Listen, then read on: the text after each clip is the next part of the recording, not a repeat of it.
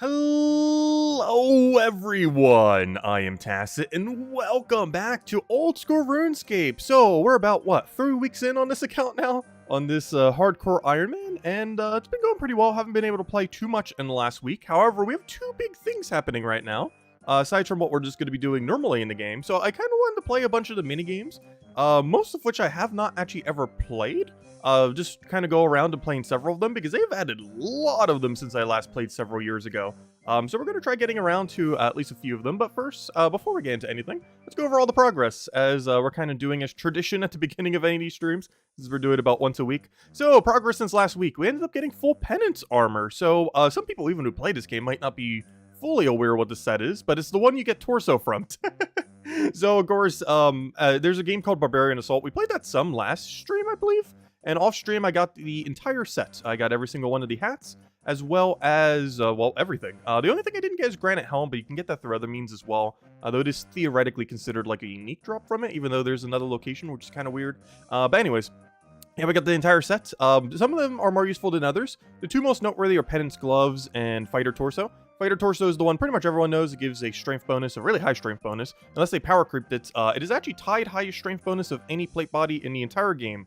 Though you do get better ones later, like Bandage Chestplate, which is the same bonus, with a lot of extra bonuses, like tankiness, a little bit of prayer bonus and stuff.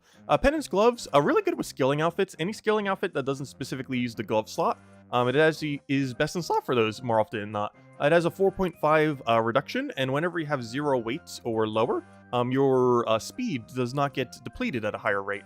Basically, there's a formula, and if you have a positive weight, your speed or your energy will drain a little bit quicker. So having something like this on will make it less likely. We won't be doing that right now, as we're actually about to go to a content where our glove slot will be handled by something else, because we're about to use some birds to go catch some things for a little bit of hunter real quick.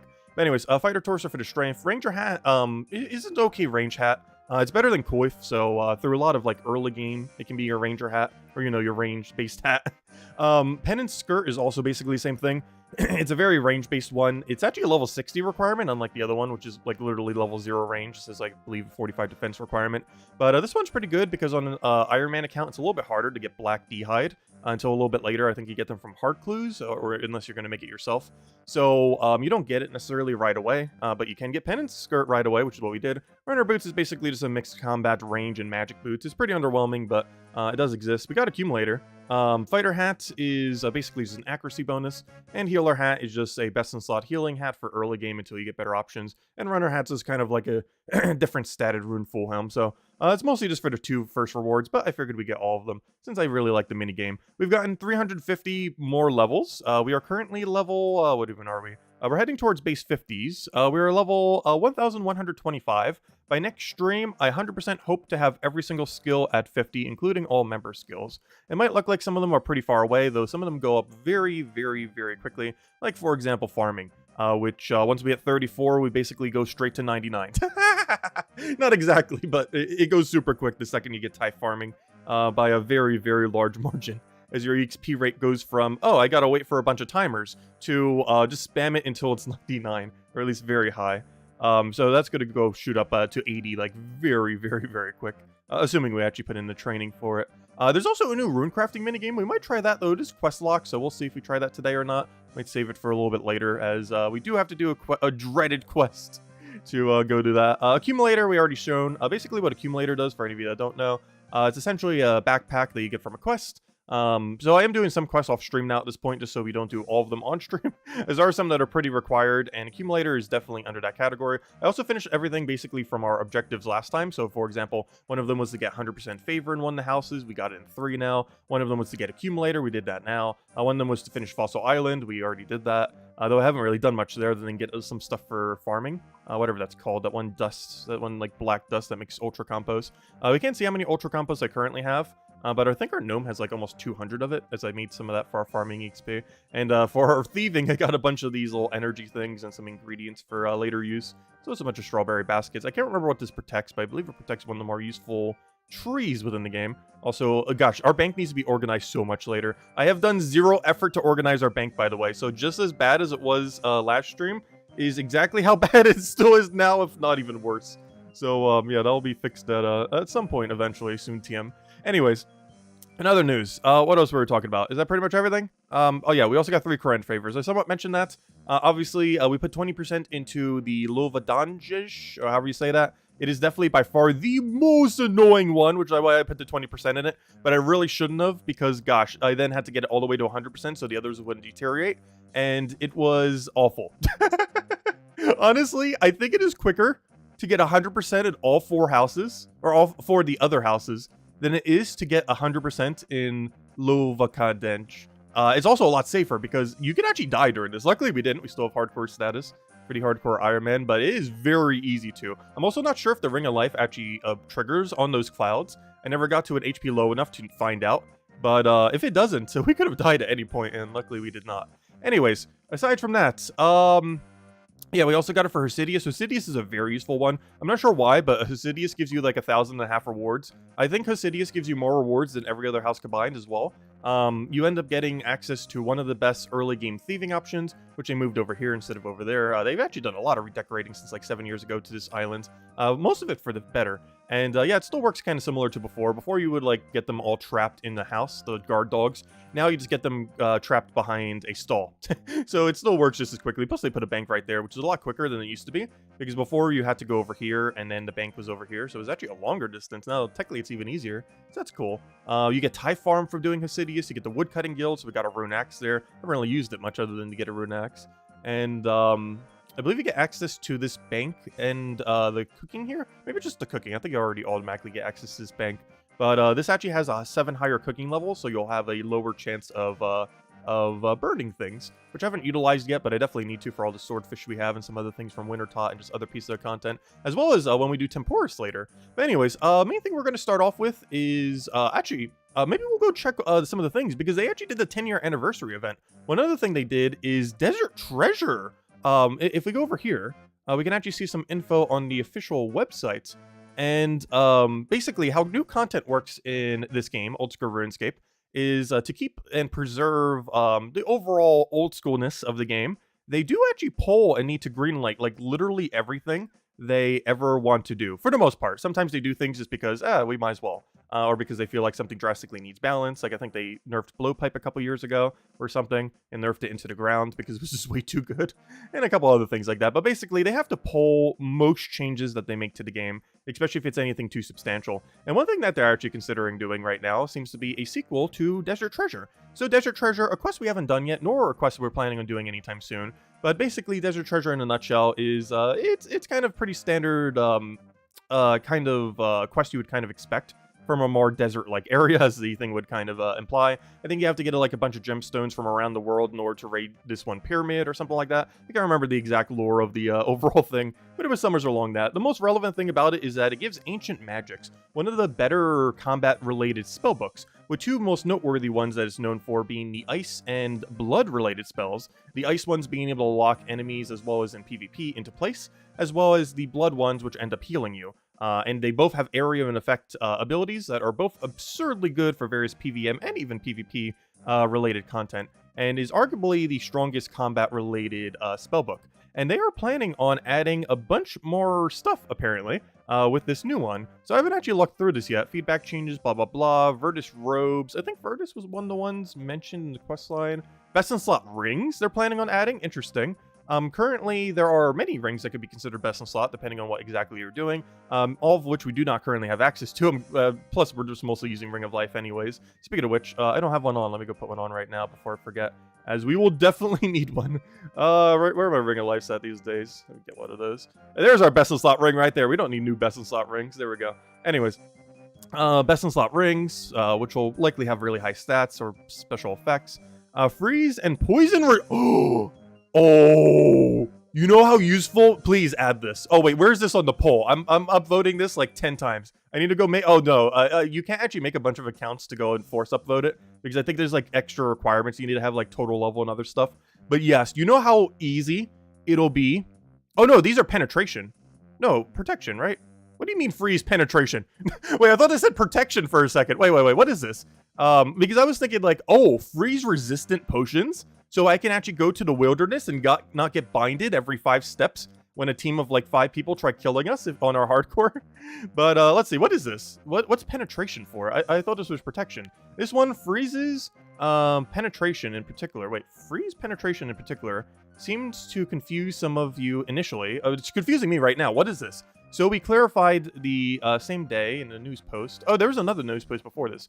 Following this, some players expressed concerns that because of the nature of freezing, balancing a stat like freezing penetration might flip-flop between not worth using to trivializing an encounter. The whole point of these initial Greenlight blogs, polls, is to get feedbacks, blah, blah, blah. Poison seems to be something that you're interested in exploring further. So, oh no! They're not interested in freeze resist! No, I want that so badly. I am very interested in it. Let's see. One tick flicking. Oh yeah, I have like briefly heard something about this. So I believe they're making it easier to tick switch prayers. So this is a super advanced technique that we have not needed to use whatsoever. But basically, the entire game runs on a tick system, and obviously you do combat and everything on it. It's almost like a rhythm game in a sense. This might not look like a rhythm turn-based game, but it's basically a rhythm turn-based game, Old School Runescape, because it's a tick system. And you could essentially switch prayers very quickly at the exact tick that they end up hitting you with that attack type, in order to take no damage. You can even also flick this on and off and similar things, and do it on the exact tick that they hit you, or do a combat one on the exact tick that you're hitting an attack, in order to get the bonus, then immediately turn it off to preserve points, which would be useful, especially with the current 3 we only have since I haven't restored it. But basically, it's just an advanced technique that you can end up using within the game, and I believe they were trying to make it easier to make endgame content a little bit more accessible. We didn't anticipate this would be so explosive. Yeah, it's pretty controversial, because all the tryhards are like, no, it should not be easier. And then everyone else is like, yes, it should very much be easier, so it's actually accessible to the average player. Because I definitely can't do it. I've been playing this game for, 2 decades on and off, a little bit longer, and I still cannot do this properly. So I believe they're just making it a little bit easier too. Anyways, let's just go see what the poll is. And, oh, they're doing a bunch of ropes too and everything else. A bunch of staff. Okay, we'll check it as we get to the poll questions. Anyways, we're not the most informed one at the moment. Since we just kind of got back into the game, but let's see here. Should we explore adding Virtus robes as a reward from the 4 bosses? Oh, it's good to have 4 bosses. Unlocked by completing Desert Treasure 2. The Fallen Empire. Oh wait, let me go to the actual poll. How do I start polling? Because this is not a location where I can... there we go, vote. Okay, so should we explore adding these robes? It'll be a reward from the Desert Treasure thing. If this question passes, we will spend time working on the design and all that, blah, blah, blah. So this will probably be best in slot mage related equipment. I don't see why not. I want the next question, because I believe they added the equivalents for range equivalents to this in the most recent raids, which I'm not a big fan of them adding raid content overall, but bossing content, if this is what it primarily is, I'd be fine with. I don't know. The whole style of raids is actually what made me leave, probably the 2 most recent time. Dungeoneering in RuneScape 3, or, back in, like, the RuneScape days, and Theater of Blood in this game were, like, the 2 things that made me leave, because I'm honestly not a fan of when they constantly keep adding raid-related content. But honestly, bossing is its own separate category, because you don't have to do it as a group, necessarily, and it doesn't have, like, all those, like, clan-like mechanics and everything, so overall, I prefer bossing over that.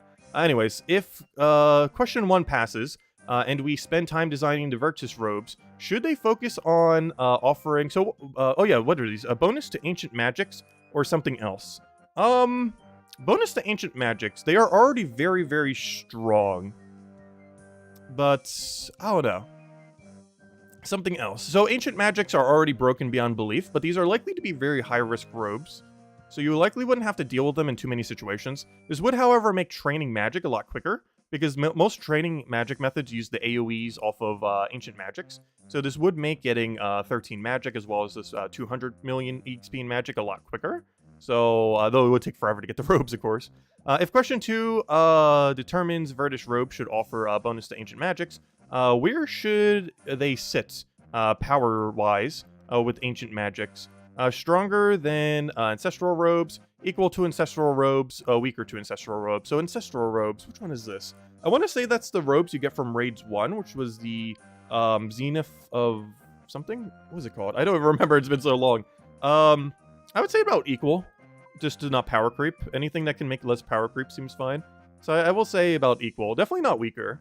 I would say equal to them is about fine, though I would definitely not say stronger. Let's see. Oh, wait. This is ancient robes, though. Is that a different one? I was gonna say about equal, though. Because it shouldn't be... anything to get less power creep, I am in favor of. Should we explore... Unless it's for skilling, in which case, all the power creep. Should we explore adding freeze? They mostly add to quality of life to skilling, though.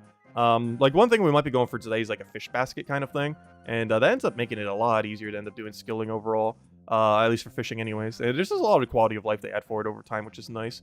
And that's not really power creeping anything of importance. Should we explore adding freeze penetration? Yes, as a potential new offensive stat. Wait, what? Offensive? I'm even more confused about this. No wonder why they were confused earlier. If this question passes, we will spend time fleshing out a design for freeze penetration. Oh! I think I understand this. Yes. Yes, yes, yes. Add this. I think I understand what this is now. They're adding freeze as a defensive stat and poison as a resistant stat. So not only will you have a stat for how offensive you are in this penetration, but you'll have one for how defensive you likely are within this stat. Or if nothing else, it'll make it so if someone's not using proper freeze penetration, they will have a lower chance of actually landing freeze or poison. That's kind of interesting. Should we explore adding poison penetration as a potential new offensive stat option? If this question passes, we will spend some time. Yeah, I'm interested to see how that works out. Should we explore adding blood, ice, smoke, and shadow gems? Oh, yeah, I didn't think about that. Oh, that's really cool. So one thing with Desert Treasure is you have to go around, I was kind of mentioning this earlier, but you have to get like these 4 gems and you have to fight like the boss for each one and go get this whole Desert Treasure, go into this pyramid, all that kind of stuff, what you kind of expect from a desert related quest in any game. But yeah, this is probably what the 4 bosses are. One for blood, one for ice, one for smoke, and one for shadow. Also the 4 types of attacks you can use. However, the only ones everyone ever uses is blood and ice because there are only 2 good ones. Anyways, from the 4 bosses unlocked, wait, so what is this? Should we explore adding blood, ice, smoke, and shadow gems from the 4 bosses unlocked? Oh yeah, so you're actually going to be able to make those gems into rings. Oh, that's really cool. Yes, do that. Oh, that'd be really cool thematically. I understand what they mean by best in slot rings now. They're going to add 4 rings. Blood, ice, smoke, and shadow of some kind. And be able to make those things into a rings. Gosh, those are going to be super rare drops. They're going to go... There's going to be one of them that's going to cost like 200 million. And I'm willing to make it to the blood or ice one. Should we explore adding 4 new rings? Yes, I don't even need to read the rest. If question 7 passes, how would you like these rings to function? The highest voted option will be what we base and flesh out design off of. Simple stat increases that make the new stats best in slot rings. No, I want unique stuff. Unique effects that place the rings into specific niches. That one. Do that one. Make them very unique but not power crept. If question 8 is determines the rings, if question 8 determines the rings should have simple stat increases, would you like them to somehow be direct upgrades to the Fremenic rings? No. I want them to be their own independent stuff. Don't make us upgrade a ring a billion different times through a billion different ways. Just give us the ring outright. Which of the following should the Ruinous Power prayers focus on? Oh yeah, I believe they're adding like some kind of prayer book. Like the first ever new prayer book to Old School Runescape. I'm not sure if RuneScape 3 got new prayer books. Though assumably yes. So this would be the very first one in Old School RuneScape. So exclusively combat. Mostly combat with some skilling perks. Oh. Prayers that can assist in skilling? Yes. Exactly so. Give me like a whole skilling prayer book. Let's see. Yeah, just give me an entire skilling prayer book. I'll take it. Skilling needs all the help it can need with how power crept bosses give. Being able to give like 10 hours of skilling resources in 30 minutes. But yeah, it could use all the buff it could get. Okay, there we go. We have given our votes. Can we actually see what the options are? Thank you for voting. All right, now that I've voted, can I actually see what the presents are? No, you can't see them until after the fact. I guess they did that to make sure people don't skew the poll in any one way or another. It looks like they have 82,350 votes. Anyways, apparently they're doing some kind of 10-year event today. I just saw that over here. Where'd it go? But yeah, it's the 10-year anniversary. Technically next week is, but they're already starting it now. Oh, no, it's not. Actually, today is, right? The 22nd. Yeah, it's actually been 10 years of Old School RuneScape. That's pretty cool. So celebrating, so I was playing 7 years ago. Like, I was playing like 9 to 7 years ago, I want to say. And then quit for like 7 years. Once again. It's one of those games you come back to after a while. But anyways, they're doing some kind of event. Wow, a whole decade, blah, blah, blah. Party Pete's is hosting a cake-off. I wonder if there's any cool rewards for this. It's likely all cosmetic, obviously. Okay, so we got a birthday hat, a RuneScape shirt, a fake Max cape. A dagger that looks funny. That almost looks like dragon dagger, but different. Some kind of shoes. Some kind of gnome you can wear on your thing. Actually, it tells you right here. So complete the event and you will receive every single one of these birthday rewards. So you'll get a 10-year birthday hat, a Jad, gnome, child, or stray, as well as stray dog plush. Oh, the stray dog from Varric. That's funny. A Jad and Bob the cat slippers. Jad, for any of you that don't know, this is actually a really staple early game into mid-game boss, which we haven't taken on yet. We're still in early game. But you get Fire Cape from it, and it's probably one of the most notorious first bosses you'll really ever take out. And we're not quite at the point where we're going to be doing that quite yet with these mini school stats and gear, though we do plan on doing it probably next month. We'll see. It's also a safe area, if I'm not mistaken. Let me actually double check. Is Jad a safe area? Fight Pits, I believe it's called, right? Is Fight Pits considered a safe area? Yes, this is a safe death. If we die here, we will not die. So that's good to know. So we can very safely take on Jad without risking anything. I believe you can do so with the Inferno as well, which is great because the Inferno is basically this, but 1,000 times harder. I've never even done the Inferno before. Though it did come out when I was still playing way back when. But, yeah, it's ultra hard. It is absurdly hard. And I don't intend to do that anytime soon. However, this is the early game version of it. The one that is actually doable by the average player. And this definitely be one focus for us later on. But anyways, in other news, what other rewards do you have? What else do we get from this? We get a Gnome Child backpack, which is a kind of a meme kind of thing. Silver party hat. Oh yeah, we don't even need the party hats. That'll be cool. Old school jumper. Dragon candle dagger. Oh yeah, that's that little thing he's holding. 10th birthday balloons and a brand new party emote. Cool. So we'll do that in a little bit then. We'll definitely do that this stream. We got to do the 10-year anniversary of this game. It's one of the things that made us come back too, is the game finally being at 10 years. Anyways, so let's actually play the game. So first thing I kind of want to do is kind of do all the bird-related content. So we are getting to the point in Hunter where aerial-related stuff is really cool, and they actually added a new version of it that I only found out a couple days ago exists, and I absolutely love it. I think some people might hate it because it's a very active way to fish, but it is such a good fishing hunting mix. So basically, there's a whole aerial type of hunting in the game, and there's basically two ways that you could do so. You could do it with an eagle in one of the hunting areas, where you can get spotted kibits, you can end up getting the desert kibits, and you can end up getting dashing kibits. This makes a weight reduction cape that is never used. This uses something for thieving that is used occasionally as you're getting to 99, but I believe once you have 99, the cape just does it better. And 69 is when you actually get the super reduction one, which has better reduction than graceful. It's actually best in slot for scaling outfits. So let's say you're doing a farm run, you would want to wear penance gloves plus spottier cape, which you get from this thing, and that will end up giving you a 9 weight reduction. And it's really good with a few very skilling outfits, but farming one is probably the most relevant one because you're running the most during farming, and it's a great way to reduce down your weight while doing farm runs, which I haven't really been doing much, but it will be. The biggest issue is, oddly enough, getting seeds. I didn't really put into consideration that getting seeds on a hardcore Iron Man is actually probably the hardest part about farming. Maybe there's a really broken method I'm not aware of, other than like thieving master farmers, but I'll need to look into that into the future. But anyways, there's basically two different types, and one of them is a like pearl related one, where essentially you just keep clicking on stuff and catch fish. And just keep doing it very quickly. It actually reminds me a lot of a method that was a little bit more of an exploit that they basically added as a natural feature, which is kind of cool. So let's get on Bodhi. Also, I love that they named the boat Bodhi. I wonder if that got pulled and they were like, you gotta name the boat Bodhi. Because that's a meme for, gosh, I think it was like about a decade ago. It's not even related to RuneScape, that meme. But basically, there was like this one company or something, and they pulled like what should we name this like big boat? And Bodhi McBoatface, I believe, ended up winning the vote. So now there's like this whole meme of like, oh, Bodhi, for naming anything boat related. But anyways, so what is aerial fishing? So essentially, we click a billion times, get fish, and oh yeah, I got this for energy. I actually don't really need it. I guess we'll consume it just to get it out of our inventory. But essentially, we are catching fish, trying to get pearls. So with these pearls, we will be able to... I should probably just switch a world so we're not both in the same area. Oh no, there's enough space. We can kind of share. But anyways, so these little things end up giving pearls occasionally. These pearls are used for getting quite a few things. They are basically for getting wieldable rods. You can also get the full angler outfit, though it is a little bit more efficient to get it through other means rather than doing it this way. But essentially, what we end up getting here is... I can go show the reward shop right now. Oh, there's also a poll. Oh no, I thought there was a polling station for a second.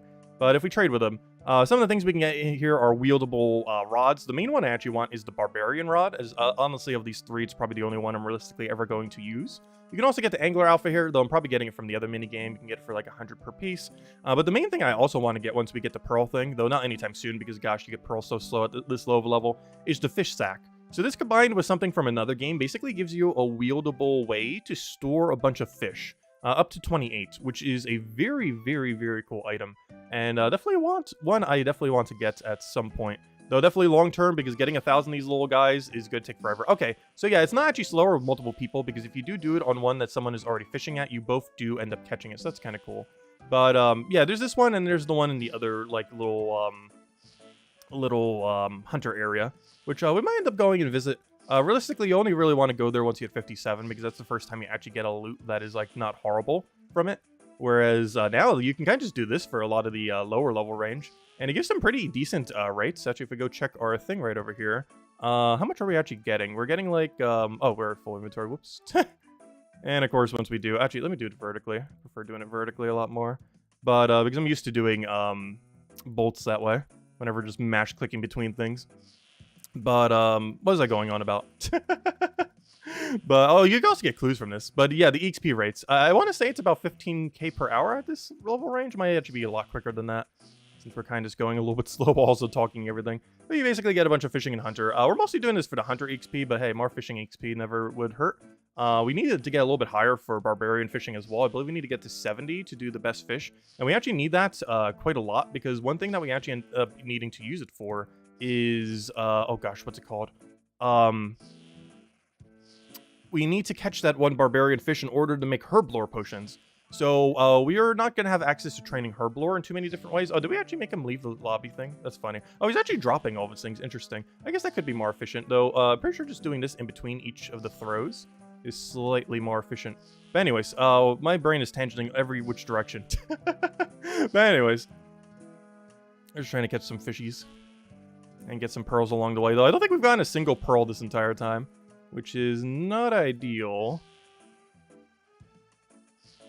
Yeah, it would definitely take forever to try to get every single thing from this. Luckily, the pearl rate is based on your fishing and hunting level, so once we go do like a different hunting method at some point, we would be able to get that quite a bit more. Also, I don't think I went over it earlier, but as far as our goals for this stream, I wanted to... Well, I guess we have a new goal I should probably go add. Let's go do the 10-year event. Do 10-year event. Let's see. Do 10-year anniversary event.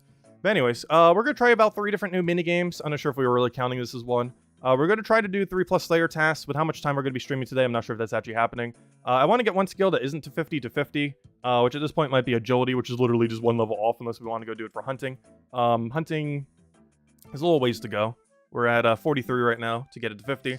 Agility just needs 1 level, so realistically, we might just do an agility level and just do some rooftop. I'll also go get a graceful. If we do end up doing that, I'll go do graceful and then go to the rogue camp, and we can do the rogue thingy as one of the minigames. The rogue minigame is one of the old minigames, not necessarily a new one. However, it is indeed a minigame. Though I do want to try focusing on some of the newer related things that they've added as of recently. And honestly, I find this really chill. You just get a bird, you get to go fishing with the bird, and it's just really relaxing. And then you just mash click like crazy in between throwing it if you want to super min-max it. Which is really nice. Just being able to do that. So you don't have to keep constantly shift dropping like he was over there. It does mean it's a little bit more click intensive, but honestly, I kind of like a little bit more active fishing. Because most fishing in this game is literally just click a location and wait like 2-3 minutes. And then keep doing that over and over again. Whereas this is a lot more active. You actually have to constantly keep doing things over and over and over again. It's not just you just like AFK waiting. And while I do like AFK methods, like we'll be doing barbarian fishing, which is AFK method for most of our fishing EXP. However, being able to do it a little bit more actively, especially since Hunter is already a pretty active skill anyways, is kind of nice. I do kind of wish we would get a little bit more AFK method for Hunter though.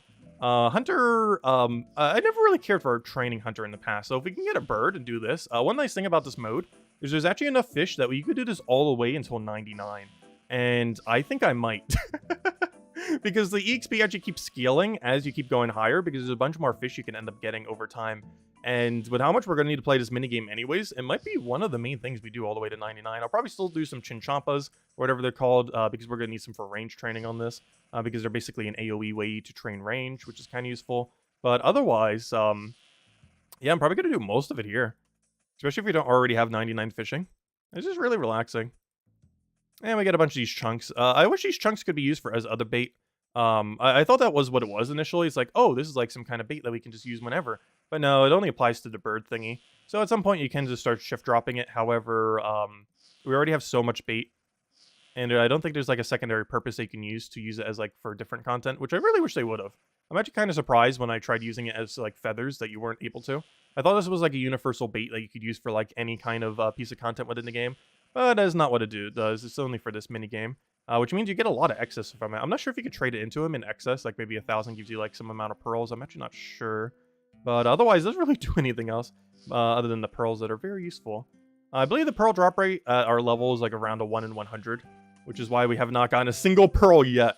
And gosh, we need 150 of these little guys. Without much, you're going to train it over the course of an account. Like, you're going to get plenty, like way more than enough.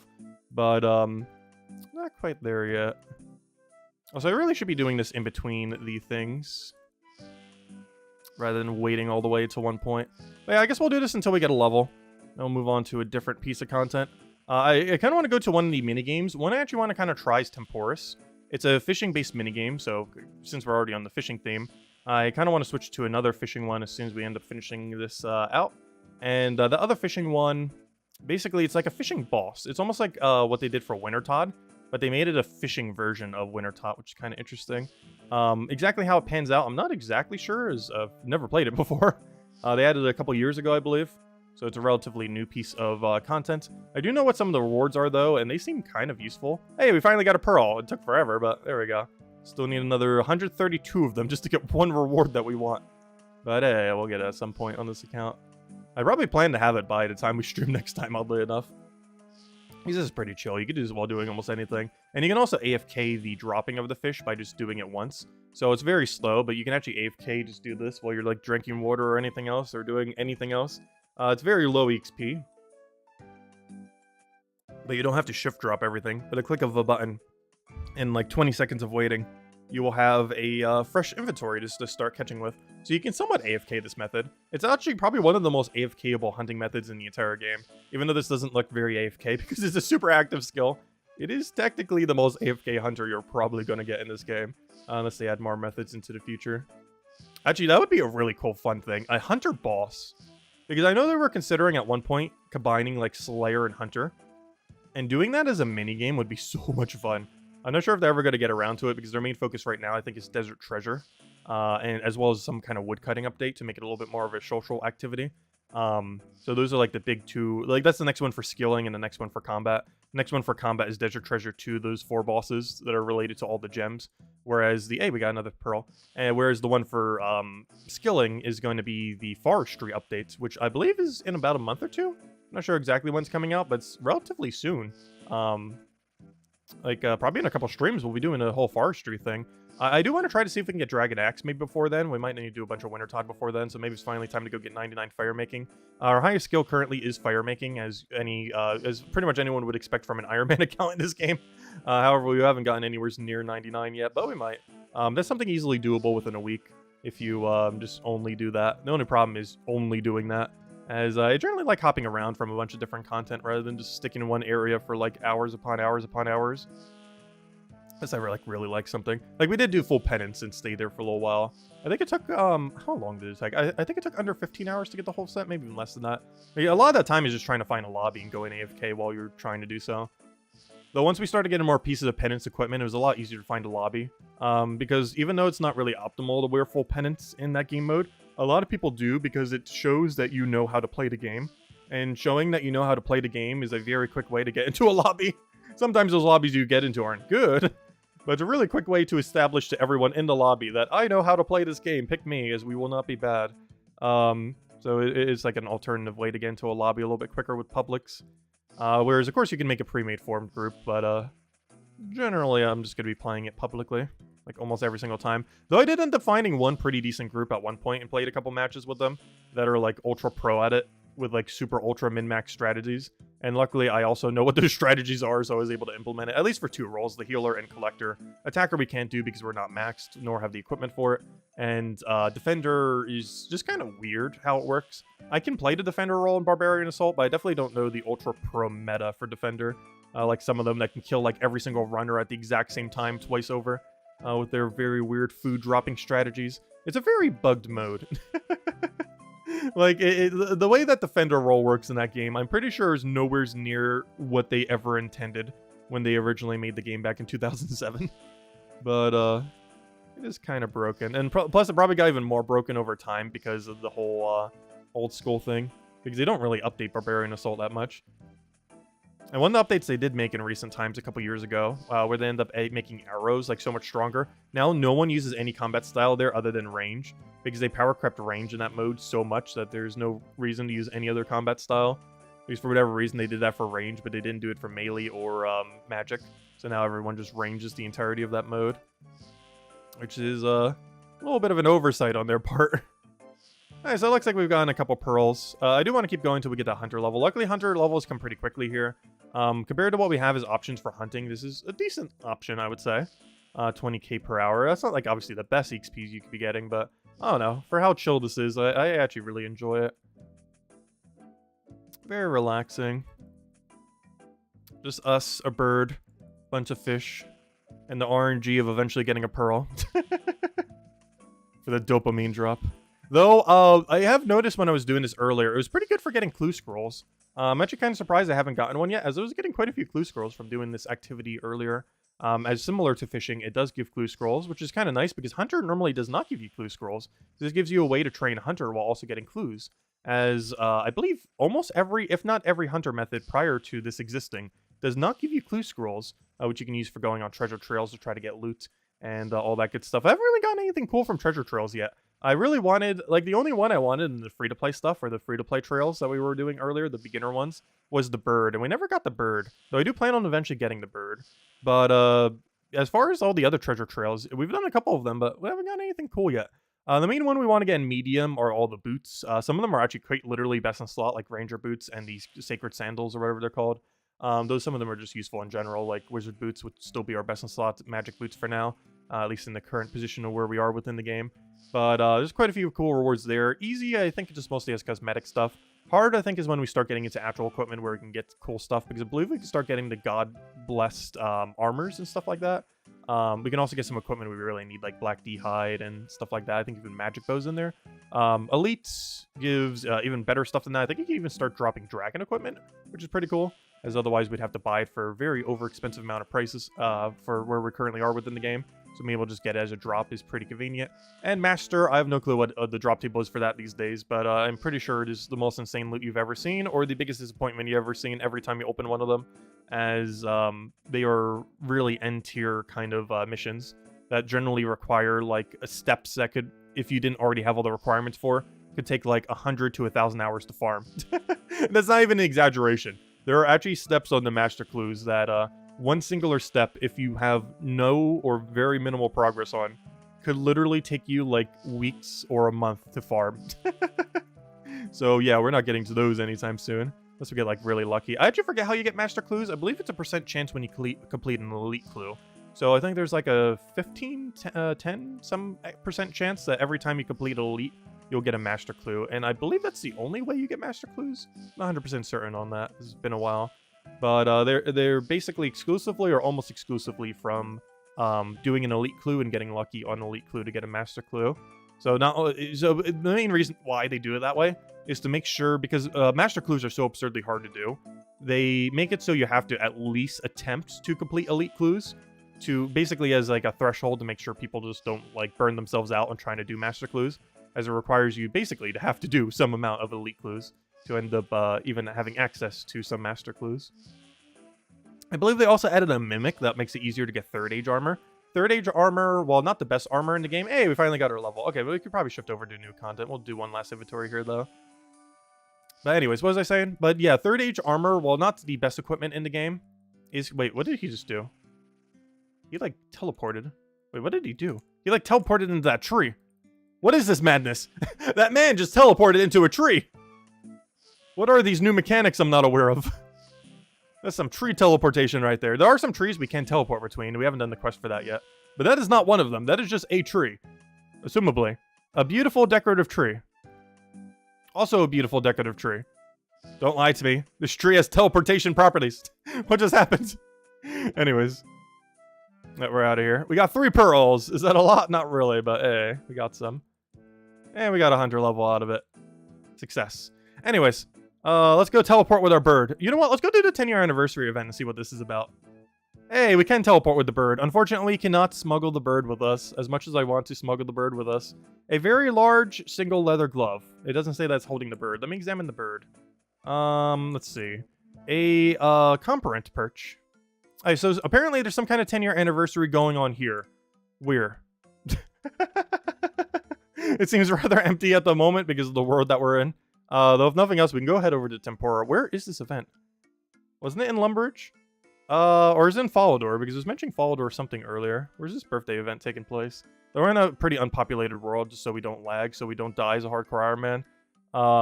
We can easily go to an ultra-populated world and see everyone, like World 1. Let's see. Party Pete is hosting a cake-off. So where does it take off? So that would mean it's in Falador then. But begin the event by speaking to the cook's new assistant in Lumbridge Castle. Okay, there we go. Alright, where's the new assistant? Oh, someone's doing the event here. 2 people, actually. Oh, make that 3. Alright, so Patty Sear, I assume. Oh yeah, it's all gone wrong. So what's going on? What's wrong? I'm supposed to be cooking a cake for the cake-off, but my prized tin has broken. What is a cake-off? You don't know what the great Glenor kickoff? It's Party Pete's newest idea.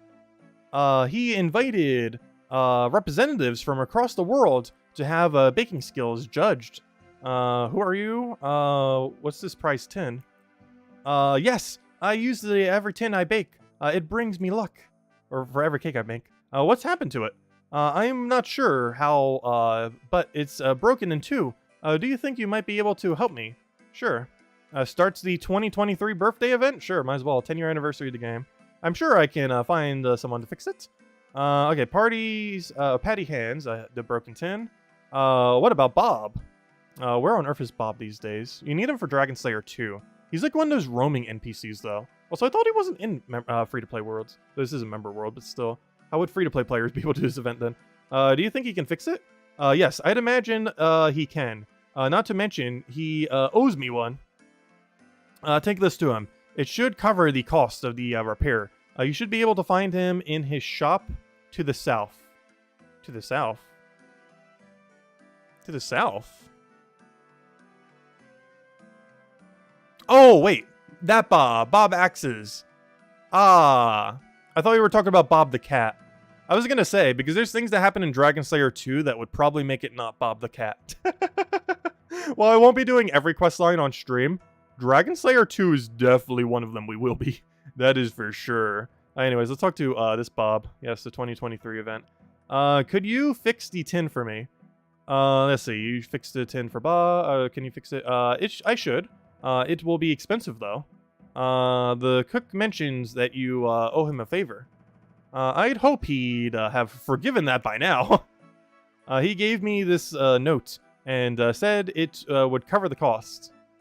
You hand Bob the note. Yes, that should do it. Hand over that tin. Hey, Bob takes the thing and begins to hammer it. Why hammer? You have axes. Use an axe nut. And offers you a completed cake tin. There we go. There you go. As good as new. That's just something great about Lumbridge tin.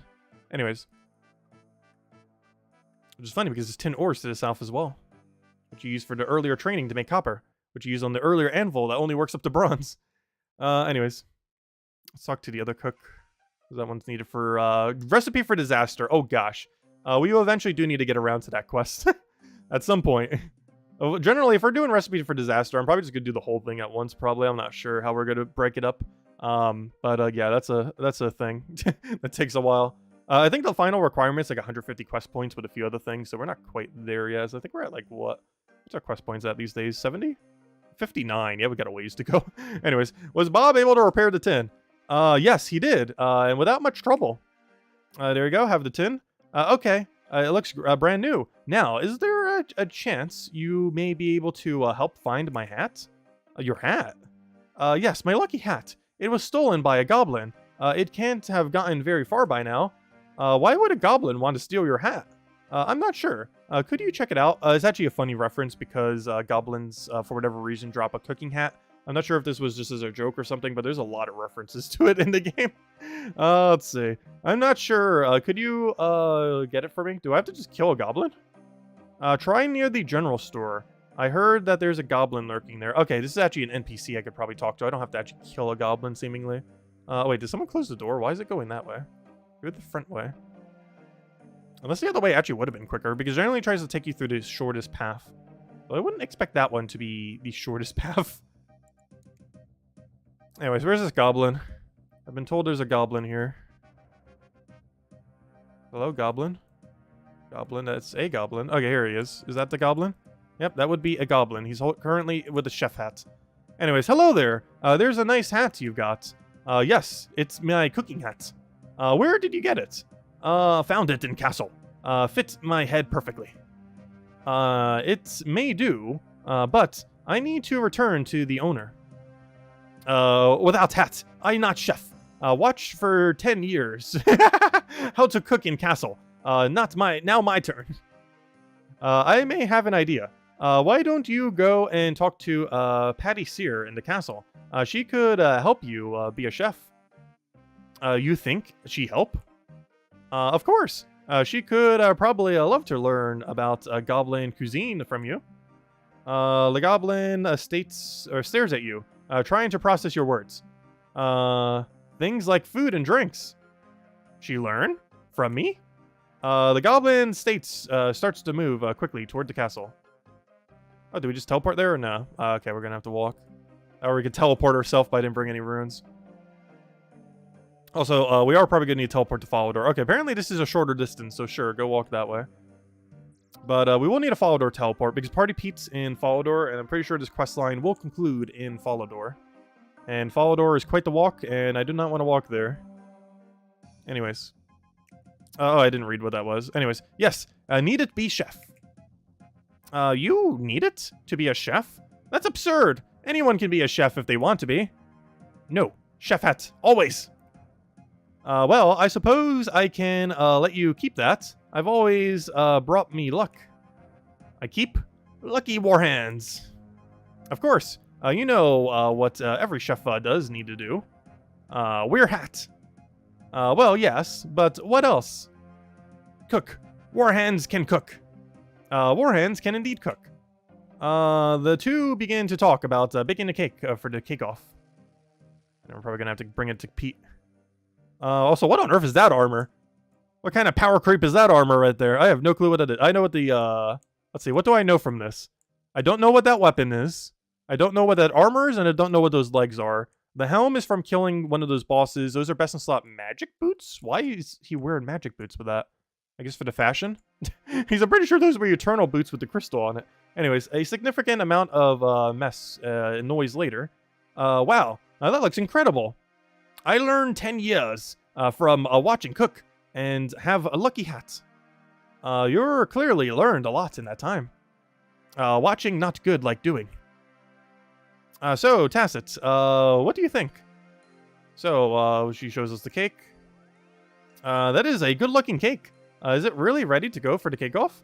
I think it needs to be delicious for Party Pete in Follow-Door. Would you mind taking it to him? Okay, so time to go to Follow-Door. We knew this was coming. Oh, wait. Yes, a free teleport? Oh, this says all the quality of life. We don't even need a Follow-Door teleport. Remember, there needs to get to Party Pete. I know where he is. I'll get you to a close proximity.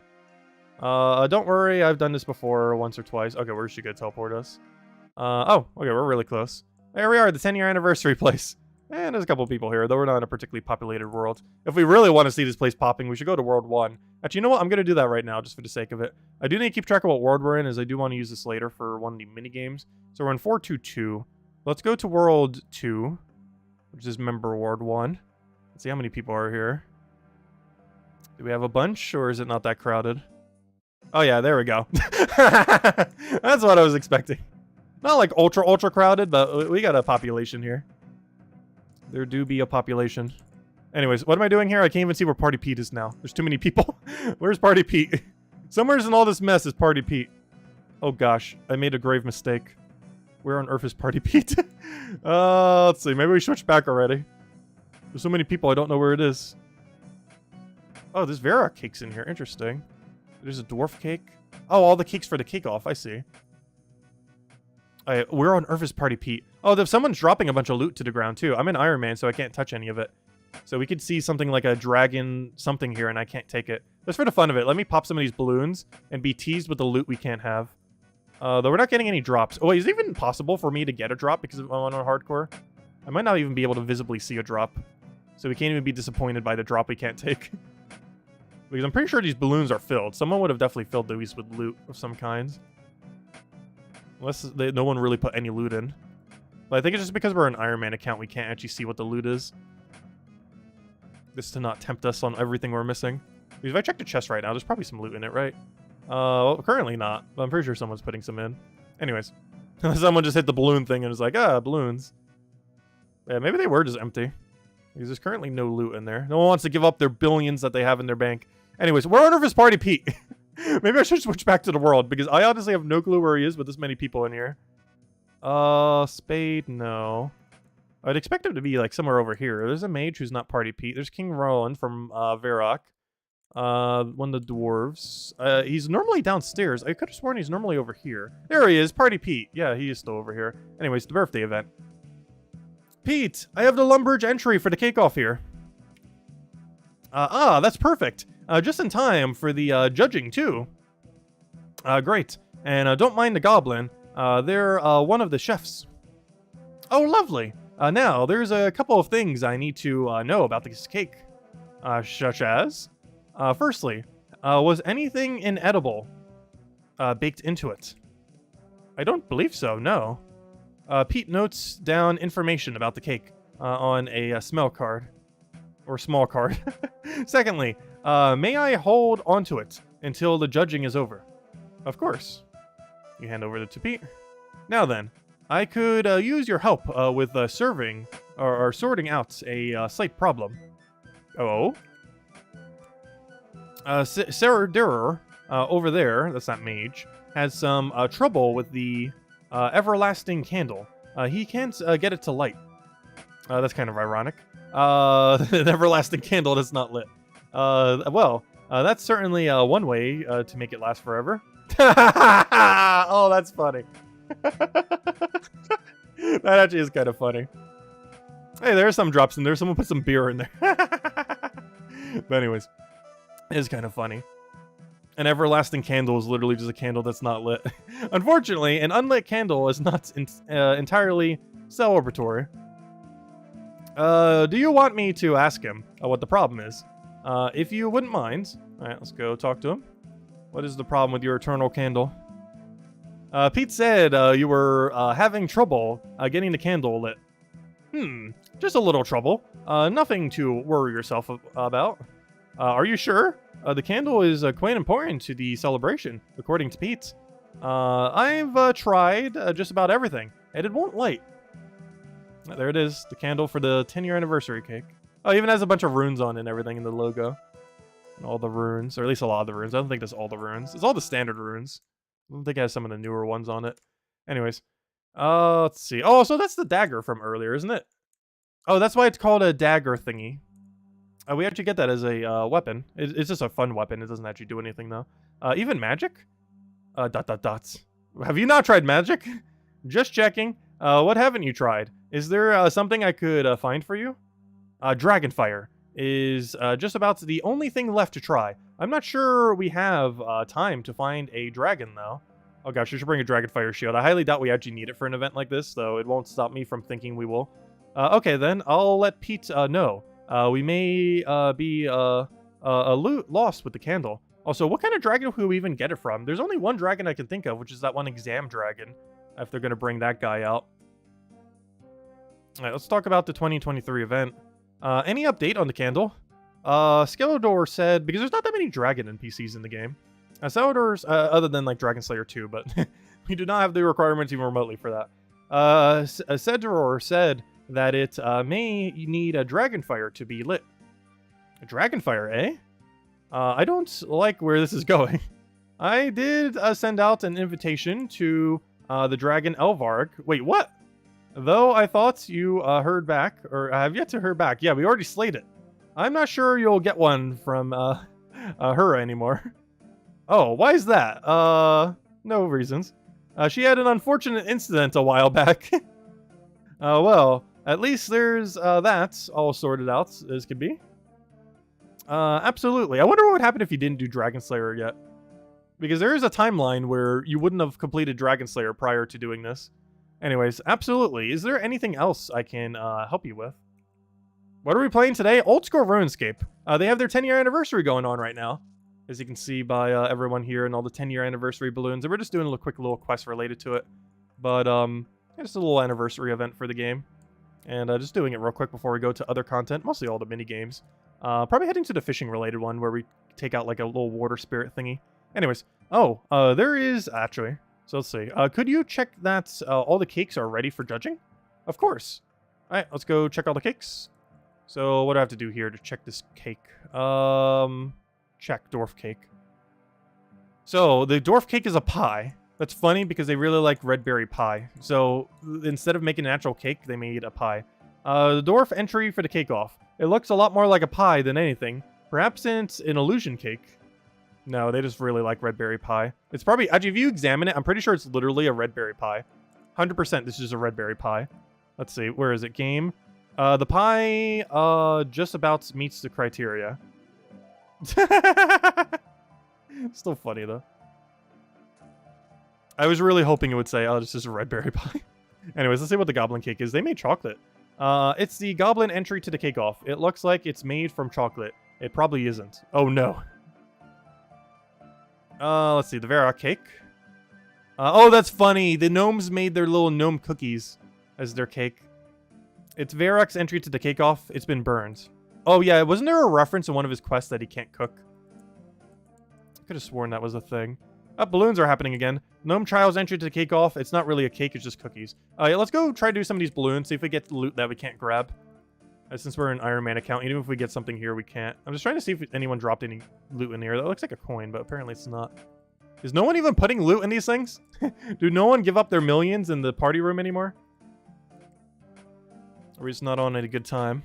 That or just Iron Man account can't end up seeing them, which I'm actually starting to think at this point. That or like no one's putting loot in there. I was hoping we could at least see what they were. To be disappointed when we see like something worth like 10 million on the ground and be like, oh, I can't grab it. But I think it might just be that Iron Man account can't actually take the loots in the balloon. So they can't visibly be shown to Iron Man accounts. I'm not sure. That or literally no one's putting loot in there, but I'm pretty sure someone would have. I think you even have to in order to even hit the lever. Have like some amount of loot in there. And then it gets distributed amongst all the balloons. Yeah, I think it's just Iron Man account can't see the loot, I think. Anyways, I went and inspected all the cakes. Can we talk to them now? And finish off this quest line. Alright, what do we have here? Cake off. Are the cakes ready for judging? They sure are. Great. Are you ready for the, to get underway? Yes. Alright, let's go play the cutscene. Good water break. Welcome, everyone, to the inaugural, Great Glenor Cake-Off. The cake, doesn't inaugural mean every decade? Pretty sure. Which makes sense, as they're 10 years in. That means for the 20-year anniversary, they got to do this again. Hopefully they'll remember. The cakes are ready, and I hope you are too. Sorry, Net viewers. We've got 5 cakes to judge today. So, let's get right into it. First up, we have a Thurgo, the Incondo Dwarf cake. Or is it more of a pie? Pete tries a bit of the dwarf cake before taking a moment to think. It's definitely a pie, but it's delicious. I'm glad you like it. I can give you the recipe if you want. It's very kind, but could it have been a cake? No. It's important that it remains as a pie. Wait, did he make all the cake ingredients into a pie shape? That'd be kind of funny. What would that even be like? That'd be weird. Making a cake into a pie? Is that even possible? Could you, like, bake a pie around a cake? That would kind of taste weird, though. There'd be, like, a bit of empty space there, too. Anyways. Like that definitely wouldn't cook properly. Next up, the goblin cake from a bet nose and wart's face. On first appearance, it looks good. Rich and chocolatey. This doesn't taste like chocolate. What is it? It's mud. Mud? Mud. Okay, moving on swiftly.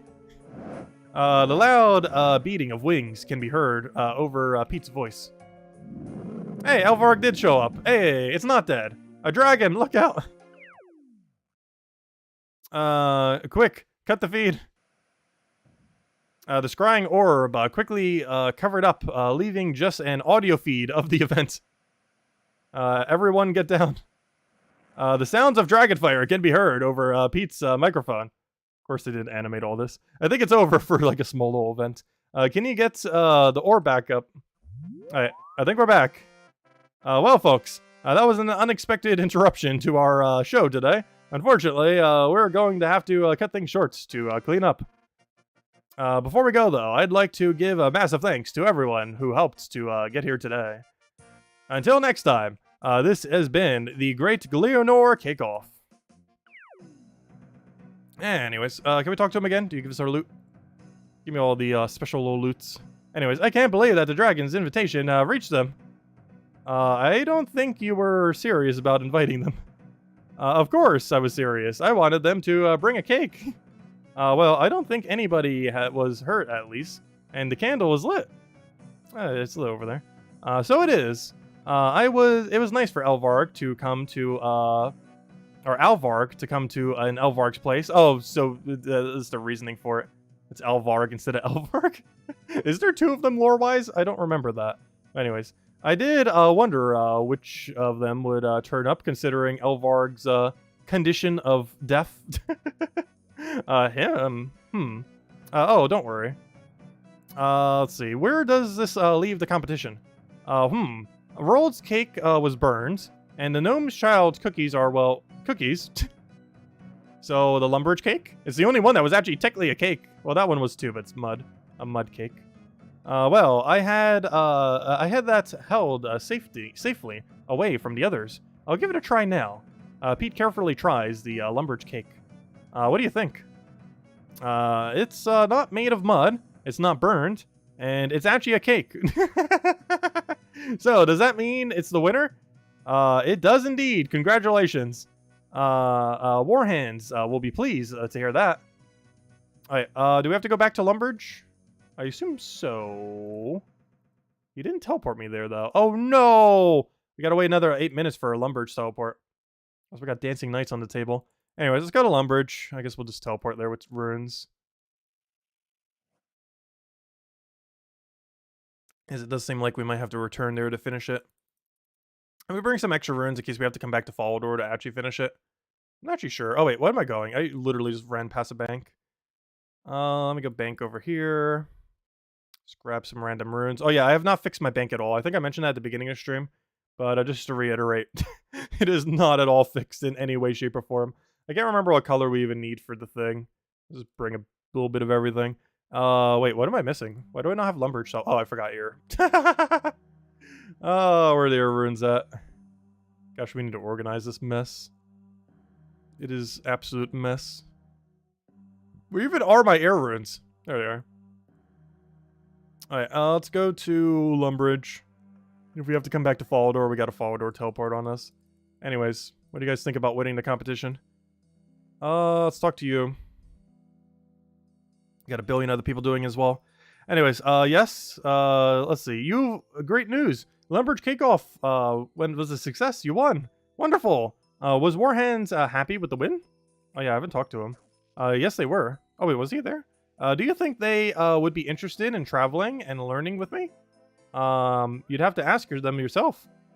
Oh gosh. Wait, where is he though? So he was at the cook-off then, right? Because I don't think he's by the general store anymore.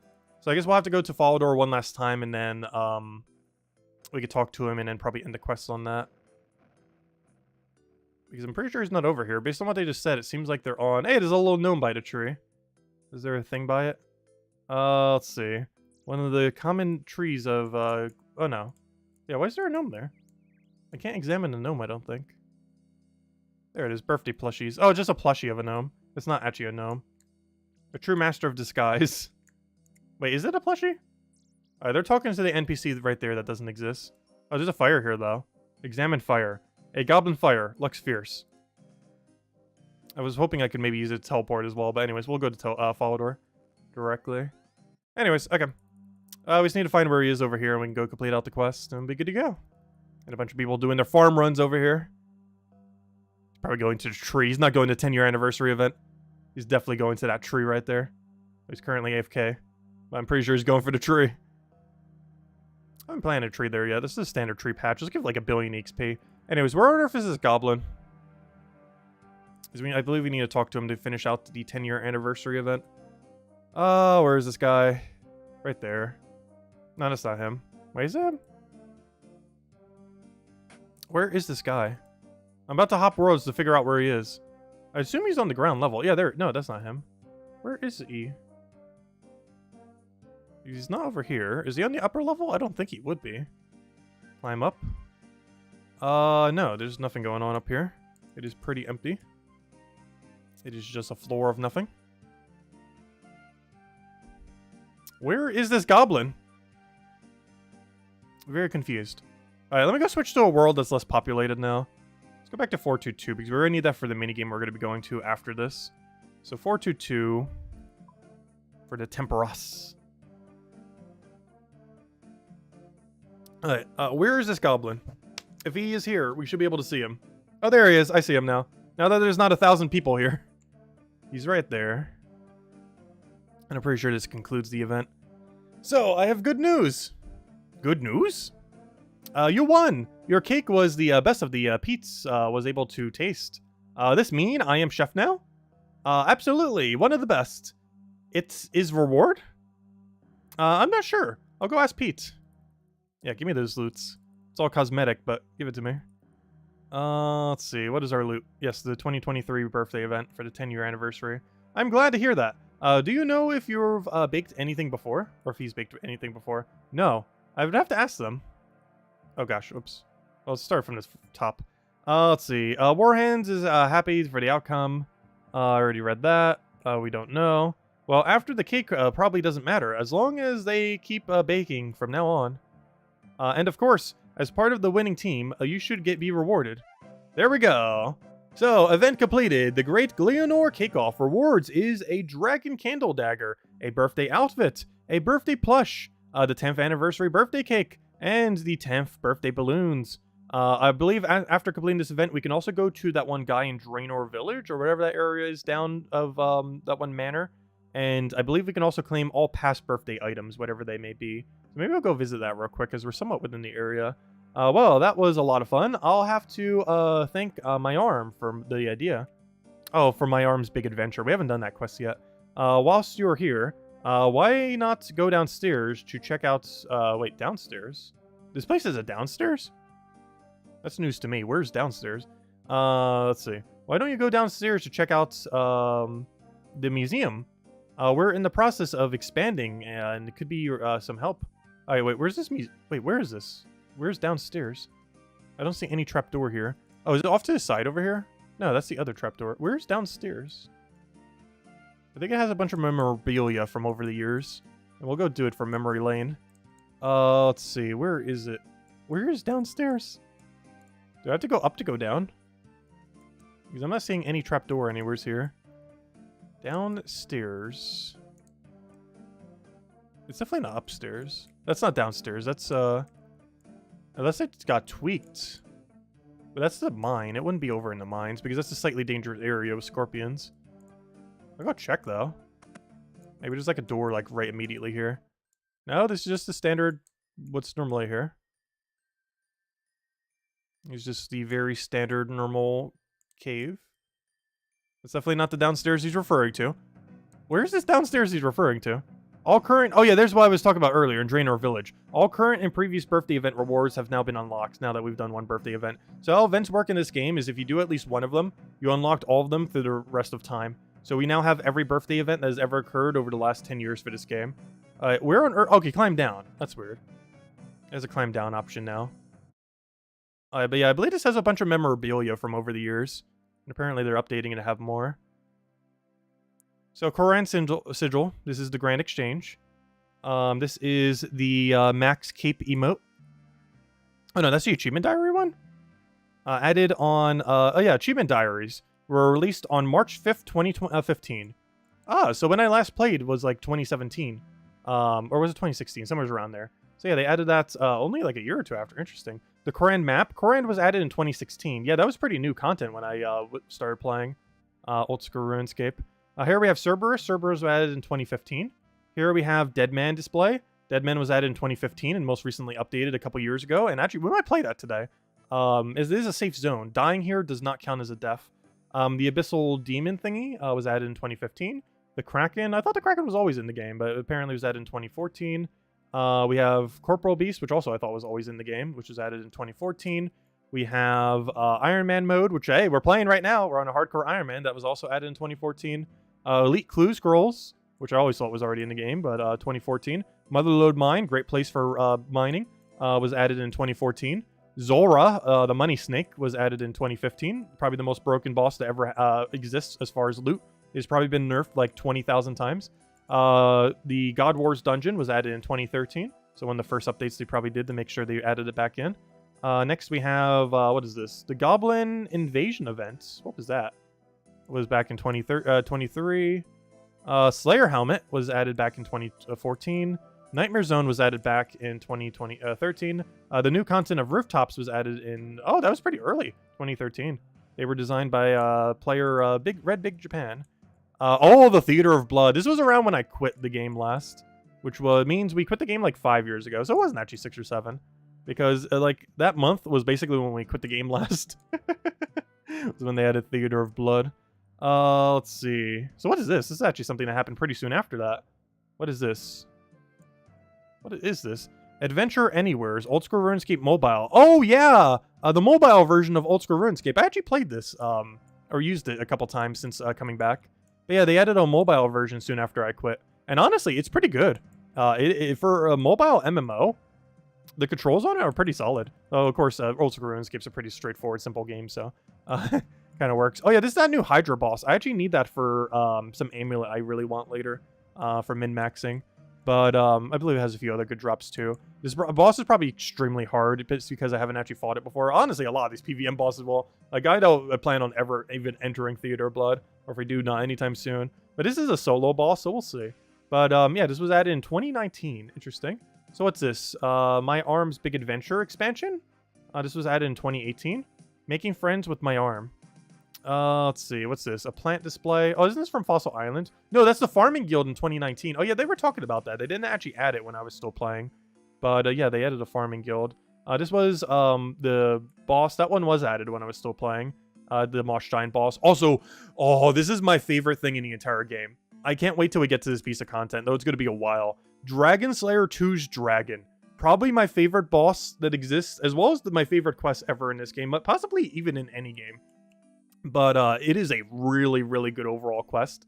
And I can't wait till we get around to it. We are 100% streaming it. We will not stream every quest in this game, though there are a select few that we 100% have to. And one of those select few is definitely the Dragon Slayer 2 Vorkath quest, as there are two insanely good fights in that quest. The Vorkath one and the one against the Dragon Kin, or whatever he's called. It's not King Kin or something. I don't remember exactly.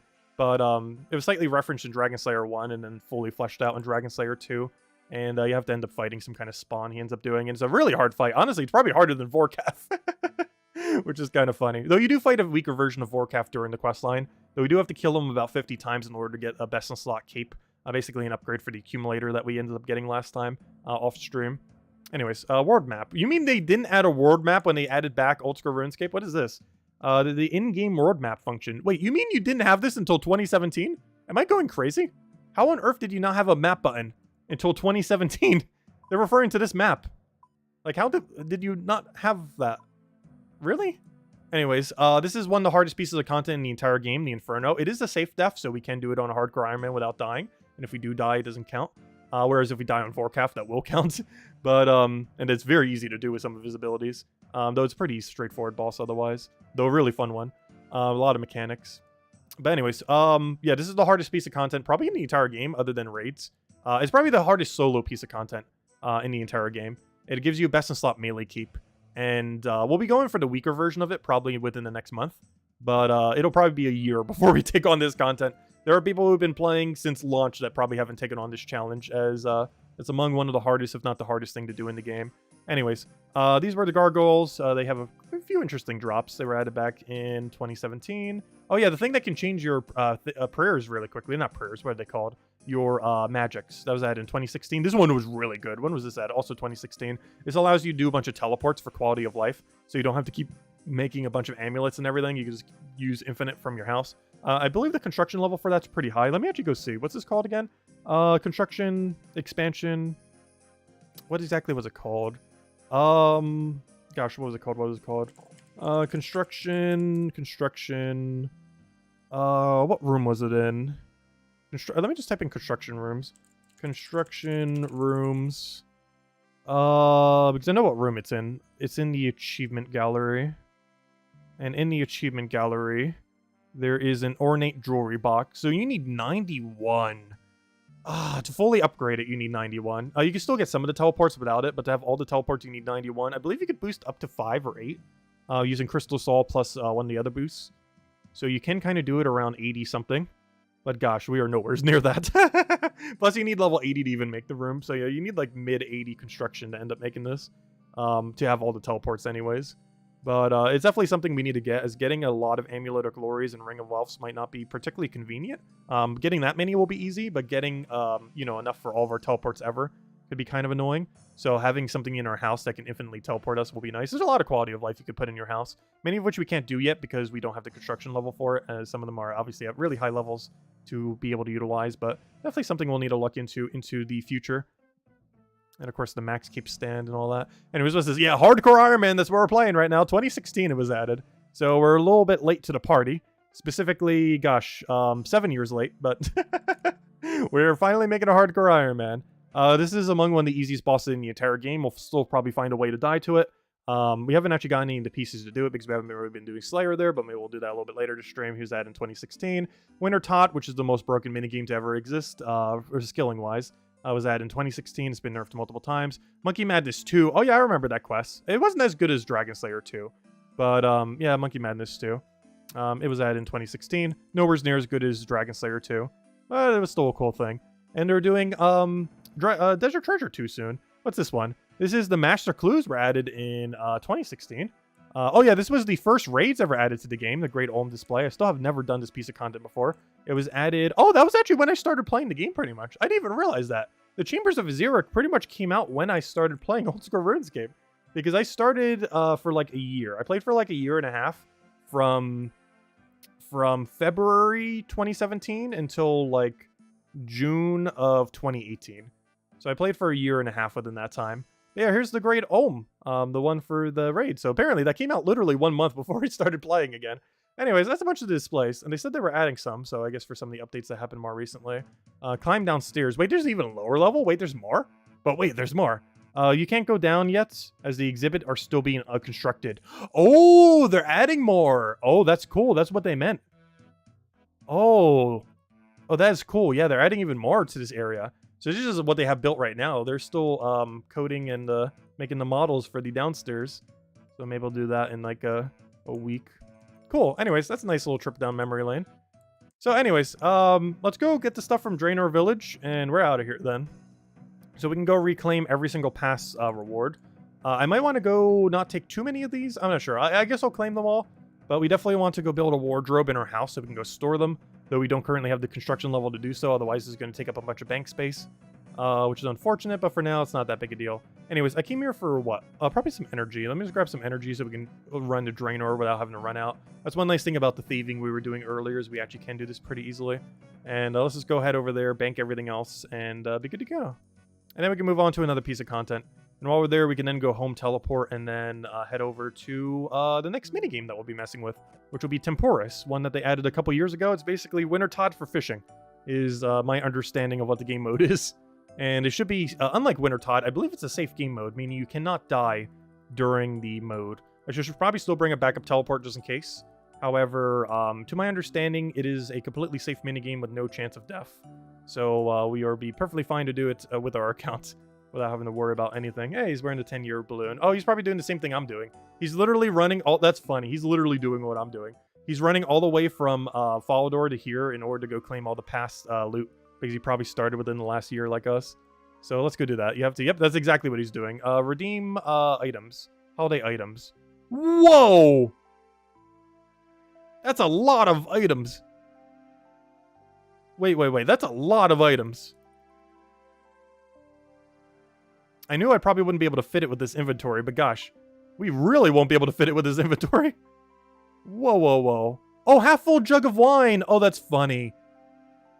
That's actually a past mechanic that used to exist, because wine used to be drank in 2 sips rather than 1, but now it's a 1-sip item that heals for 11. I don't remember what it was before, but it was a 2-sip item. So we actually got a couple of those because it's like a old memory item. I think there was like a pie version of it too, where like pizzas used to be eaten in like more steps than 2 or something. Anyways, let me go just grab all this. Because why not? Oh, I remember the event where those balloons came out. I don't remember exactly when all these did though. Oh, there we go. Bunch of cosmetic items. If we ever want to dress up. Gosh, there's a lot of them. There's over 28 of them now, if you count the other thing. So we got a little warship. Oh, we can't even do anything with it though. It just kind of chills. Got a cow outfit. Bunch of other random stuff. Wield the prop sword. Oh, that almost looks like that one rapier thing. It just kind of looks like a normal sword. Hold a birthday cake. Ah, it's a 2-handed birthday cake. Wait, what does the animation look like when you attack with this thing? Oh, wait, I don't even have attack animations on. Because I needed it hidden for one of the other things we were doing. Here's a 2-handed cake. Oh no, you can't attack while holding the cake. Wait, can you not? Aww. Oh no, you can. You can slap someone with an entire cake. Oh, that's perfect. It probably has like negative stats for combat, as most fun items do. Let's see how long it takes him to kill him with a cake. A 2-handed cake. Alright, let's make sure we're on accurate so it goes a little bit quicker. So our accuracy will matter for actually killing this guy. Also, hello, Isabel. Welcome. There we go. We've killed him with a cake. There we go. Yeah, we just finished up the 10-year anniversary event for this game. I went down memory lane at the museum. Let's see. Does this have negative stats? Most fun items do. Yeah. So most fun items have a billion minuses on their stats. So that you... because they're not really meant for combat. But that's funny. Anyways, let me go store all this away. All the old anniversary items. We're definitely going to need a place in our house now to go store all of this. They had a 10-year balloons. They also added the ones from the earlier. This is from one of the other years. There's some standard balloons. But they also added 10 years for the 10-year anniversary that has happened today. Pretty cool. Pretty cool. Oh, the 20th anniversary cake. Oh, yeah, this is for, this cape is for, because Old School Runescape's been out for, gosh, how many years now? 20-something. It's been definitely more than 20. So, yeah, they did a 20-year anniversary cape. Oh, that looks pretty cool. For the 20-year anniversary cape. Oh, I know what that sword is. That's the sword that was used for the logo back when RuneScape first came out. I was wondering what that sword was and why it looks familiar. But that's like a sword from like 2001, 2002. I don't think it was ever in the game itself. It was just a prop used for the logo and like the promotional stuff for the game way back when it like first started. But yeah, that's what that sword is from. I was wondering why that looks really recognizable. That's really old. That sword's like over 2 decades old. Which is why it's the 20-year cape. Anyways, let me just get rid of all this. So let's actually go play a piece of content. Because right now, we've kind of got distracted with the whole event.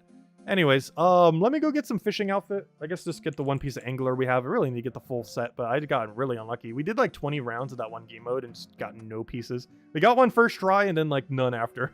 But anyways, let's go head over to this mode. Let me go get a bunch of weight reduction stuff because I'm pretty sure some of the stuff you get during the mode weighs you down.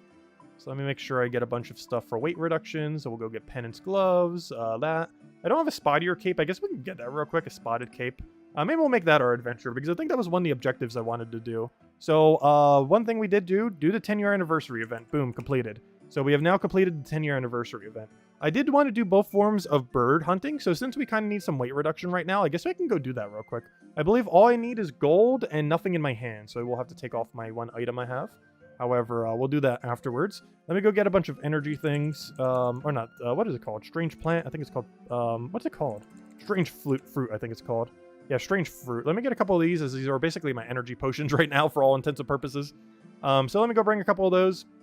And let's go do this other form of hunting. I'll also see what our XP rates are when we end up doing it, as I actually don't know if it's quicker than like 20k per hour or whatever it was. Anyways, what's the quickest teleport to get there from what I have? The problem is, I believe the answer to that is no. I need to get there. I cannot teleport here. And we don't have the clue scroll thing to teleport there. I don't have Eagle's Peak quest done, so we can't take an eagle to fly there. I have no teleport to get here, currently.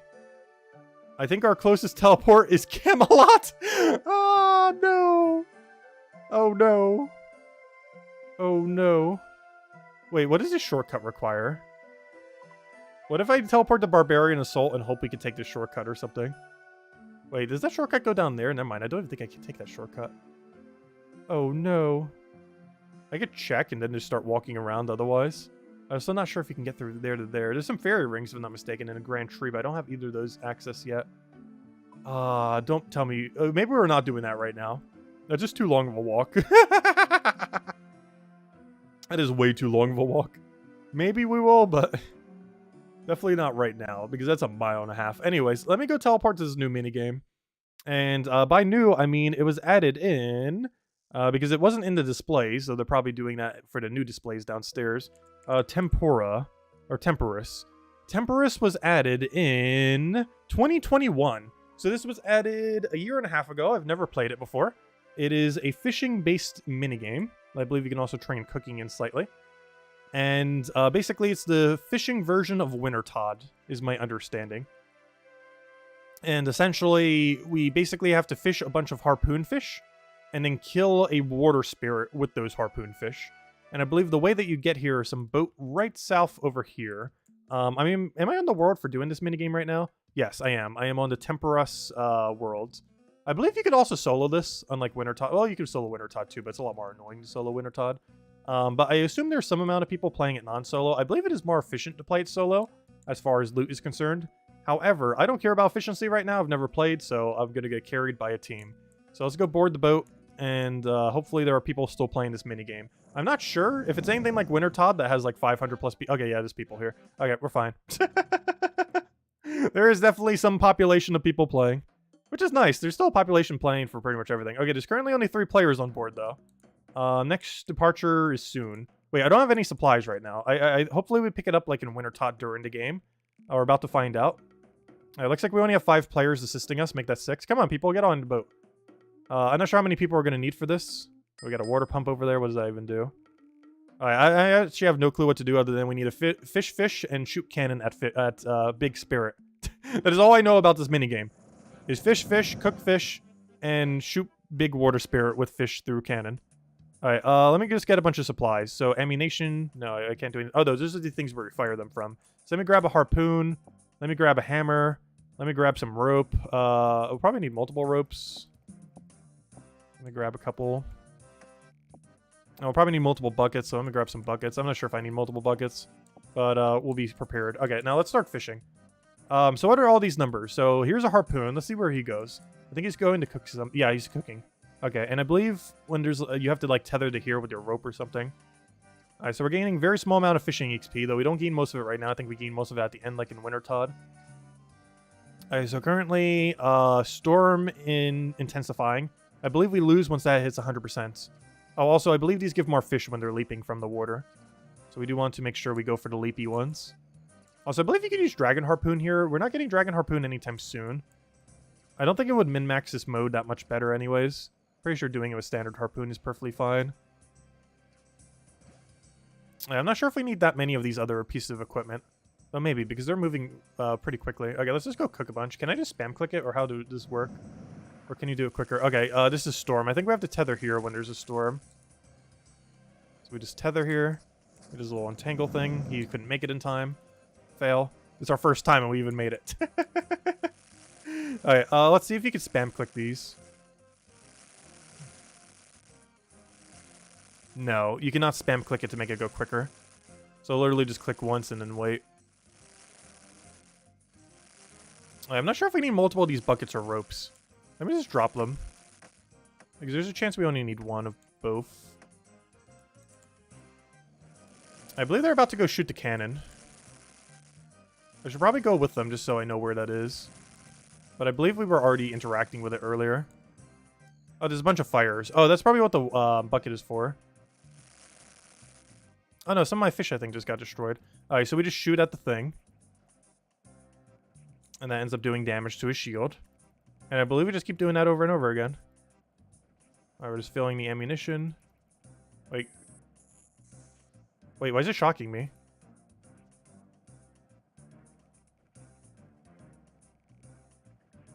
You start loading the cannon. Am I actually loading or not? What's going on here? Oh yeah, I'm loading. Oh no, I got a tether. Well, I don't have any fish on me, so it doesn't even matter. I'll still do it just in case. Alright, it doesn't look like I had to do anything with the fire. So I might just not even do buckets. I think everyone else in our lobby will just do it for us. So we might not even need to deal with it. Oh, we got a leapy fish. Definitely want to always go for leapy fish. Also, energy, 27%. What does that mean? Also, we've gotten 705 points. I'm not sure how many points I need to really get any good score. I know for Winter Tot, you have to get a minimum of 500. This color is still in red, which makes me think that we have not contributed enough. I guess you have to contribute at least 1,000, I would assume. Also, I believe once this reaches 100%, we auto lose. So I should probably start cooking these fish and then start firing the cannon. He does seem somewhat close to death, though. So that's good. So let's just go cook all of our fish and then start hitting him with a billion of them and hope it works out. And we should be fine. Okay, cooking these actually gives you points, oddly enough. That's interesting, because fletching and Winter Tot does not give you points. But cooking here does count as some amount of points. I assume firing them will also give us some points. So far, our XP that we're getting for this is very horrible, but I assume we get most of it at the end. We're only getting like 12k, 13k fishing XP and like 6k cooking, which is very bad rates.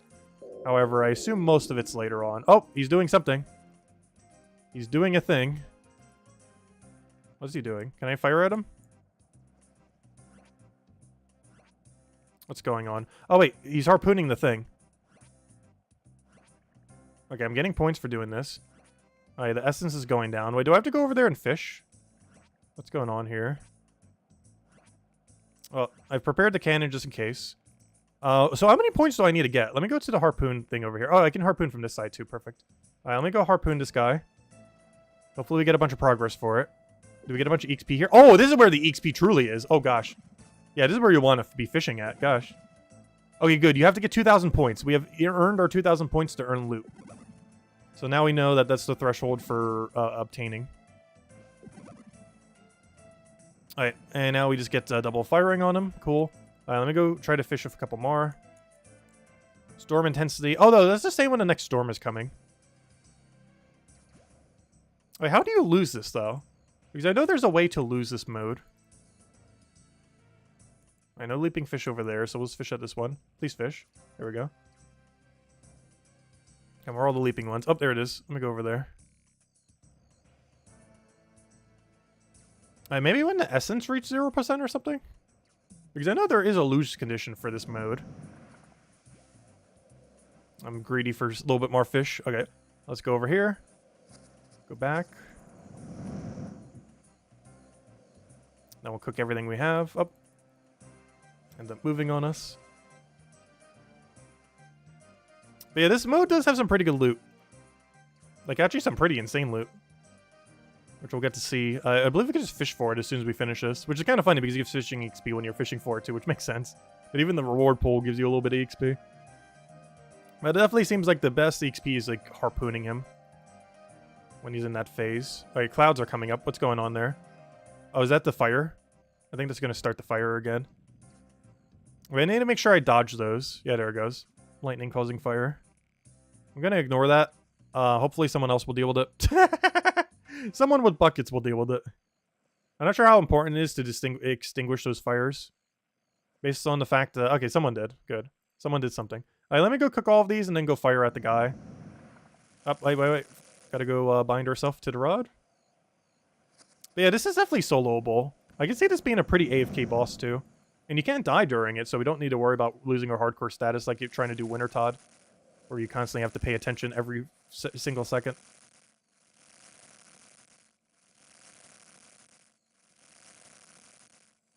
That's right, Mike eating cooking level too. His energy's almost down. I'm still gonna go and fire all of my fish though, even if he's almost nearly dead.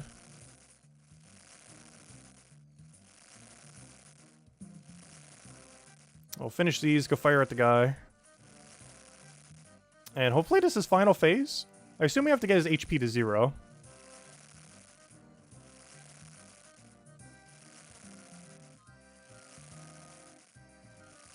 Alright, there he is. Let's go get him to 0. Oh, wait. Is it time to harpoon? Last time we were able to harpoon here. Yeah, there we go. Let's go get our good EXP rates. Alright, will he die this cycle? Let's hope so. I got a bunch of fish I can't go fire at him, unfortunately. Should have already fired some, but we'll know where the timings are a little bit more after we do a couple rounds. He should die here, hopefully. And I should complete out the minigame. Let's see. Is he gonna die? Is that complete? Do we win? Is that it? That's all you have to do? I believe that's it. Oh, can I just leave? Talk to. Alright, let me just click leave. Alright, victorious! You seal back. Alright, cool. Let me go fish for loot now. So I believe we just click this. I don't think we need anything in our inventory, do we? Probably the harpoon, which we already have. A net. Oh, wait, how do I get a net? Speak to me if you need one. I need a net, please. Let's see. Wait, how do I get a net from you? What are you doing? Do you have a spare fishing net? I could use one. Oh, he holds out a fishing net. Okay, thank you. Alright, we got some spirit flakes. I believe this is for recoloring the angler outfit. We got a bunch of raw salmon. Is that it? 2 drops? Alright, 2 drops for our efforts. Cool. Oh, where's the bank? So we got a bunch of salmon and some spirit flakes. Spirit flakes being used, I believe, for recoloring the angler, and I don't believe it has any other purpose. Alright, let's go board the boat and do it again. Let's try scoring a little bit higher so we get more loot. I'm not sure what increment it is. I guess every 1,000 points you get some. Next ship takes off in some seconds. But yeah, I can definitely see this being very soloable, because there's no risk. It's literally almost AFK, most of the actions you have to do. The only reason you want to do it with a group is it makes it go quicker. However, unlike Winter Todd, I don't think you care too much about how many times you, or how quickly you cycle through. It might be one of the reasons why not that many people use this world. Though there are 31 players coming in right now. However, oh, can we take heat damage here? Hold up. Is this actually a desert area where we could take heat damage? We gotta be careful about that. I didn't even think about that. We might want to make sure we have some of them on us. Because I don't want to just randomly die outside. That would actually be really funny. Where the most lethal thing about this minigame might be when you step out of the minigame. Because if there's actually heat damage out there, we could die to that. And I can't remember how much heat damage does. Actually, I should probably look that up real quick. How much does heat damage do? Heat damage. Or is it called thirst damage? Thirst damage. How do you spell thirst? Thirst damage. Crocodile, desert heat. There it is. How much damage does desert heat do to you? Every 30 to 90 seconds. 10 damage. Oh yeah, 10 wouldn't kill us, luckily. That would eventually kill us. I just was wondering if it would do like 50 or something. But no, it just does 10 every time it ticks down. So it's not too bad. 10 is not that big of a threat. Okay, so you can actually fire the non-cooked version. So I do believe, like Winter Todd, you get more version for the prepped version of it. So we will go cook our fish. It gives less fishing XP, but it gives us more points, and we care probably more about points and fishing XP at the moment. Because I want to try to see if we can get at least one unique drop today. Other than the little flakes that we already got. That's not particularly unique. I guess it's theoretically unique. But not unique in like the actual sense. There's not much we could really do with it in its current form.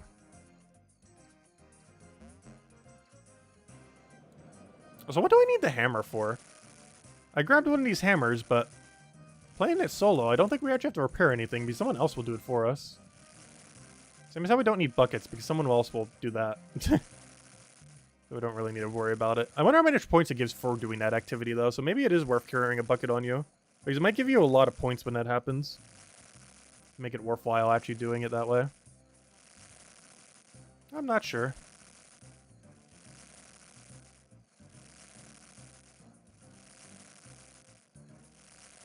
Alright, let's go fire at this guy.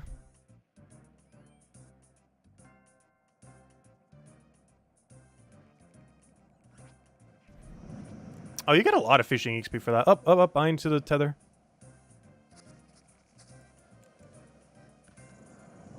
And keep filling. So we established earlier we have to get 2,000.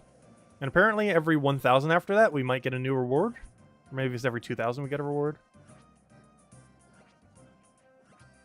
Just keep firing, just keep firing. Come on, someone take the other one. Let's fire from all four.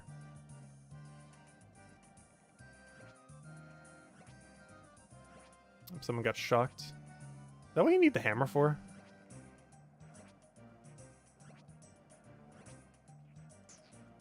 Alright, there we go. Alright, let's go fishing. There's a good spot over here that's probably about to despawn.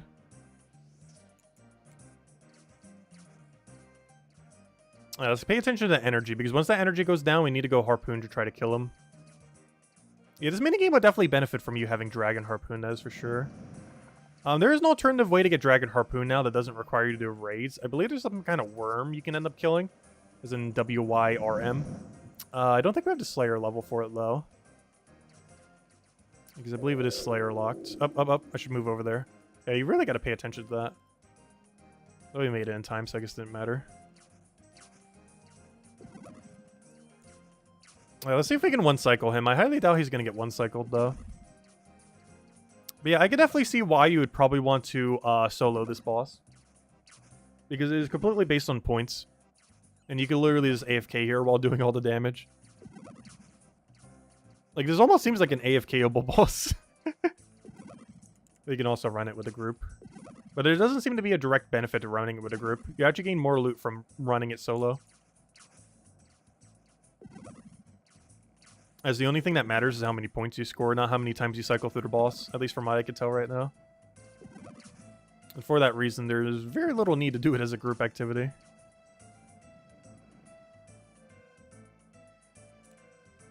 Well, we might as well. Have a crowd of people around us. Make it look more populated than doing it just completely in a solo world.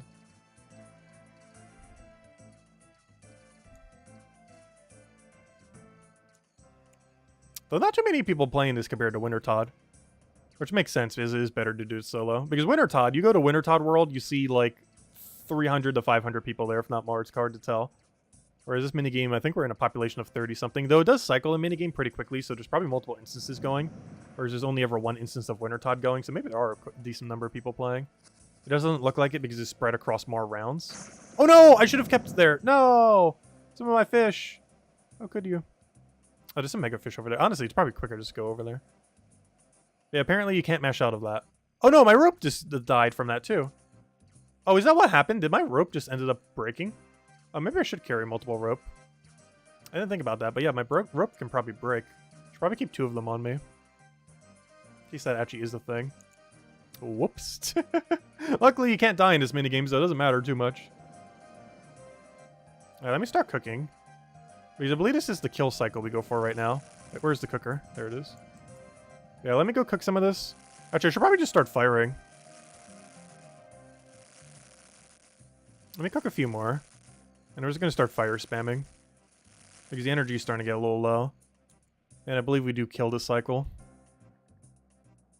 Alright, let's start filling. No, I don't have a rope! Quick, grab a rope. Where's the rope? Rope!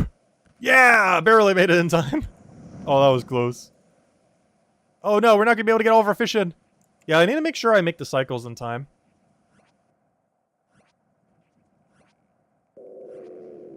Definitely got to make sure I make the cycles. Because I'm not going to stay here until we do the rest of the fish. And then once we finish, we'll go harpoon with them. Harpooning time. All right, let's try to hit, oh, we're not going to be able to. I want to try to hit 4,000 to see if we get extra loot. Because that seems to be the goal if we're going to be doing these lobbies, is try to hit the 4,000 mark. I believe we only get 2 rewards if we get 3,000 something.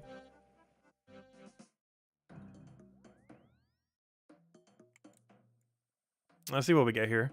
We get some raw lobster, and we get some of the... Oh, no, I do get a 3rd reward here. Gosh, that's a lot of fishing bait. That is a lot of fishing bait. Like a lot. Gosh. Alright, let's see. I don't even need fishing bait. Give me feathers. Let's see if we can make it this cycle. It takes off in 15 seconds. Come on. No, they already left.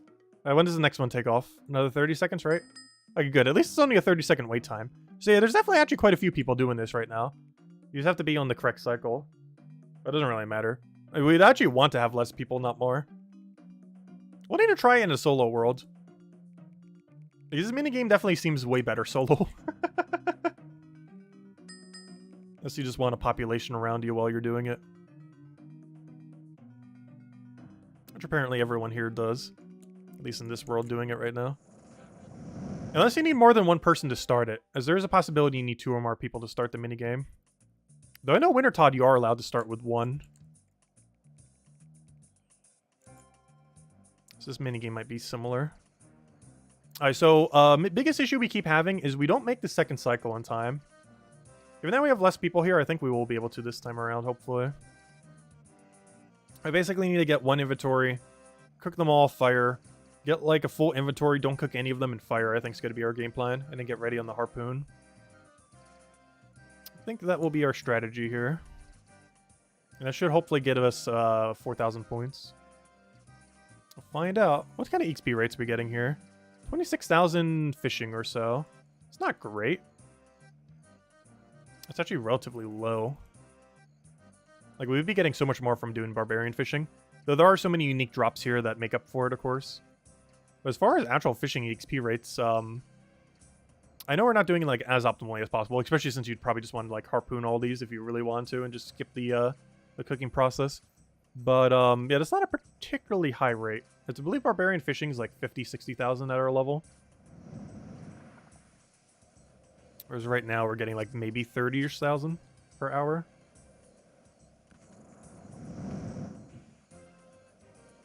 Everyone's coming to cook at the shrine. Trying to get all those juicy points so they can actually get some loot. Also, I don't think I'm going to claim my loot immediately after going into this next one. Just so we can cycle into another round. Otherwise, we have to waste all the time banking and everything. Let's get straight on back onto the boat.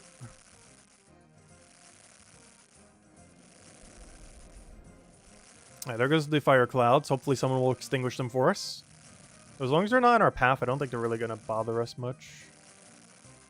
If we get a storm, we got to be careful not to go into that one. Okay, good, he already got it. I wonder if that gives a lot of points, because they're actually going out of their way to douse the fires. Oh, there's one on the boat that no one's going for. It looks like they're going for it now. What kind of loot does this minigame give? It gives a bunch of fishing stuff. Basically, it gives the tackle backs. Actually, I could go show it real quick. Especially since most of this is pretty AFK. We can go to rewards. And it gives spirit flakes, which recolors the angular outfit pieces to a pretty cool white outfit that looks really deserty. It has a loot casket that has a bunch of drops. Soaked page for the Tome of Water, which is luckily just audio cue for this. Gosh, this game is so AFK-able. This might be the most AFK-able mini-boss they've ever added. We can literally just go into that menu, and the audio cue just tells us. Where's our fishing spot, though? There we go. We'll go to the newer spawned one. Anyways, let me go to the newer spawned one. But yeah, Tome of Water, this counts as like basically infinite water runes charged with soaked pages. Fish Barrel, the one I really want to see, allows you to store a whole extra inventory of fish on you. And this will be really good when I AFK for it off stream. Either while multitasking or doing other things. This is probably the world I want the most out of anything. There's also a tackle box where you can hold a bunch of your loot. A dragon harpoon, which is really rare, but it would help a lot with not only this minigame, but also with... what's that noise? Oh, the Temporar's thing is ready. Gosh, there's so many audio cues in this mode. You literally just AFK and just wait for the audio cue. You can get a big harpoon fish, which you can put in your house and get some XP for, and display that you have it. And there's a reward casket, as well as the pet for a small chance. And our casket just has a bunch of loot. Got some rune pieces, bunch of jewelry, some other stuff. Oh, even clue scrolls. Which makes sense, because normally fishing does give clue scrolls, so they also made it so this mode gives you clue scrolls. But yeah, it's mostly just quality of life for skilling. I'm mostly looking for the fish basket, though. If there's any one loot I want, it is the fish barrel. It's probably the only thing I want from this game mode. And it's a 1 in 400 chance every time I get loot. So far, we've gotten 5 drops. So we'd have to do this quite a bit more. Though this is a pretty AFKable piece of content, so off-stream, we will probably AFK it quite a bit here and there. At least until we get the barrel anyways.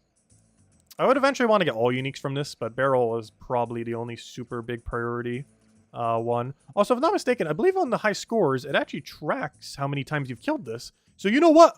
Oh! That's the reason why. Oh, I just realized why you would want to do this in a world and not do it solo. You get less points doing it in a world like this, but there is one big benefit to doing it in a world that is populated. And that is the high scores. So if I'm not mistaken, there is a high score tab somewhere here. And that high score... Yep, no, that's the gauntlet. There it is, Temporis. Shows you how many Temporuses you have killed. And so far the highest is 28,000, with the average highest being like 4,000. But yeah, that's why. I have found the reason why you would want to do it in the group world and why everyone here is doing it. Because your kill count on Temporis will keep going up. For example, though I'm not sure if it'll have mine, because I think we have to log out first before it shows us we've killed any. Yeah, it hasn't showed we killed any yet. But that's because we haven't logged out yet. I believe once we log out, it refreshes that. But anyways, that's why you would want to do it. Because we've killed it, what, 2 times? About to do it for a 3rd or whatever it is. Or is this our 4th? I don't remember. We can check high scores later and know for sure. But yeah, it's because it keeps track of how much your kill count is. And doing it solo, while you would get more points, would give you way less kill count. So that's why everyone's doing it in the group world. As it drastically increases your kill count rate. Alright, that makes sense now. I now fully understand why there's any number of people here. Because if you want points, min-max points, you would not do it in this world. However, that's not why people are here. They're not here for min-maxing on points. They're here for kill count.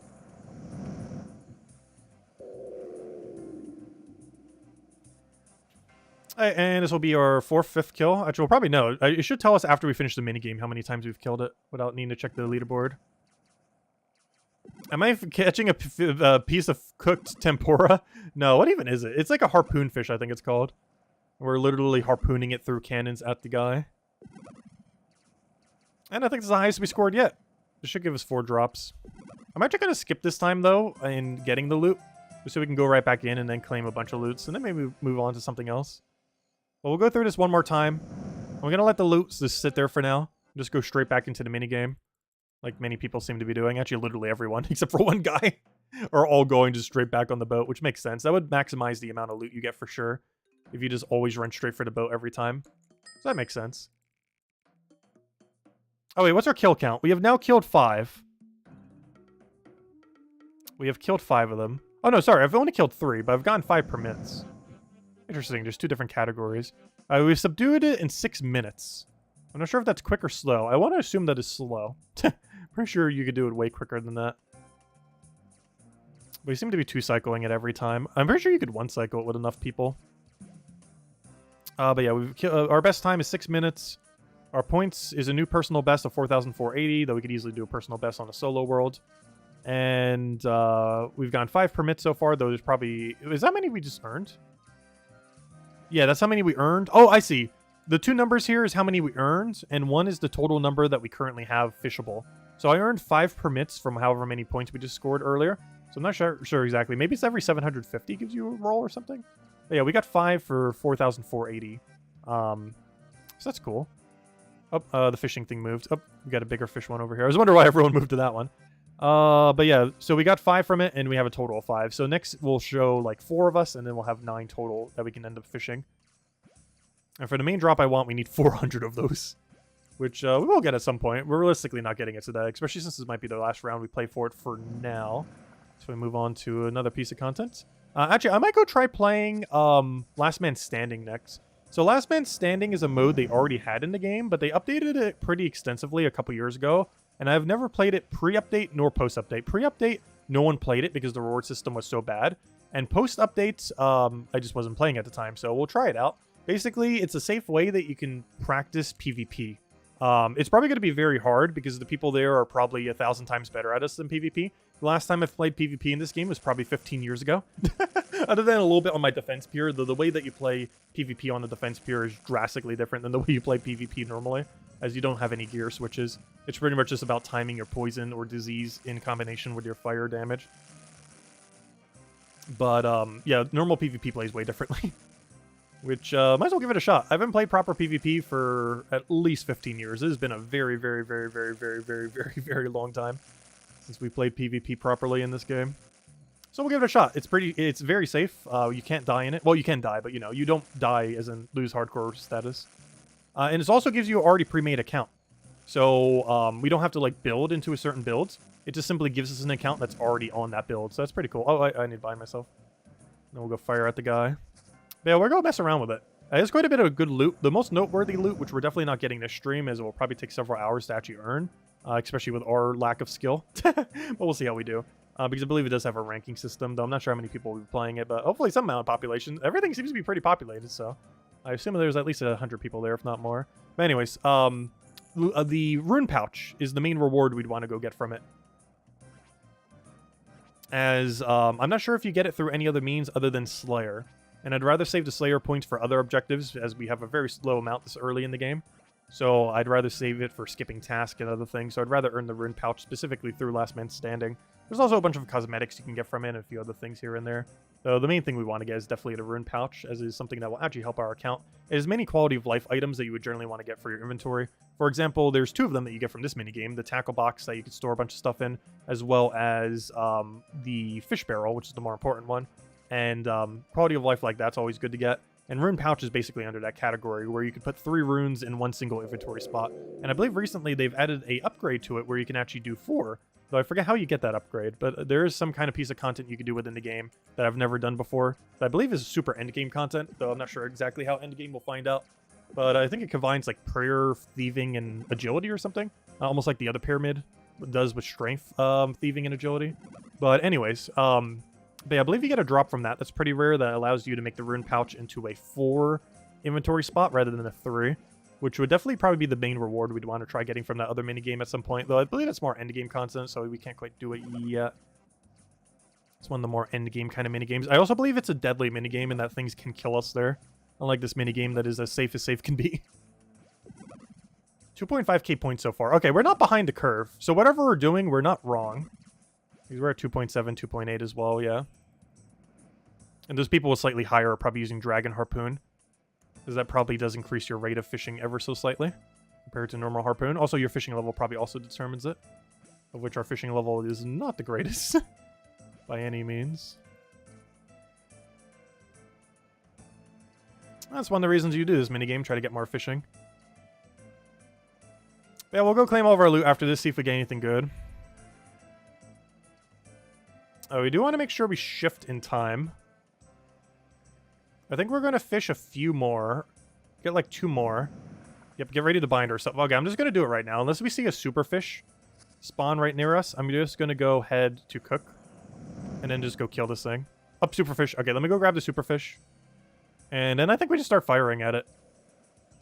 Let me go get a full inventory and just start firing. Come on, superfish. Fish already. Where are you at?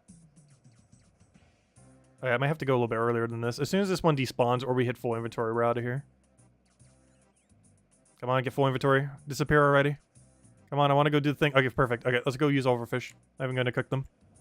And then we'll make it hopefully in time for the final cycle.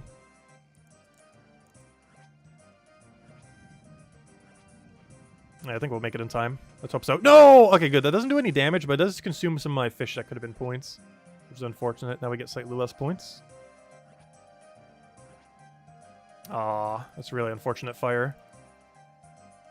Alright, well, I guess we'll fish a few. We're not going to be able to fire them, but we got to wait on the thing anyways. Oh, no, we don't. Okay. And now we fish this until he's dead. And how much fishing XP does that bring us to? That would bring us to... Yeah, we're doing about 33k an hour. Maybe 35k. Let me reset it at the beginning of the next one. Actually, I don't know. Maybe that'll be the last one we do for now. Let's go see what we get for loot. I highly doubt we'll get a unique, but that'd be really funny if we do. Alright, we're out of here. Where's the guy to get out of here? I would like to leave. Get me out of here. Now we'll move on to Last Man Standing, I think, next. But let's go see. Let's go net and see what loot we have. So how much rewards do we have? We have 8 total. Let's see, we got some planks. We got some salmon. We got some tuna. We got some lobster. We got some seaweed. We got some bass. Gosh, we're getting a different loot every time. We got some steel nails. Why on earth is that a drop? And we got a repeat of one, which I have no clue which. Does it even tell me? Raw lobster. Oh, we got more raw lobster. Cool. Apparently you can get construction material from this too. That's kind of convenient. Cool. Anyways, that's that minigame. We will definitely have to stay here a while to get all the loots we need. But gosh, this is a great way to stock up on food. Honestly, this is probably quicker than even fishing at this level. Ever so slightly. The only ones we'd probably ever want to fish are all the harpoon ones that give you like the big version that you would want for collection purposes. Like the big bass, the big swordfish, the big shark, which we can't even fish yet. Stuff like that. Cool. Yeah, I like that mode. That is a pretty decent mode. Okay, so next order of business. Let's go teleport to Last Man Standing. Do I need to make a quick bathroom break real quick? But let's go try this. This is basically, hopefully there's a population for this. When we initially teleport there, there's going to be no one there. However, once we go to a Last Man Standing world, what world is that? Wait, it doesn't have a world number? Suggested world does not exist. Yes it does. Last Man Standing world. Last Man Standing.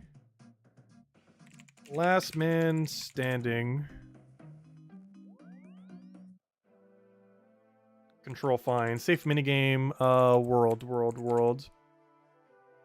They've added a free-to-play worlds. Oh, that's cool. It used to be member only, I believe. Alright, is there a designated world? There has to be a designated world for this. How is there no designated world for Last Man Standing? There we go. Oh no, Australia. Oh no, I gotta go do it in United Kingdom servers. The only United States servers is free to play. Alright, let's go to United Kingdom. It's 559. Dismiss. I think I already have all your loot. Alright, what was it again? 559? Or I have such short-term memory, I already forgot. Yeah, 559. Alright, let's go to World 559. World Switcher. 559, 559. 559. Last Man Standing competitive. Alright, let's see how populated this is. Are we going to see 1 billion people here or almost no one? Oh yeah, it's populated. We got people. We have gotten people. Oh yeah, I do know that this place bots a lot. There's literally a bot. That's really funny. There's literally a bot advertising bots for this. That is funny. Buy or view PK scripts in action. They're literally selling PK scripts that automatically do this game mode. That is super funny. Yeah, we're probably going to see a lot of bots in this mode. Hopefully not too many, especially at the lower end where we're going to be. Alright, let me go make a quick bathroom break, and then we'll go and play Last Man Standing. I wonder how many bots we're going to see. Hopefully it's not too overly populated with bots. Though, in all fairness, a bot would be way easier to kill probably than an actual player. Though, who knows? Maybe they have super bots in there. We'll find out. But, yeah, we'll go play this mode in 1 second. Be right back.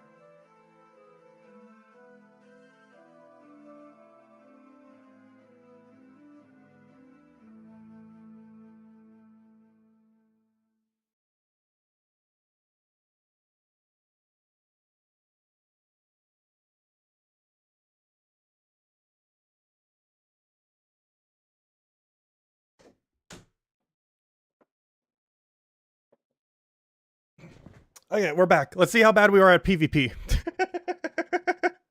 Let's see how this goes. You haven't completed a last man standing introduction. Please talk to Liza.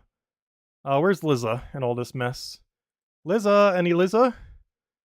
That's Pedro. I think this is where we trade in all of our stuff. Where's Liza in all this mess? I'm afraid I haven't gotten anything today. Come on! Where's Liza? I can't start anything here until I talk to her. Oh no. Where is she? Where's this NPC? Where's Liza? There it is, Liza. Apparently we have to talk to her.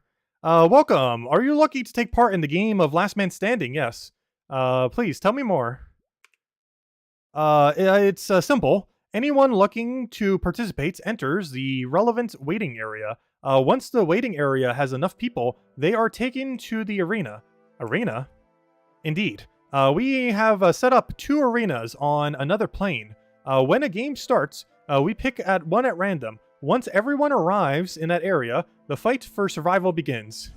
Now, there's a few important things to be aware of. While in the area, your physical and mental abilities will be boosted. Also, though not for some accounts, some might be downgraded if they're maxed. Also, praying to the gods will not cost you any precious energies. Wait, prayer is infinite? Wait, you have infinite prayer in this mode? That's not how PvP normally works. After a game has started, lethal fog will soon start filling the area. It's basically quite literally a what's it called? Not a roguelike. What's that one genre called? It's called a battle royale. This is literally just a battle royale kind of style game. After a game has started, lethal fog will soon start filling the area. This forces contenders to a designated safe area and keeps just making the area smaller and smaller. Be aware you can't take any of your own belongings into the game. Instead, you will only use what you find in the arena. So you have to loot and get a bunch of stuff, and I think there's like chests you go for and anything, including anything we give to you on arrival. So you actually start with some gear, so you don't have absolutely none. Because I think in the past you used to start with no gear, and it was like too big of an issue because you'd be looting for like the first minute or two. If you got lucky on loot, you just like auto win at the beginning. So I think it starts you with a good amount of loot initially. Though that doesn't mean you get a random build probably every single time, meaning you have to switch up how you play. Plus the stuff you find will be random, so you always have to change up your play style. Regarding what you are given on arrival, you have a few options to pick from. Use the supplies chests to configure your loadouts for different battle styles. Remember, this is a solo competition. Anyone attempting to form teams for an unfair advantage will be banished from further participation. Okay, so they'll probably ban you if you try grouping in here. Now that you know more, would you like to take part in the game of Last Man Standing? Yes, I'd like to play. Alright, which mode would you like to play in competitive? As I believe this is the one that you earn all the loot from. And there's also a high stake option if you want, and there's also a casual if you just want to get into it. But you might as well just do that on free-to-play worlds because it's probably populated. I'm pretty sure everyone's just doing competitive here. Alright, we're in. Okay, I'm already with a bunch of stuff. Wait. Gosh, I have not PvP'd in so long. Wait, we're all pures. Wait, we are all pures. Wait, what are my auto pures even set to right now? Wait, I'm not even ready. Wait, I'm so gonna die. You know how long it has been since I've played any amount of combat like this? Wait, what do we have for spec? I don't have anything good for spec. Wait, I don't have a DDS. You have a DDS? No, you have a DDS. Wait, I need melee protect. Wait, I'm so bad. Okay, we are definitely rusty on PvP. Though in all fairness, I never play on 1 defense peers. Give us like a main build. Can we actually like decide which one we want? Oh gosh, we got 1 defense peer again. Gosh, what's even... Oh wait, we can boost up during this. Let me set up the auto peers. What do I even have on right now? That's a super restore. What amulet do I even have on? Wait. Okay, wait, we do have a DDS. Hold up. Okay, he's just going straight for the freeze. Okay, we're about to die. We are going to be so bad at this game mode. Wait, he just went under me. And now he's doing that cheese method. Where you just keep freezing and walking under. Gosh, why is everyone so pro at this game? I can't even leave to a different area, even like slightly. Oh, he's about to obliterate me. I want to like DDS into him, but if he keeps freezing me, I can't even like attempt on it. Like I should switch to melee right there. He's about to any second now. Oh, that's not melee. Let me go back to range because he's definitely gonna range us. Gosh, we are like out of supplies as well. I just need to start DDS specking him. Come on, why? That would have killed! That would have killed! Come on, spec! Literally just spec spam. I'm literally just spec spamming, I don't care. He's gonna overeat, but I don't care. Get lucky. Just get lucky. That's all we need. Come on, kill him! Kill him! Kill him! Ah, no! Wait, I on the wrong item. This hit range. Okay, wait, how much do we have on our DDS? Okay, we're not gonna have it. Wait, what even is my prayer right now? Okay, I still have the one for ranged. Oh no, he hit special. Wait, I hit special too, though. Alright, we're like dead. We're out of food. We have like no chance here. Come on. Wait, I have to go for the skim. We have to go for the skim. He's going for the skim as well. No! Please, kill! No! Wait, I still have one food left. Wait, where's my weapon? Gosh, I can barely even see it. We're so bad at PvP. Please, kill him! Kill him! Kill him! Kill him! Kill him! Yes! Hey! 1 HP. Oh, we get a full heal after that, too. Wait, we get resupplied on everything. Oh, that's cool. Okay, so we get completely reset. Also, why am I doing bones as if we get prayer XP? Anyways. Oh, that was fun. Okay, we killed someone. We have gotten marginally, ever so slightly, barely better. Alright, let's try this again. I need to get better at where all my stuff is. All this equipment is so dark, I can't even see like where any of it is. They all look so similar. Okay, those two are fighting. We're just gonna let them do their thing. I guess our next area is to head over here, seemingly. Oh wait, I can loot chests. Hold up. Can I find like a dragon claw or something? Oh, what's that? Sears ring? Sears ring imbued? Open chest. Wait, why wouldn't it let me open? Oh, I can only open one chest from getting a kill. I see how it works. So you can't just like infinitely loot. They're all locked based on kills. So what did I get from that? I got spiked manacles. Isn't that like a strength item? I believe so. I'm not sure how much strength that gives. I could just drop my climbing boots. Not sure how good that is. I also got a Sears ring eye. What am I currently wielding? Berserker ring? I don't feel like I'm using magic at all. Though we do have access to the only two spells that matter. Ice Barrage and Blood Barrage. The only two. Alright, this guy already has a maul. There are currently 9 survivors left. I think you get a bonus points near the end. But yeah, they get full healed after they kill each other. So you can't just have someone just like sneak up after you and like kill you. We're definitely not going to win this lobby, I can tell you that right now. But if nothing else, I can set up my quick prayers. I'm currently set to range and range. Though these guys look like they're going to have... Honestly, I should set my quick prayer. I should pray range, but have my quicks to melee. So I can quickly switch to melee protect. Even though we're initially going to be praying range. Actually, I might as well just keep prayers always on. Up, not what I needed. Prayer. Alright, let's see. Okay, let's just start hitting him. Wait, can I not hit him yet? How much timer is there before I can hit him? How much timer is there? Come on, let me attack you. Someone else is... No, they're not. Gosh. No, he's doing the whole freeze mechanic! No! Wait. I could be using more than this. Wait. I forgot. I could do defense as well. Yeah, this guy's going to obliterate me. I already know that, but I'm hoping we get lucky at some point. So, that's what we're banking on. We're banking on him just randomly being bad for half a second. Out of the only chance that we have to even remotely win. Let's see. Yeah, we're dead. That'll kill us. Almost. He's just gonna do a melee on me. Yeah, I am way too rusty at PvP. Though in all fairness, we're definitely not fighting an easy one. Yeah, I know. Actually, what is even the thing? What is the quick prayer thing? Because I'm so bad at switching prayers. Yeah, I have it set to that key. Because we have to go for the other tab and like quickly change into it. We are way too rusty. How is he in the novice tier? Let's see, how many points did we get for that? Hey, we got 2 points. Wait, was that our first round? Yeah, that was our first round, right? Or did we super fail at the other one? No, that was our second round. We super failed and died immediately on the very first one. Oh, gosh. Anyways, alright, what's our game plan here? What even am I set to on the other thing? I don't even have the other thing set up on quick prayer. Because I also need that set up on the quick prayer. Alright, let's go die to this guy real quick. Oh, I didn't even pre-pop. This guy's just gonna obliterate me real quick, that's fine. Okay, I have some Quran bombs for chain eating. Okay, he took off my prayers, that's fine. Hello, prayers? Oh, I think that disables your prayers for some amount of time. I'm literally just spam eating, hoping to catch him off guard. Alright, let's just DDS spec him. Oh yeah, he saw that coming a mile away because I'm doing it so slowly.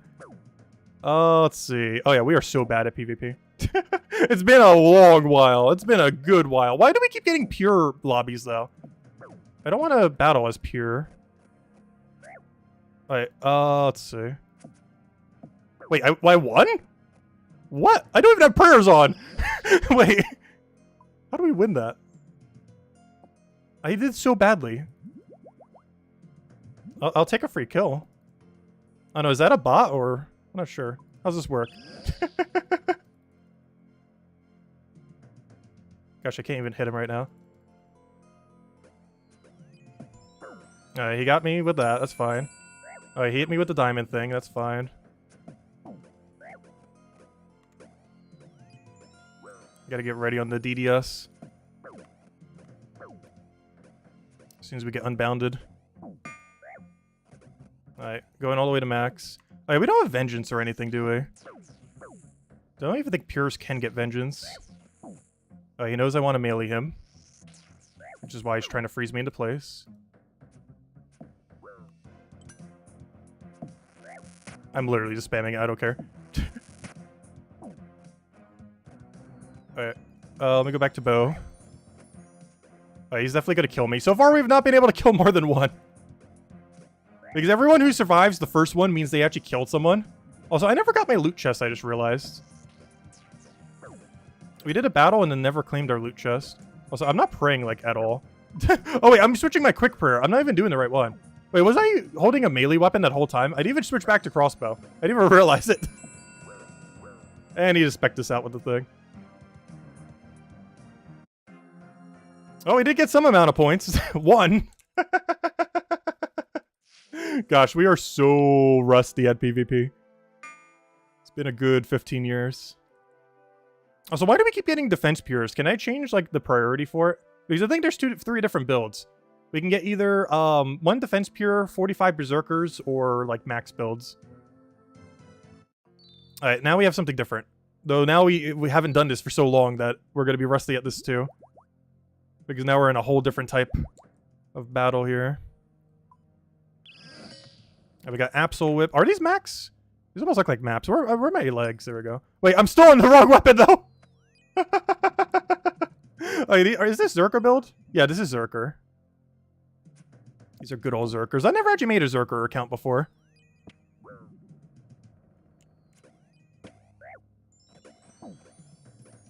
He's just mage spamming us. Something I should probably be utilizing more often. I don't think we've used mage at all a single time. We just keep switching between ranged and melee. Hoping for that lucky kill. Mostly just try to catch them off guard. If we pretend to be noob enough, we will win. He thinks I'm going to switch to melee. Little does he know, I'm not capable of doing so. In a competent degree at all. Little does he know how bad we are. He's underestimating our badness. Gosh, I can't even... Okay, I need to make sure I always click on the other things. Because this is sad. Wait. Let's see. He's DDSing us, that's fine. The DDS doesn't have poison on it, oddly enough. It's also my only spec weapon. Okay, we're definitely not going to be able to. Okay, I'm not even switching prayer to the other one either, and he's gonna kill us.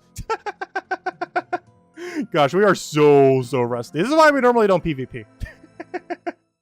So it has been a good long while. Gosh, we need to get 75 points too. We're at 3. We are at 3. Alright, what is this now? Okay, this I think is max build. Interesting.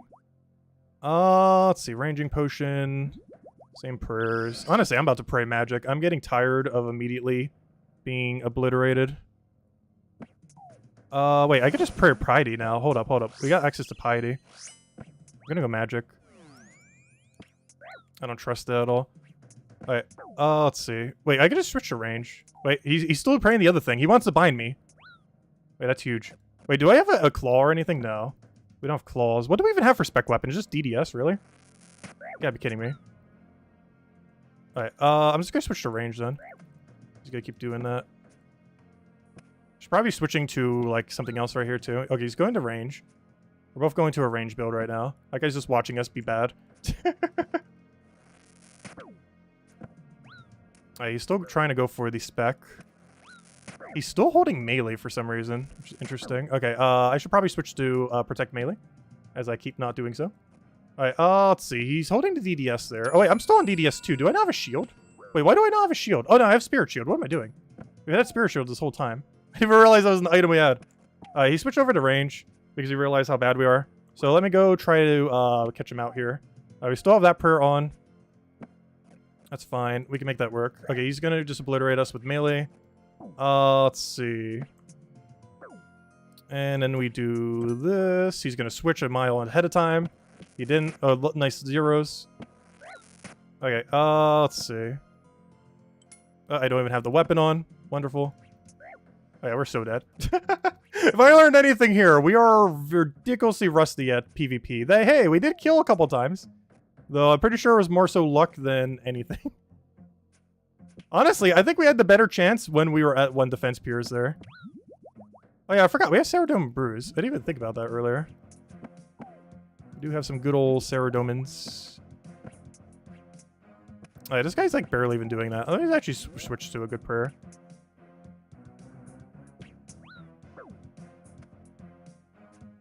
Gosh, I'm so slow at prayer switching. I don't have a good way to kill him here, though. So what's he even doing? Okay, he's finally going for magic.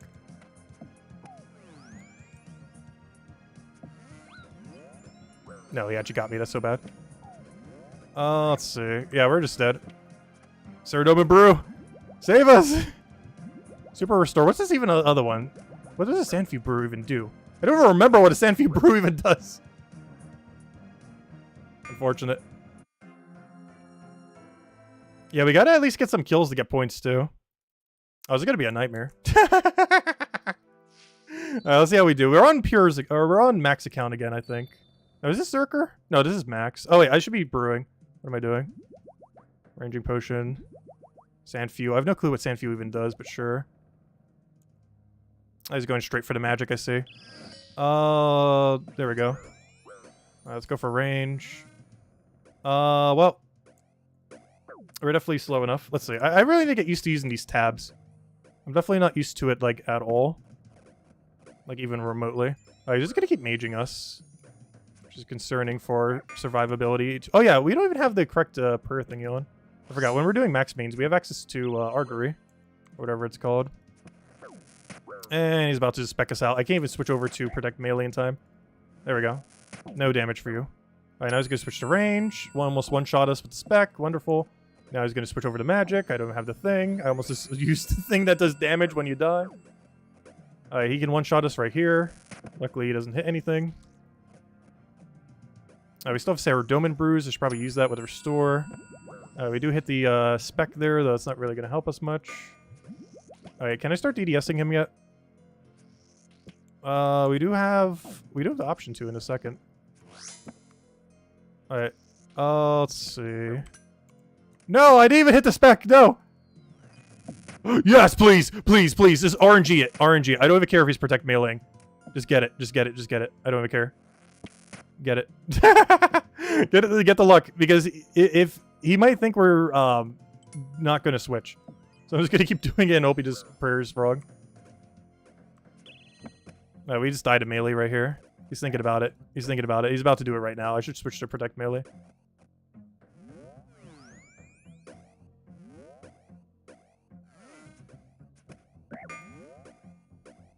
He's planning on maging me again. He's planning on meleeing me. He's planning on maging me. He's planning on ranging me. He's planning on meleeing me. He's planning to just obliterate us through any means possible. Let's see. Range again. Melee again. He's literally just eating under us. Right, we're very dead. Let's see. We are very, very dead. We go to magic. We go to range. And we go to dead. Okay, there's no way we survive here. DDS spec, do you want to save us? Melee? Melee, melee? No way! No! Oh, I thought we had a chance there. Okay, he's gonna switch to range. Okay, come on, barely. Barely. Where's my Ceradoma Brew? Cerebrew? No! We're gonna lose ultimately, probably, anyways, though. I will give it one last shot. I will have to look into this mode more later. If nothing else, we will become a good PvPer at some point. If you play this mode long enough. You will eventually learn how to not be bad. Very slowly. Also, I think you start at 500 rank, don't you? I wasn't paying attention. We literally have gone negative in rank, if that's the case. We are on max main again. We have not won a single time on max main yet. We won on the other two. Oh, wait, I did that in wrong order. You should actually eat Syrup Brew. Oh, wait, no, I'm doing this so wrong. Wow, I can't even eat potions in correct order. I can't even potion the right order. That is sad. I literally can't even potion right. That's amazing.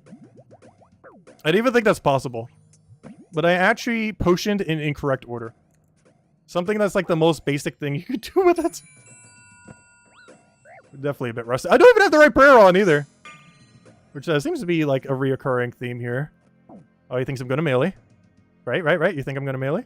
Right? Yeah, you think? You're right. A good player would. A good player definitely would do that, wouldn't they? Little do you know. We are horrible. We need RNG to save us. Our win condition is RNG decides we don't die today. Okay, he thinks I'm not going to switch. But little does he know, I will actually switch.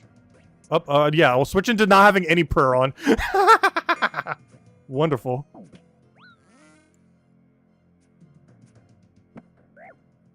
What amazing strategy. Switch to nothing at all. Oh wait, why did I eat my Quam Bomb like that? I should have saved it for the Tiki.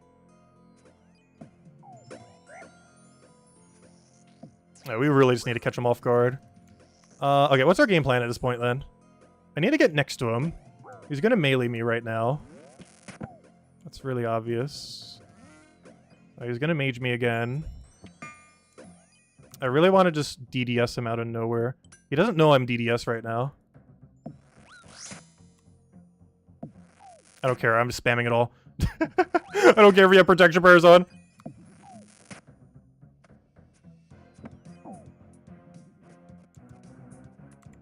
Oh, he's gonna DDS me.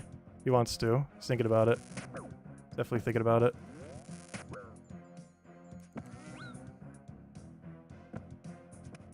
Alright, here's where he kills us.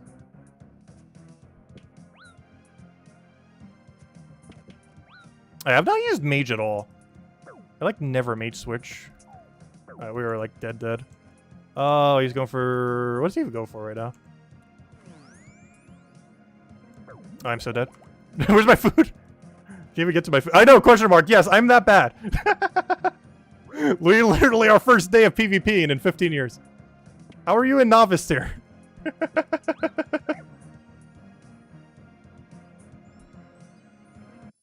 Alright, we'll try one more time. Come on, there has to be someone as noob as us in this mode. There has to be at least one. Guys, stop giving us max main. I was complaining earlier about not getting one. Honestly, I never want to see it again. I actually don't like being on the max main side of things. Let's see. Let me just pray magic. Let me go get Argery on. Let me go click everything else. Alright, he's obviously going for the thing. Alright. I have no clue what Sanfew Potion even does. Alright, let's see. What's he even planning here? Alright, let's switch to range. And he's just gonna spec us out, probably. Alright, let's switch. But yeah, I have learned something today. We are horrible at PvP, though I kind of already knew that. From how long it's been. I was not expecting the average player to be that high. But they definitely are. Oh, I don't even have Spirit Shield on. That is sad. What did I even have on? Dragon Defender? Apparently. Alright, let me just combo eat here. Alright, and let me switch to range. He's gonna melee us. Knew it. He still wants to do it. Alright, I gotta spec him here. That's not it! No! Oh, I'm so bad. We're just dead. We are literally just dead. I don't even have prayer on! Okay. Last man standing, no. We will be back. But, yeah, we are kind of bad. At least currently. We're just very, very, very exceedingly rusty. Though I do have to say, I like the one defense peer the most. It does require only really combat switching. You don't really have to gear switch as much, which is a lot easier to understand so you could focus on prayers a bit more. Is there actually a way to prioritize which one of the three you want? Because I think we would actually want to stick with one defense peer. I think we had the best of luck with that, as it's a lot easier to get into, because your gear matters a lot more when you're playing not a one defense peer. Whereas as a one defense peer, you mostly just care about your prayer and you care about your weapon, obviously. So there's not as much going on to have to focus on. But anyways, let me see what some of the rewards even are. How many points do we need? We probably need like 1,000 something points. And he's like, oh, you've been so bad. Let's see. I'm afraid I haven't got anything for you today. What do you mean? Are you not the reward shop? What do you sell? Let's see. Wait, do I have to win before I can even buy anything? Let's see. What are you trying to sell? My name's Pedro. I'm from the great dwarven city of Keldregrim, under the mountains. Oh yeah, we haven't done the quest for that yet. In my travelers, sometimes I find stuff that might need... okay. Oh wait, this isn't the reward shop, I don't think. Wait, where's the reward shop then? I just want to see what the pricing is. There's the bank. Where's the guy you trade in your points for? Where is the point shop exchange area? View scoreboards. Who's dominating right now? Kills 2, wins 0, games played 8. Oh, that's so sad.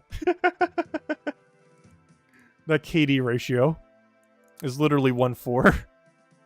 Oh, settings. Hold up. I think I can prioritize which one I want here. I would like to prioritize... oh, no wonder why.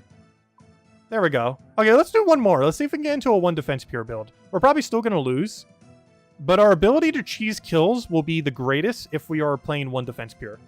We will have the highest chance of randomly getting lucky. Oh, reward chest. There we go. Wait, that's not it. Claim reward chest. What even is this? Oh, yeah, nothing to claim. I guess you only get one when you win. Use coffer. Is this a shop? No. Coffer is empty. You need at least 1,000 to make a deposit. Where on earth is the thing? Supplied crests chest. Oh, wait. Can you change your build? Oh, wait. That's huge. Wait. You can change your starting build, I think. Somewhat. Not really. How do I... You receive these items when a game begins. Okay, cool. So can I get rid of some and put in others? Your loadout contains too many of the item. Okay. Well, let me go get rid of... I don't think we're going to use Dragon Scimitar much, because we don't have like a DD... we don't have like a Dragon Defender offhand. So can I get rid of that for like some Chron Bombs? Your loadout contains too many of that item. How does this work? Mithril Gloves, we already have that. Tome of Fire instead? I'm not really casting Mage much. We're starting with a cult. I want to start with Glorion. Actually, can we just like not have a cult? Let's just like not mage. I like the idea of not maging. Is there a cape that isn't the mage cape? Well, I guess we need it for mage defense. Zerker ring, I do want that. Where's the ranging ring? Do you not get one for this mode? Apparently not. Oh, we can get rid of the staff too. I can actually get rid of ghostly robes too. I just want to go nice and simple, just range melee. And just catch them off guard that way. Oh, we will need ghostly robe as we don't actually have a better... I forgot. Well, you do have better ones, but it doesn't give you an option. It's just like a leather one, but sure, we'll go ghostly robe. Oh, there we go. Start with crossbow. Yeah, you can actually start pick your starting build. That's kind of cool. So now that I got rid of all that, can I go food now or more potions or something? No. So what's the point of getting rid of everything else? Does it not even do anything? I was hoping we could exchange that for like some slightly more food or something. But no, too many of that item. Too many of that item. Too many of that item. Oh no, I can have that though. What does Sandfuse Serum even do? I don't remember. Okay, too many of that item. I don't even remember what buff that does. Can't have more of that. Can't have more of that. Okay. So, none that's needed then. I guess I can just put all the mage equipment back on. I can have a Tome of Fire, though. Oh, let me go get all my mage equipment back then. So, Colt, Ancient Staff. What did that just happen there? Okay, move that over. I also want to change the way that this inventory is set up. A rune pouch we're going to need for the thing anyways. All food I want in the top left corner here. Whereas I want my gear switches in bottom left. No, don't get rid of my shark. Alright, mage shift I'm keeping over there and probably not even using. I'll keep it there. In case we feel like we want it. I'll just get rid of that tome. I don't feel like we'd actually end up using it. Have the DDS ready. I guess we get Dragon Skim back. Should probably carry the mage stuff. No. Oh no, I kind of want to just not even carry it so it's not even blocking in our inventory. If we're just planning on using the other two. Does this put us at a disadvantage? Yes, but for simpler sake, I kind of just want to do a double switch rather than a triple. Learn that first, then we get to actually freezing them and doing the underwalk method and everything else, all the more advanced stuff. But keep it nice and simple. I do want these vertically. I do want them separated from each other, kind of. Like there and there. But where does it go when I equip it? Wouldn't it put my equipment over there? So maybe I should have this more towards the top so that our equipment actually goes into place. So I'd want to keep my switch... yeah, I would actually want to have like a little bit of room there. And keep my melee right there, and then when we switch, we know exactly where it's going to go, and I'll put my book right there. Which means I can actually have one other item right over there then. So we can have it like right over there, put that there, and put like... I still don't know what this thing does. Bonus-wise. Let me go look it up. Sandfew Serum. I completely forget what this even does. Sandfew Serum. Not him. I want your serum. Sandfew Serum. Sandfew Serum, Super Restore, Super Anti-Poison, Bomb Potions on like the ladder. 15 minutes of immunity to disease when consumed. Oh, I need that for that one quest. The duration... Okay, so what does this do? It's basically just a Super Restore then? Properties of a Super Restore and Super Anti-Poison with, whatever that is. So it's basically the anti-disease poison while also Super Restoring. Interesting. Also, just out of curiosity, what's the requirement for making this when we need it in the base game? Let's see. Level 30... 65 Herblore. Okay, we're a little ways away. But anyways. Yeah, I don't see why not to have one of those. It's basically just a second Superstore, to my understanding. Also having some other immunities. So that means we don't want to drink. So that means if we were to start a fight, we want to drink. We start with Sarah. No. Wait, let's go get our drink order, correct? So it would be drink. In that order, or square. And the Sandfew is just a backup for the other thing. In case we need it. Alright, let's try this. We have a double switch. Let me set up the prayers for this mode. Which would mean, initially we'd want to have magic into... Yeah, I'll keep the quick to magic, I think. Or quick switch. I don't know, which one would we want the most? Probably melee? Oh, I can't set a quick prayer to one I don't have already, though. Oh, that's funny. Okay, that one's correct. That's funny. I can't actually set a quick prayer to something I don't have since we don't currently have it until we walk into the door. That's kind of funny. I guess mage is fine then. I kind of want to set to melee, but we really need protect for melee. I know what one of our next goals is. Is there any minigame where we can train prayer? Because I think we need it. So after this, I think we're going to go ahead to the rune crafting minigame. I think we have to do a quest before then, though. But anyways, yeah, I guess that setup's fine. We'd also want to have that on top of that, though. Rapid heals is not needed. Don't need protect item in this situation. Everything else is fine. You know what we could have, though? No, it changes off Augury. Or Eagle Eye, I mean. We're going to have to set that when we go in. Because we just have to have the prayer to preset it. That'll be like the first thing I do as soon as we get in there. Hopefully we actually get one defense pure. No! We didn't get one defense pure! Oh, no. Oh, no. Oh, okay. Bad. I did all that setup. And you're gonna tell me that, Now it's useless. Alright, let's see. No! He did the right switch right on time. Okay, anyways. Is he gonna mage us? Alright, well, we're gonna die. Also, I didn't eat any potions during that, by the way. I did not drink a single potion, so let me start potioning all my potions. Alright, he's gonna think I'm gonna be smart and actually switch to not protect from melee. Little does he know, I am that bad. Honestly, the way we win is they will be unable to predict how bad we are at PvP. And it will throw them off so much that they won't know how to react. Like, for example, I have my defender on right now, which I really shouldn't. Alright, let me switch to... Okay, he's still going for it. He's still going for it. Wait, do I not have a body? No, I don't have one of those body things. He's going for mage to be all annoying, like... Okay, I can't do melee now because he did that. That's fine. Who knows? Maybe there's still a chance. There's still a chance. Okay, he's mass eating on top of me. Okay, he's going for the melee. Honestly, I'm about to... Okay, we need to switch to that. He's not going to know. Okay, now he knows. We both know.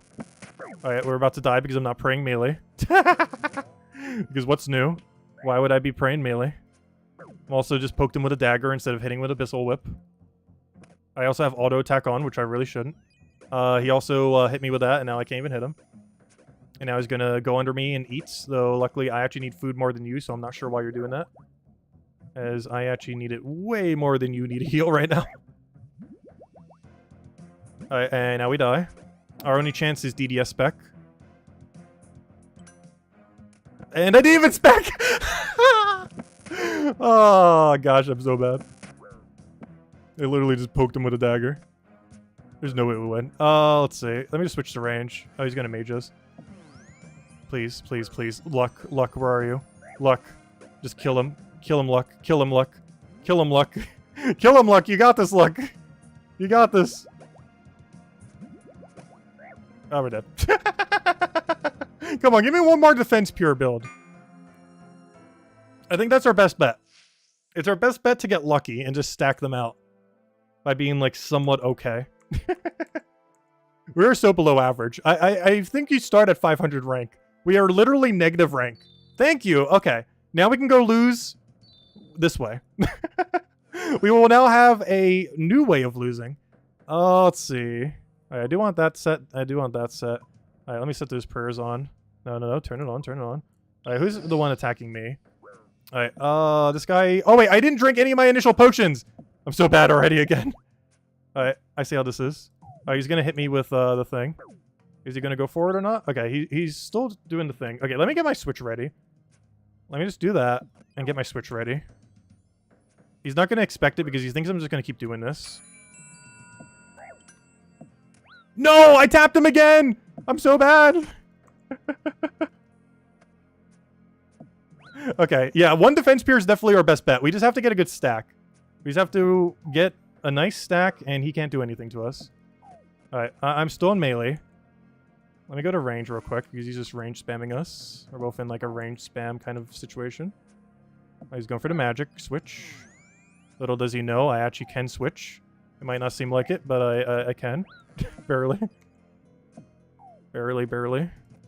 Oh, he's going for the magic. That's fine. Wait, he didn't go for the binds. Does he even have binds? No way. No way, please. Let me just get a kill. Let me just get a kill. Thank you. Okay, I know the strategy now. I know how we win. We just play one defense pure and get lucky. That's it. That's the whole strategy. That's how we're going to get all of our points. There's no strategy beyond that. That is just 100% my entire strategy. Nothing more, nothing less. Just get lucky as a one defense pure. And just get your stack time. Oh, wait, we got a Kodai wand. I don't even have magic equipment. That'd be a nice pickup otherwise. Okay, interesting. Let me go repot. Alright, let's learn one defense pure before we start getting into harder pieces of content. We're all stacked up. I'm actually gonna wait for the fight because I believe we get some extra points. This is probably such a cowardly way of doing this. However, it gives us slightly more points. And we're still gonna have to fight someone ultimately. We just don't have to fight them quite yet. Alright, he's potting up over there. Alright, are you ready? You ready? You ready? You know, I'm just gonna eat Mage on. You're not gonna go for it. You're not gonna go for it. He's about to go for it. He is indeed about to go for it. I'm still stuck here. Yeah, he's good. He's definitely decent. He's dead. I should probably switch to melee protect. Hey, we got a point though. Alright, we are bad at PvP. I have learned. Though I kind of already knew that. It has been at minimum 15 years since we did it, and the only experience I really have is like some free-to-play PvP. I haven't done much in members, and you get a lot more lethal options, that's for sure. Because free-to-play PvP is basically just like switch between Rune Skim, Rune Two Hands, bow that barely hits anything. Well, it does hit, but you know, like it's not as good as the member-related range equipment like Rune Crossbow, and then just like stack into a two hands. This you got to worry about specs. You got to worry about a billion potions. Got to worry about combo food. Though in all fairness, free to play had combo food too. It's called anchovy pizza. But anyways, we got some points. But we're playing Old School Runescape right now. It's particularly the PvP mode for learning how to play PvP. And we're on negative points right now. We have less points than you would have had if you stepped foot in the room for the first time. Amazing. But hey, we got some reward points. We'll get better in time. But that's a later issue. And gosh, we need to get 75 of those for a bag too. That's going to take forever. If the amount of points we get per hour is like a few. Anyways, let's go find a new minigame to go do. I kind of want to try the new rune crafting one. I think we have to do a quest to unlock, if I'm not mistaken. If I'm not mistaken, it's this one right here underneath other. It's called Guardians of the Rift. So let's go give Guardians of the Rift a try. But first we have to go complete the Temple of the Eye. So how long is this quest? What do we need for it? Do we have to fight something lethal? Temple of the Eye. Let's see what this quest is. I've never done this before. It was added in... Oh, it was added last year. Oh, was added like a year ago. This is really recent. This might actually be one of the more recent minigames they added. No! Oh, no. Oh, no. We have to do the Enter the Abyss mini quests. Okay, never mind. We can't unlock that at the moment. I want Protect Vermilly for this just in case we lag out. In order to complete Enter from the... I don't know, maybe we do it now. I just hate to do it on stream, though, in case someone PKs us there. Though we got some practice in, though, as we see, our chance of dying is very high. But, oh, no. It actually requires completion of this quest. And to do that, we have to go into Wilderness and go into Abyss. I don't have Protect from Melee for the Abyss. And I don't have, Oh, and we have to step in foot into Wilderness. Well, this quest itself seems kind of safe, right? Probably. Though we do have to go talk to him again and enter there. Though their chance of dying there's very unlikely. Maybe we'll put it off then a little bit. Like the chance you'll, oh wait. It's required for Desert Treasure 2? Wait, Desert Treasure 2 already has a quest requirement list? Also, wow. Wow. I know it's like a master quest, but what is this list? That's like the entire quest log right there.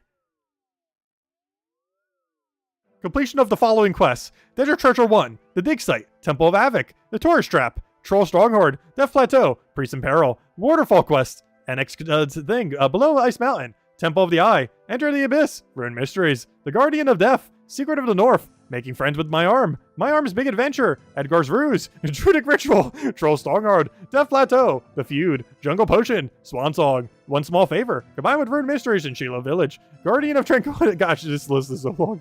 It's like half the list. Anyways, it's not even out yet, and they already know like the whole quest requirements. Oh no, I guess we'll do Enter the Abyss real quick. The chance we die is so unlikely. What do we even need for Enter the Abyss? Warning, hardcore Iron Man should be extremely cautious. I am aware. The mini-quest is started by traveling to 4 to 7 Wilderness, and with a chance of getting killed by other players. Honestly, I'm just going to do this later. I am very aware of how lethal this quest is if you're not ultra careful. Especially when streaming, because someone could just be camping that area in our exact world. Because they know we're in Last Man Standing world. Anyways, we'll do it later. It's way safer to do off-stream, because no one will stream snipe kill us. It's only very low Wilderness. But there's definitely a chance someone would just try to kill us. So I'm not going to risk it. It's better just not to. And just take it later. Okay, what's another minigame we could do then? What are the other billion minigames they've added in recent times? You know one? There is one that isn't new, but we can go do. Let's go do Pest Control.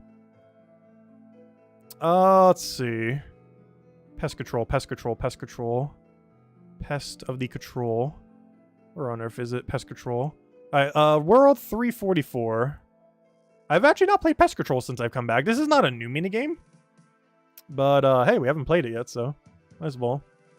I need to at some point anyways for Void Armor. Why is my teleport not working? Wait, why did my teleport not work? Well, anyways, let me go to what was it? 344? Pest Control. Yep, there it is. It's a German server. Oh, we'll take it. Luckily, it doesn't matter too much if we lag in this mode. Also, my equipment setup is not particularly good at the moment. Anyways, let me go and... what am I looking for? I'm looking for teleport. It didn't let me earlier for some reason. Wait, can I not teleport to Pest Control yet? Does that have a requirement I'm not aware of? No, I can teleport there. I was going to say, I thought there was no requirements. The only requirement, I think, is that you're combat level 40. And no requirement beyond that. I believe. Alright, we're here. Alright, let's go get geared up, as we do need some gear. Also, I should double check that this is a safe death. I'm almost 100% certain this is a safe death. But let me just double check just in case. Yeah, it's a safe death. You could die here and it doesn't matter because it's a team-based game kind of thing. Anyways, let's go get geared. My gear setup is below average, but it'll do. We'll go get a ranger hat. We'll get that. We'll get our accumulator. Get a bunch of arrows. What else do we want? We'll get something that gives us one singular range bonus. Oh yeah, I need to go do the Fremnic Trial so I can wear the other helmets. We'll get like an accuracy amulet. Where even is my accuracy amulet? Ring of Life doesn't matter here because it's a safe death. Let's see. I need a body. I guess green D-hide. Van braces. Ring, we don't have anything to wield because I don't have the other ring and we haven't gotten any of the special rings yet. And then we just need a bow, which looks horrible. We're still using our free-to-play maple bow. I've not upgraded it yet. I also haven't done the other quest to get a bone crossbow, which I probably should at some point. Because I'm pretty sure that's way better than the range bonus we're currently using. But there we go. Here's our extremely bad setup. Luckily, you do not need a particularly good setup to do this mode. So we shall go in here. And now we wait about a minute or however long it is. Players ready, 15. Pest Control 0.0. I think we need 200 for a piece of equipment. Can't remember the rate at which you earn it. I want to say 4 or 5 per match. I don't remember how long a match is, though. We're currently in the novice area. If you get to the other areas, you get more. I believe at level 70, we get more points. So we might want to get to level 70 and just go to the next tier boat upwards. I'm not sure how populated it is, though. Because there is a chance this boat's actually better. There's literally a level 123 here. What are you doing? But yeah, as you can see here, there's a level 84, even though we can go in the better boat. So there's a chance that you, even once you hit level 70, you would still go in the lower tier boat until you hit a level 100. Gosh, our setup looks so weird compared to everyone else here. Mostly because most people don't bother doing Barbarian Assault. So even though this is some of the best in slot we can have for our level, a lot of people wouldn't actually be wielding it. Oh yeah, I forget which one of these is the ranging portal. I should probably figure that out. Oh wait, I don't have attack on. I didn't even realize that because it automatically set it in the other mode. But I still have it... Oh no, I do. Wait, why didn't it let me click it then? Oh, because it was doing the death animation, I guess. Alright, let me go check something real quick while we're AFK hitting this guy. Which one is the ranging portal? There's like 4 different portals. Which one is weak to range? Because it's the only attack style I brought with me. It's the purplish portal. Oh, I'm here. Wait, that's not it. Wait, is the other one? West. Yeah, it's the west one. Wait, that was the one that's weak to range. Wait, are you allowed to hit it with any attack style then? Also, where's the progress bar? Because I believe there's a minimum requirement for progress. I guess that's it. Because if that bar is not green, I don't think we get any loot. So we always have to make sure we're helping. Because if we don't do it enough, we will lose. Seems like we're helping enough, though. Currently. I'm about to make that explode on them. That's fine. We don't care about their survival. This is one of the reasons also why this is a safe death area. Because I think you could literally just lure a bunch of those splatters to someone and kill them. Oh yeah, we could be using prayer every single time during this mode, couldn't we? I believe it restores after every single thing. So let me go reset up my quick prayers. So let me turn those off and turn on this. Just for a little bit of bonus. We've reached max progress. Because I'm pretty sure we get a full restore after every battle. Oh yeah, this splasher guy did like 13 to us. Alright, we have max progress bar. Hey, we won. Oh, that was super quick. Hey, you get gold for this too. Alright, we get 3 points as well. Okay, that's super quick. That didn't take long at all. Next departure, and honestly, it might take longer to even depart than it does to win. Does it tell me how long it took us? Oh, that was a task as well. I haven't been doing any of the diaries, but that was an easy diary for the Western Province. We should probably focus on those at some point. Hey, this guy's following us. What's he doing? Is he going to comment on our gear? Because most people don't bother getting the Barbarian Assault gear. Like, people literally pay like 20 million plus gold just to get a like a torso, which is like the equivalence of like 2 or 3 months of membership in the game, which I think is the equivalence of like 20 to 30 bucks. Like, people will literally play it. I know, noob gear. I am aware. Though it's funny being said by someone like that. Hey, the top and bottom is good. The body is bad, though. The body is really bad, and the bow is horrific. There are 3 things in our setup that is really bad. Our amulet needs to be better. Our, oh, is this the same? No, who's that? Oh, it's one of those kind of people. But yeah, the 3 main things we need to upgrade with this setup for our range for now is we definitely need a better body, but we need the fletching or luck from clue scrolls to get it. We need better boots, but realistically, we're not getting ranger boots anytime soon. I could make snakeskin ones. I think it's a 2 range bonus instead of 1, so it'd be slightly better. And our actual weapon is like horrifically bad. That's the main thing. We're literally still using the free-to-play bow we had. With our setup, we should be doing bone. Like, our setup should look more like him. Well, not quite. His weapon is the only thing we should have. But it requires a quest, so, yeah, I don't have it yet. Yeah, this is the same person from a couple weeks ago. It is! Wait, that was that same person. How did they find us again? That's the same person who found us immediately when we got to, off of Tutorial Island. How did they find us again? It's been literally 3 weeks. They're literally following us. That's like the purest coincidence I've ever seen.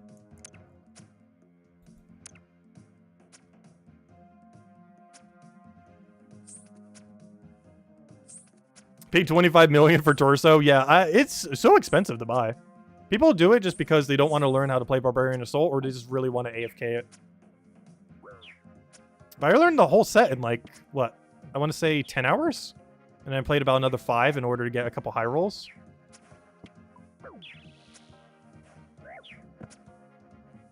Oh, it's pretty easy to do. This is a lot of people just don't want to do it. But yeah, this is like more the setup we should be having. Not quite. Actually, this is slightly worse than ours too. The only thing good about his setup is his crossbow. I really should go do the quest to get that crossbow. I did one for Accumulator, but honestly, that crossbow is so good for lower level training. I think it's even better than Magic Bow in some circumstance. Plus, the ammo costs like 3 gold each or something. It's super cheap. We're winning way slower this time around. I'm pretty sure we had that Derek's guy helping us, that level 100 something earlier, and he just made it like so much easier. We're about to die any second now.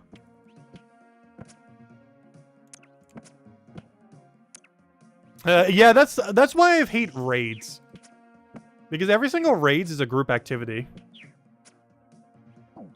And I haven't touched any piece of raid content in this game. Like, at all. Also, I can't believe this person found us again after 3 weeks. I'm not sure if they're stream snipe finding us or just happen to be finding us.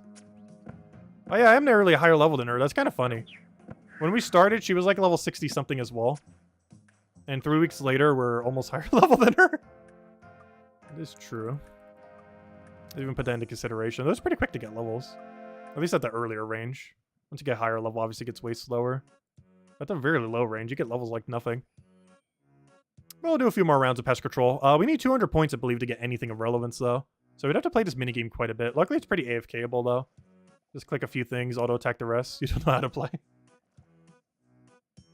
Do I talk? Maybe.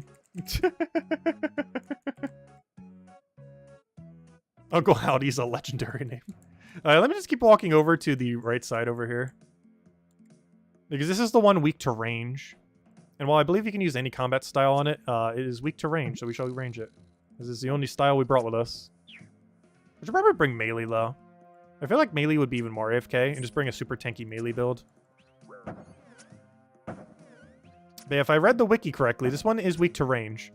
I couldn't tell based on the hits I'm doing. But supposedly it is. Maybe it's the one weak to slash, because why is everyone using slash weapons on it? Unless everyone just brings one weapon type and just doesn't even care about the weakness of the portal. Which at this point seems to very much be the case. Also, I love this Derek guy helping us right now. He's probably carrying us so hard. He's 1 HP Derek'ing, which you do more damage the lower your HP is. And he's literally just in the low lobby, so we insta-win within a minute. He's a lifesaver. Otherwise, we'd probably take like 2 or 3 extra minutes every single time.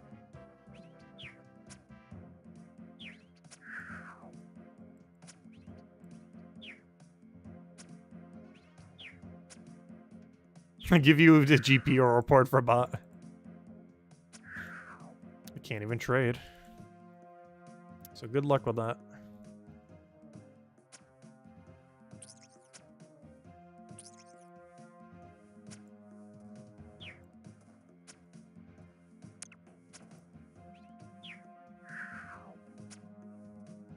Yeah, the Enter the Abyss quest from earlier, it's such an easy quest.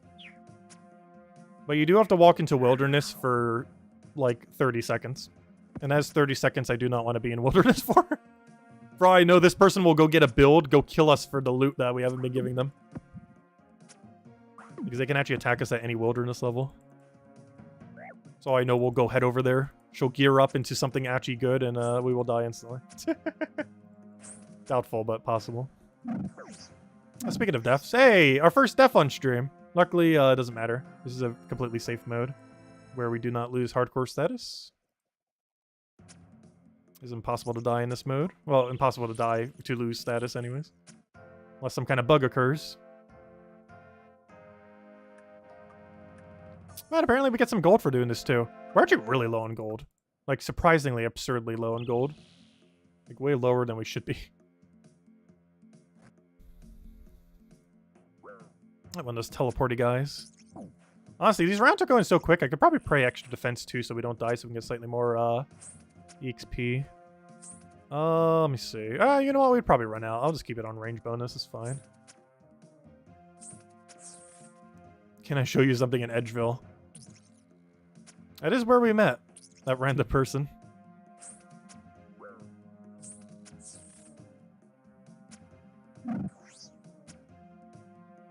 Hey, that's the person who we found when we literally made our account. We found them within 10 seconds. They were just kind of there.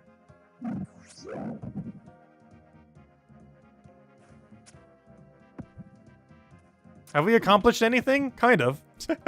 We've been trying mostly just a bunch of mini games. Sorry, I didn't answer that earlier. I'm really bad at reading chat when playing this game. Generally, when I stream a game for a while, you kind of know like when to look at chat to check things. Though given that we haven't streamed this game much, keep getting caught up in everything. Also, we do get EXP in this mode. I almost forgot about that. There's a lot of modes that you don't actually gain EXP during, but this one you do. Which is nice. Though it's not a lot of EXP. If I go check my range right now, I'm pretty sure it's like, what, not even 10k? I guess 14k. It's not like super horrible, I guess. It's also not particularly good.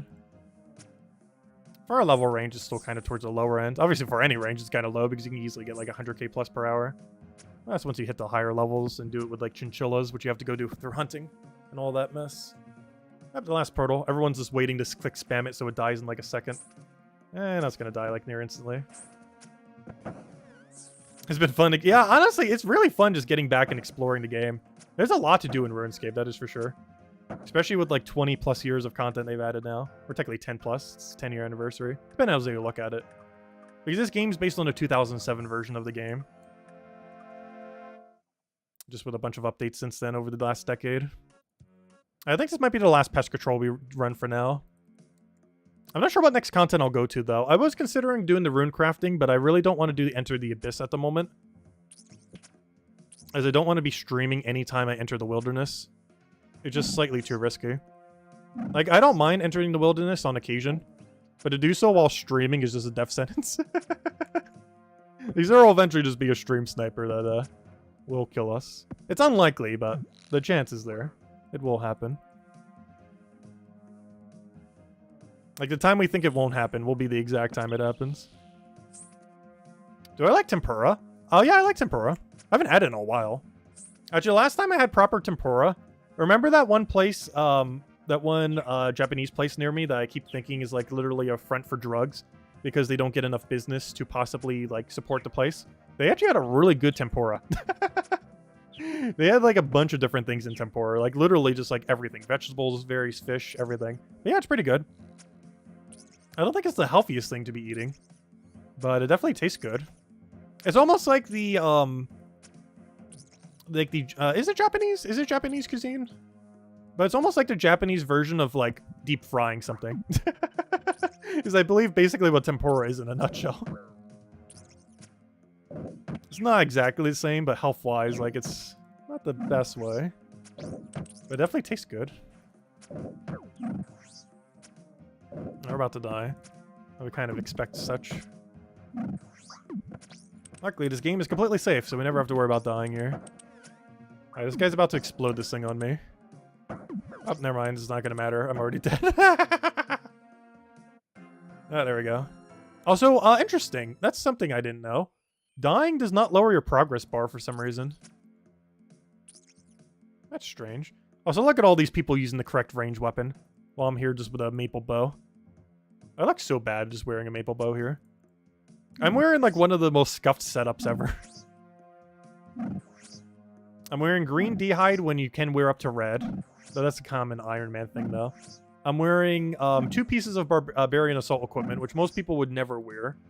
Because even though it's good, most people wouldn't take the time to actually get it at this level range. Same as the boots. And then I'm wearing, like, the maple bow from Free-to-Play. With the accuracy amulet from Free-to-Play / that one quest line. Just because we haven't gotten a better amulet. I can't remember the easiest way for us to get a power amulet. I know there's one boss in the wilderness we can go for, but because it's in the wilderness, we won't. Actually, let me go look that up right now. We got plenty of progress. How can I get amulet of power easily without crafting it? We will eventually have the crafting level for it, but what's the alternative? Amulet of power. Let's do one more round since it's about to look this up. We can almost AFK get our points. Let's see. How do you get amulet of power? What drops amulet of power?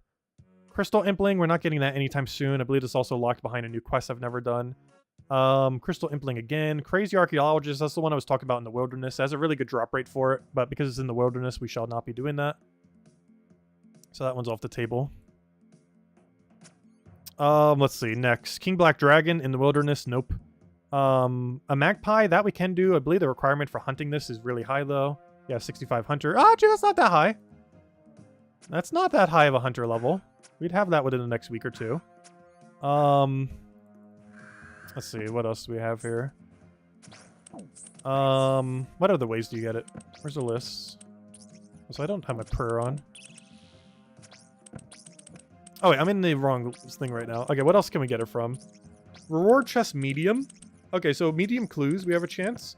Silver chest red. So that one minigame. Okay, so all the silver chests from the that one minigame. That's from the Shades of Morton minigame, which I do need eventually for when we start doing barrows, because I need that one amulet. Actually, that amulet almost has the stats of a glory as well, oddly enough. Kind of funny that you also get a glory from it.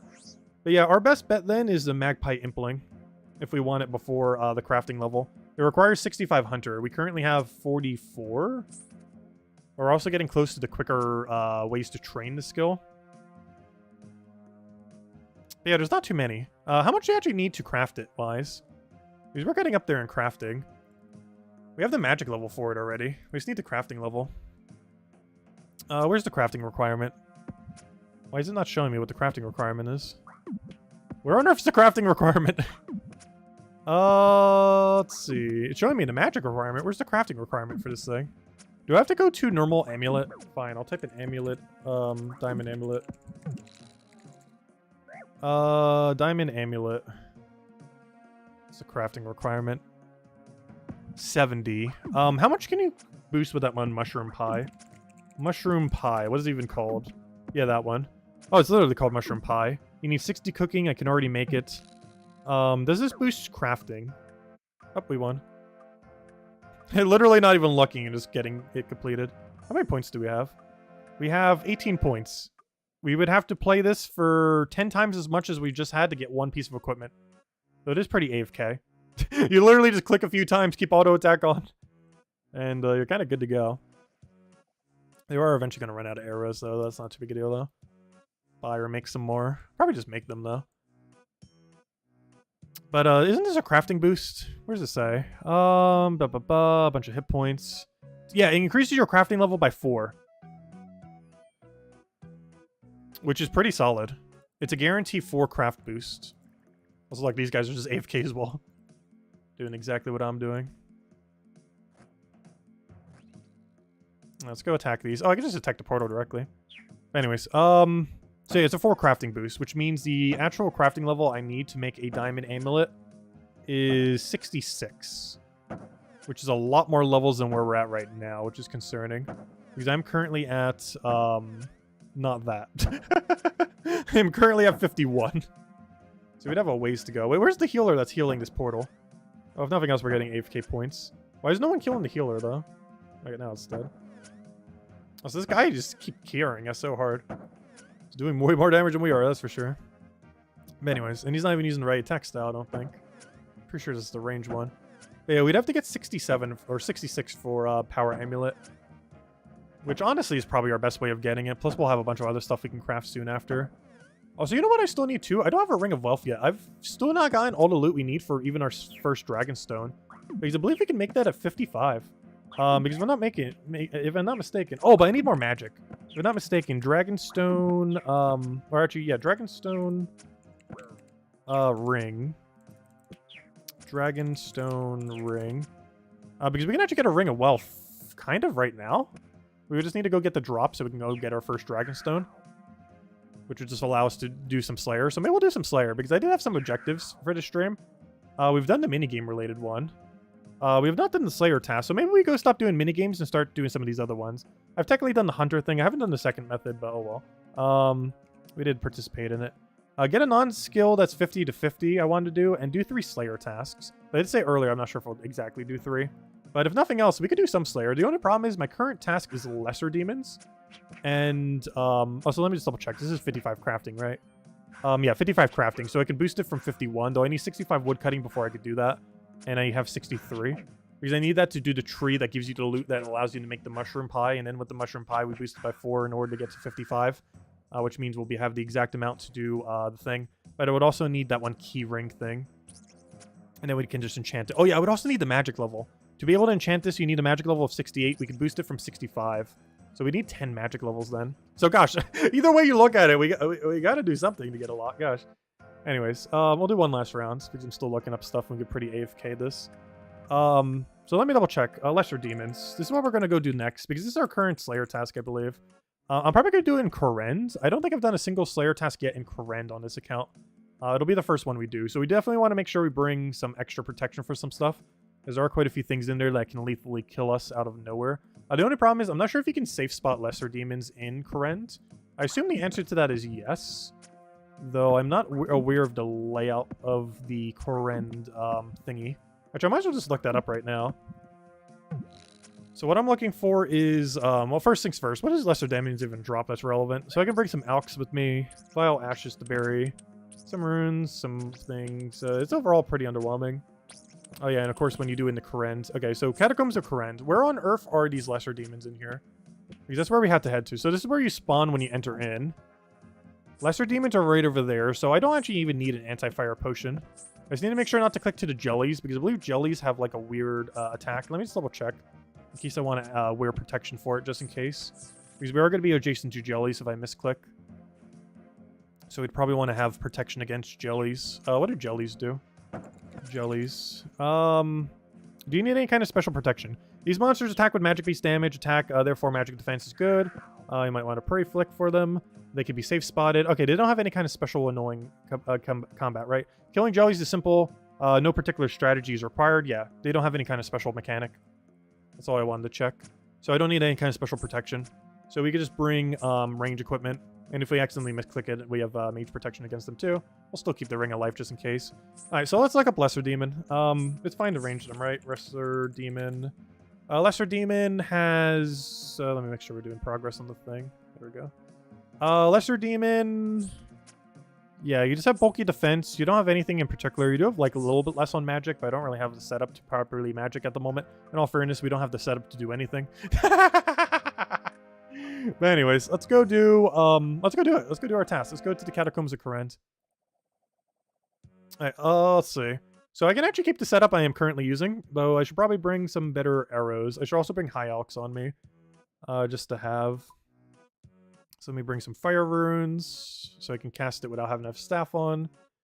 Bring some natures. Oh, what else do I need? I guess bring some backup food just in case. You never know. I don't have the Xerix Talisman yet. That's something I definitely need to do before next stream or on next stream. Get Xerix Talisman. I don't quite want to do it right now. But gosh, do we need teleports to that island? Because I have no way to teleport there at the moment. Because we don't even have fairy rings or anything. So I have, other than like going to winter... Oh wait! I can teleport to Type Farm right now, right? Wait, can I? I don't have the farming requirement for it. It said earlier I couldn't because I didn't have the requirement. But I do have one requirement for it now. I have the requirement of the favor. So let me see if I can teleport to Type Farm. Please, let me.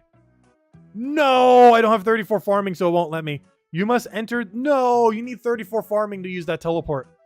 Oh, we definitely need to get farming up. I was planning on doing that. I was hoping to have it before this stream, but we didn't. Where does this boat lead us to?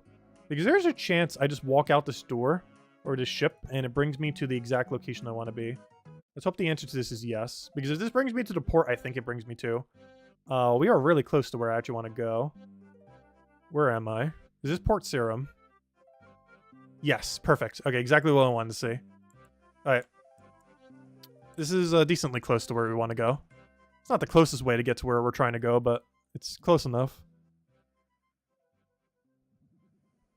Bunch of people training magic. Some guy just pretending he's in a free-to-play world. With the equipment he has on right now. He's role-playing a free-to-play player.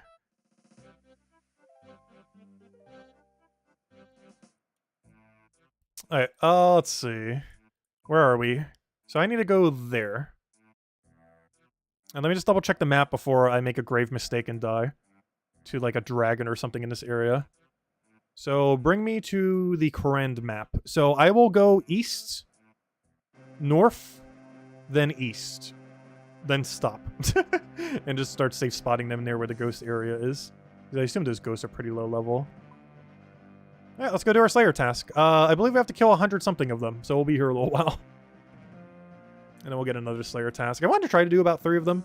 Our current Slayer level is 32. And I believe we can start getting some much harder tasks once we hit 75, because we can start doing the person that gives Brimstone Keys, a new Slayer Master that was added, I want to say a couple years ago? I'm not sure exactly when, but they did it when they updated a lot of stuff with Kourend. Like, they did like a gigantic visual overhaul, because a lot of this place does not look like what I remember at all. Like, at all. So hello, Clip-On, welcome. Alright, anyways, let's go into this temple already. So this is the first time we're stepping in. So much so, it should actually give us a new music track, I believe. Oh no, you know what? Maybe I did accidentally step foot in here earlier. Even though I haven't done a Slayer task here yet, I think I stepped foot into here one time earlier. Because I was here already, and I was like, oh, let me go investigate the statue. And it's like, oh yeah, I remember now. That's the teleport to get here. Okay, so there are the Abyssal Demons. Do not go over there. Here are the Moss Giants, so we're in the right area. We then want to go over here. Here should be ghosts, and then one room over should be the lesser demons we have to kill. This is also probably where I'm going to kill the Moss Giants when we try to get that one scepter. There's a really good scepter there that actually goes for like 8 million gold on the Grand Exchange. That, of course, is an Iron Man we have to go get ourselves. That saves you nature runes when doing High Alch, and that combined with Fire Tome is pretty useful. These things are decently high level. However, I believe I could safe spot them just by walking over here.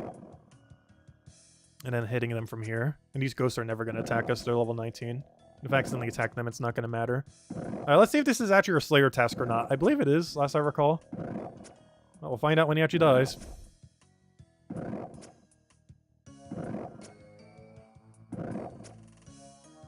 And I don't think we've actually shown the accumulator effect on stream. Oh, I don't have my Ring of Life on me. Oh no! Okay, we're probably not going to die because of that, but There is a small chance we die because of that. I highly doubt it, but I'm not going to bank right now. Once we have like a full inventory of stuff, if we even get a full inventory of stuff, I will. Because most of it's just alchemies.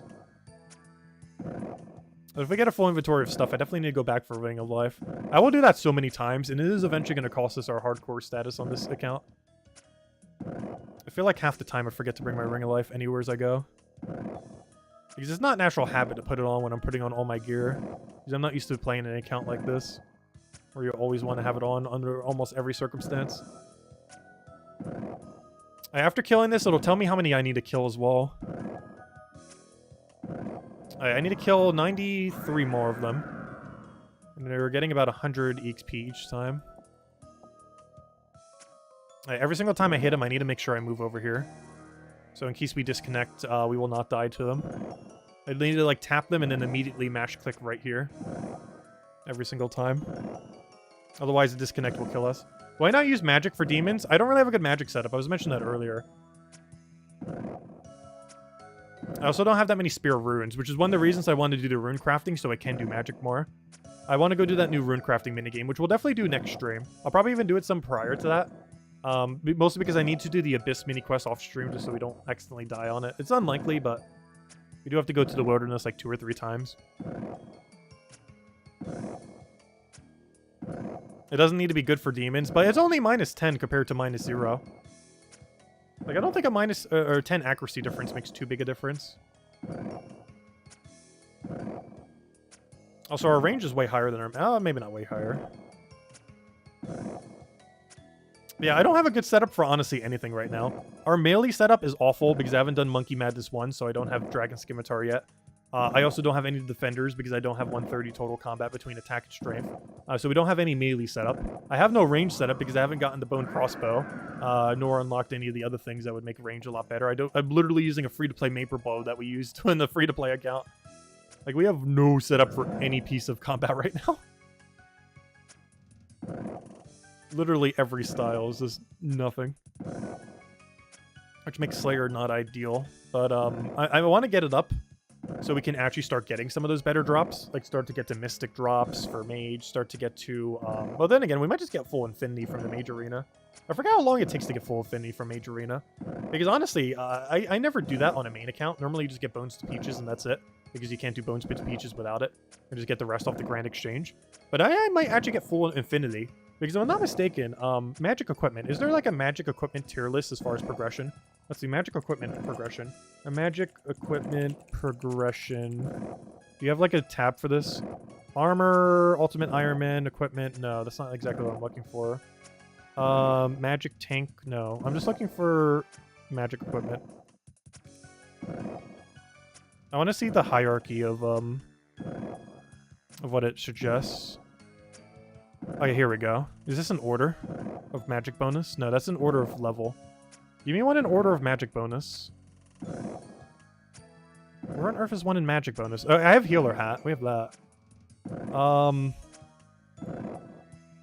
on, give me one in order of magic bonus. This one might be, actually. Hold up. This one somewhat is. Where is Infinity on this list? Oh yeah, Infinity is decently high then. Like, how much is Infinity hat compared to our healer hat? It's +6 compared to what we have right now.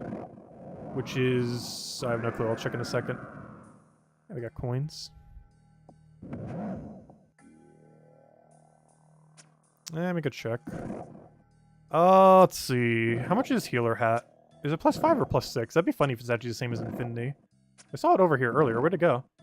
Where'd the healer hat go?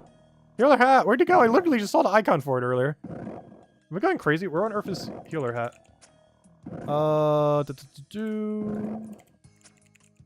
There it is. What's the bonus on healer hat? Healer hat is a bonus of +6. Wait, why would you use Infinity then? Healer hat's literally easier to get. And it has better defensive bonuses. Maybe Infinity isn't that good. Though it would be for like the robe, middle, and bottom, possibly. Though what's the difference with Ghosts? How good is Ghost compared to, where even is it on this list? Like, where's Ghost robes? Because I believe you get that from a quest. I can't remember how hard that quest is, though. Ghostly robes. How much is your bonus? Ghostly robes is +5. And Infinity is what? +6? Because if Infinity is +5, wow, it's actually way worse than I thought it was. Infinity. Infinity is plus... Okay, never mind. 22. Yeah, that's a little better. Even though it's the same as our helm right now, that's a little improvement right there. Just ever so slightly. So the hat's not that useful, but some of the other pieces of it are. I see. I see. You definitely want the boots, because that's actually used to make the best in slot boots later on in the game. So it looks like we'd probably want to get the boots, the body, and the legs if we tried doing the mage training arena. What's the requirement for mage training arena? 50? Only 50? I don't know, maybe we do some mage training arena at some point soon. I need to go do the rune crafting so we can go get some runes though first, because I believe you do have to consume your own runes, like law, nature, cosmic, and a few others there. Can't remember all 4. I think there might be a 4th one you need. I know you need law, I know you need cosmic, I know you need nature. Can't remember if there's a 4th you need for that area. But yeah, you only need 50 to go there, and we already have 50. So we might want to go there and start getting some pieces of equipment. We definitely want boots. We definitely want body. We definitely want legs. It's better just to use Healer Helm, because Healer Helm is just a definitive better version of the hat. So we don't really need to worry about getting the helm, unless we just want it for completionist purposes at some point. And gloves we'll probably skip on. I don't really have good mage gloves, but we will at some point. So I don't really want to take the time to do that unless we're just going for the whole set. If we can avoid it completely. Let's see. The whole thing is bad. Yeah, mage training arenas, I don't know. It's not ideal, but there are a couple drops we're going to have to get from it. And as an Iron Man account, the only way to get these robes is from doing mage training arena. Though there is 2 things you 100% have to get from it. Infinity boots, which if you're a normal player, you would just buy it for 361,000 gold. But we have to get it ourselves. Like, the 2 absolute required things are Infinity Boots plus Bones to Peaches. I remember when I did the diaries on my other account way back when, that this is actually a diary requirement. I think it's like a hard requirement for Lumbridge or something. Or maybe an elite. I think it's just a hard, though. Let's see. If I control find diary, it'll actually tell me. Yeah, Lumbridge diary. It doesn't say what tier it is.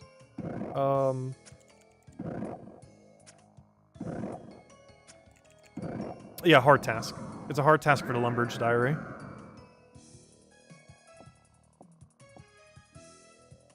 So at minimum, you always have to do that on every account because you can't buy Bones to Peaches from Grand Exchange.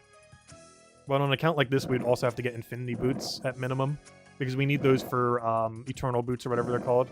Pegasus Boots, I mean. No, not Pegasus. Wait, where's the upgrade? Yeah, there it is. Eternal Boots. I was right the first time. Because we eventually need them for Eternal Boots. Which I believe are still best in slot boots. If I type in best in slot, I believe Eternal Boots actually are best in slot at this current moment in time for magic. So we definitely need to make sure we get the boots to eventually upgrade them. Yep, Eternal Boots are currently best in slot boots for magic. Not by much, but they are indeed best in slot for magic boots. So you definitely have to get those Eternals. Or get the Infinity Boots, I mean, or whatever they're called. You have to do the Mage Training Arena for those boots, plus Bones to Peaches at minimum. So we have to play at some point to some degree, regardless of if we want the full set or not. As we need that for boots, and we need the Bones to Peaches for Diary. As well as possibly for God War Dungeons. I feel like I never really used it much in God War Dungeons. Also, hello Genki, hope all's been well. I don't feel like I've used it too much in God War Dungeons. Also, we are killing so slow.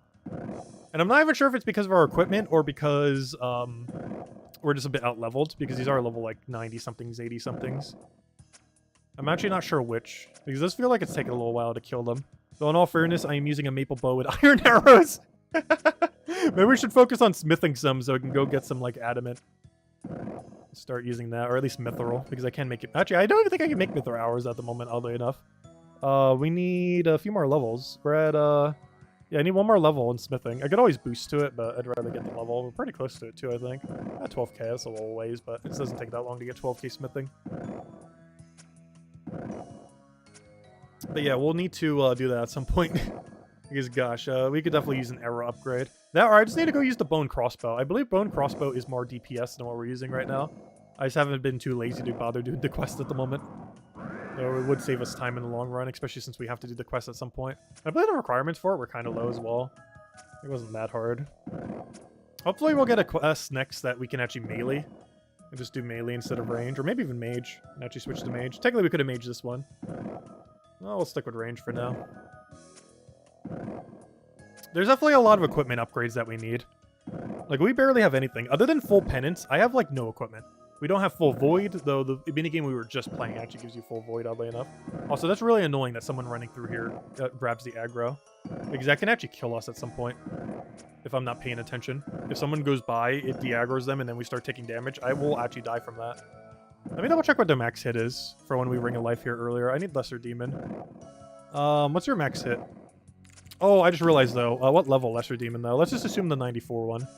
94. What level is the 94 Lesser Demon? He will max hit for 8, which means to be fully safe here, I would have to have 90 HP with a Ring of Life in order to ensure our lack of death. I would also need to first actually wear the Ring of Life and not forget it at the bank. But, yeah, there is a small chance we die if we're not paying attention. Even with Ring of Life on. Because they have a max hit above our teleport. The way that Ring of Life works is it teleports based on 10% of your max HP. So at our current HP, it would teleport us away when we hit 5, 4, 3, or 2 HP. Or 1, I mean, as well. However, if you hit 0, you will not be saved. So if they can max hit for more than what 10% of your life is, a Ring of Life cannot ensure your safety 100%. Multi-area also wouldn't if we start having multiple of them attacking us. But I believe we lose aggro after like 10 minutes here or something. So they should de-aggro almost soon, as we've been here for almost 10 minutes at this point. Also, how's our Slayer doing? What XP rate are we even getting for Slayer? I'm not even sure if that's good or bad. We're getting like 4k per hour. I don't think I've ever really kept track of my Slayer XP per hour in the past. Also, they added Soul Wars Dungeon to this game. Maybe we'll go check out that minigame soon. I don't think you get Slayer XP from it anymore, unfortunately. However, you do indeed get rewards. And I believe it has a couple best in slots as well. It has a couple interesting items they end up getting for. I believe one of them allows you to like kill ghosts and stuff for per XP, which we're definitely going to need when we do barrows at some point. Because when we do barrows, we will they count as ghosts. So we actually get, I believe what it does is 20% of their HP gets... Oh, we can use Rune Crossbow now. Now that would be the time on a main account that you would switch to Rune Crossbow. But we're on an Iron Man, so we can't. If we want a Rune Crossbow, we either have to like kill some... Actually, let me go look up right now. I'll tell you what we need for a Rune Crossbow. If we want a Rune Crossbow, now that we can use it, we have to do one of the following things. We would need a fletching level... Wait, only 69? Wait. No, that's kind of low. Oh, wait, I might be on a Rune Crossbow hunt. Hold up. That is way lower than I was expecting. Though, how are we going to get the rune thing, though? Wait, that could still be a problem. A Rune Crossbow can be made at fletching level 69. Why did I think it was way higher than that? A player must first cut a U stock. That's fine. But yeah, 69 fletching is really easy to get. I don't think we're anywhere near it, but fletching goes up super quick. Like, we can get 69 in like a few hours, probably, from where we're at. Maybe not exactly that long, but it's pretty AFK-able, too, so... It'll feel like a few hours. Even if it takes a little longer than that. You can pretty much AFK almost entirely there. Plus, we get some from Wintertot, though we can get it way quicker by actually fletching properly. Let's see... 69. I didn't even think about that. But yeah, we can craft it at 69. Crazy Archaeologist is generally how you get it. Yeah, Iron Man can obtain the Rune Crossbow from the Crazy Archaeologist. Problem. He's in the wilderness, and I'm not going to go kill him. So we're not going to do that. So how can I get a Rune Light Crossbow unstrung? Is there anything that drops this? Ancient Wyverns. You need a way too high of a Slayer level for that. Okay, so we're not getting that way. Let me see what drops just a Rune Crossbow straight up. Because otherwise, I think we need a really high smithing level. Let me see. Wait. What's this composed of? Runite Limbs. Let's see what drops Runite Limbs. Steel Dragon. Wait. 1 in 16? Wait. We could do that. Oh, 1 in 16 drop off of Steel Dragons? I could pretty much kill a Steel Dragon right now. It would take forever. And I'd probably want to wait for a task, though I don't even think we get a task for them at our combat range. But yeah, I could kill 16 or so Steel Dragons. I won't do that on stream because that's going to take like an hour, probably, to kill 16 of them. But, yeah, I don't think they would be lethal to us. They're pretty safe with Protect from Mage, I believe. An anti-fire? Oh, we might need an anti-fire potion. I don't have access to that. And I definitely have to use a crossbow, so I might have to make a mithril crossbow to go kill them, or mage them. Are they weak to mage? They might be weak to mage. Anyways, what else drops them? Crazy Archaeologist, no thank you. Iron Dragon, if that one's too hard, we can go for that. King Black Dragon, no, we're not going into Wilderness, not yet. Supreme, no thank you. And Aviaries, no, we're not going there anytime soon. Okay, so, yeah, Steel Dragon or Iron Dragon? Let's see, how can we kill a Steel Dragon? Steel Dragon does kind of sound like a power metal band, doesn't it? What are you weak to? You're weak to magic. And slightly stab, but mostly magic. So I could try just using some mage spell on them. What's your max hit? You hit for 22 with melee? What's your max hit with Dragonfire when you're ranging, though? Wait, are you just immune to death with Prey Magic on? One big issue, though. I don't have access to Prey Potions yet. I need higher Herblore level. Everything's connected. You always need something to do something in order to do something. And it just chain reacts forever. Because if I want to properly do Steel Dragons, I need Prayer Potions. To do Prayer Potions, I need 34 Prayer. To do 34 Prayer, I need to go get... I mean 34 Herblore. To get 34 Herblore, I need to go do more farming. As well as just kill things that drop herbs at a consistent rate. Supposedly, these drop herbs, too. I haven't seen a single drop from them yet, though. This is like a whole chain reaction anytime we want to try doing something. But yeah, Runite Limbs right there. 1 to 16. I need that. I still need to get the fletching level for that, though, but it's better than getting the smithing level. Because Runite Limb smithing level is like 80-something. We're definitely not doing that anytime soon. Let's see. Yeah, we'll likely kill it in the Catacombs of Korand, exactly where we are. Not right now, obviously, though. We don't have the equipment for it. Where's their strategy? I'm trying to find a strategy tab. Do you not have one? Where's the strategy? Is there not a strategy tab here? Because can you just pray magic to take no damage? Powerful, let's see. Steel Dragons are powerful dragons found in the Brimhaven Dungeon and the Catacombs of Korand. Steel Dragons are the 4th strongest metallic dragon behind Mithril, Adamant, and Rune. Those 2 of which are locked behind Dragon Slayer 2. They have a chance of dropping a Draconic Visage, which we do need before we take on Dragon Slayer 2. I do actually want to get a Draconic Visage before we even go into that quest, as it is a very, very hard quest. And I want to make sure we have the best possible shield possible. Doesn't matter if everything's best in slot, but I definitely want Draconic Visage, as it's a huge upgrade compared to Dragonfire Shield. But anyways, anything else you want to say? If they are fought without completion or complete Dragonfire protection, it is recommended to stay within melee distance and use Protect from Melee to reduce the amount of Dragonfire damage taken. Okay, so I won't have complete Dragonfire protection. And I don't have Protect from Melee either. Do they actually hit that hard? Are you trying to tell me a Dragonfire shield is not enough? I'm not sure. The following drop rates are provided by Jagex. No. I would need to double check. I'm not sure if Prey Magic protects us fully. I think we need some kind of Dragonfire protection. The problem is, the weakest Dragonfire potion is like, I think 50-something Herblore. Which is not happening anytime soon. 34, that we could do. We need it for like 1 billion requirements for things once we can finally get prayer potions. Something like 50 plus, not happening anytime soon. Not happening quite yet. Let's go see how Iron Dragons are. It would take us twice as long on average to do it on Iron Dragon, though. Oh, they still have chance for those dragon things we need. I actually don't have a tier 30 legs yet. What are the other ones? 1 in 500? Wait, they don't even drop it? Wait. Oh, no, you do. I was going to say, yeah, it's half the rate. I was going to say you should if the other one does. Yeah, it's a 1 in 512. That's a pretty good clue scroll drop, right? Yeah, I think we might do it just to try to get Rune Crossbow. Because that's our most realistic way to do it, is kill Iron or Steel Dragon, seemingly. And that will allow us to do Rune Crossbow once we do the billion other requirements. So all the requirements for doing that, though, is we'd have to go get 69 Fletching. We'd have to go get 34 Herblore so we can get Prayer Potions. Because we're either going to need to protect melee next to it or pray magic from a range. We're going to need to get... what else? Actually, I think that was it. There's 34 Herblore, 69 Fletching, and that's actually it. Unless I'm forgetting something. That's still 2 whole steps we'd have to go do to be able to get there, though. Because to get those 34 Herblores, we need to go get a bunch of herbs, which means farming and some other stuff. 6 and 9 fletching, I probably just need to do slightly more wood cutting, but luckily that'll get us to 65, which I need for that crafting boost anyways. So in us doing all the logs from 63 to 65, we'll also get everything we need to go do, what's it called? To be able to go do fletching. So we'd be able to do that for the crafting potion then, or the crafting pie for the +4 boost, which will also allow us to get Ring of Wealth once we get to one of those key drops, which reminds me. What's the key drop on the Lesser Demon? Because I still don't have the other half of the key, and I need it. Because I don't have any Dragonstone, and the second we do, we basically have access to Ring of Wealth, which we'd be wearing in pretty much every situation where we are not using Ring of Life.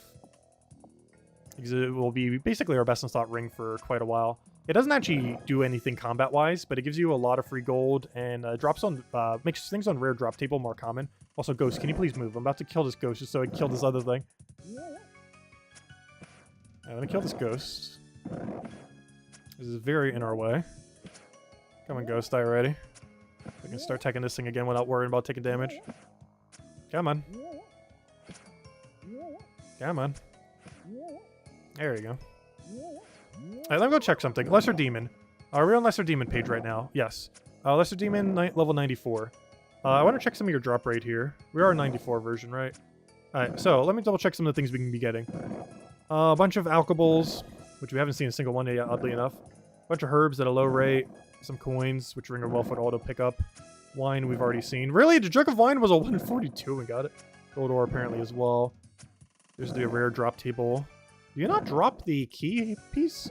I guess it's just on a global drop table. So without Ring of Wealth, it's a 1 in 4,000 that we get the other half that we need. I'm not even sure which half I currently have. What's even the best ways of getting these? Is there like a really broken strategy out there? Magpies, potentially. Casket reward pool? Oh! Oh, that's cool. You can get it from fishing, that fishing minigame we were playing earlier. Oh, we might get it that way.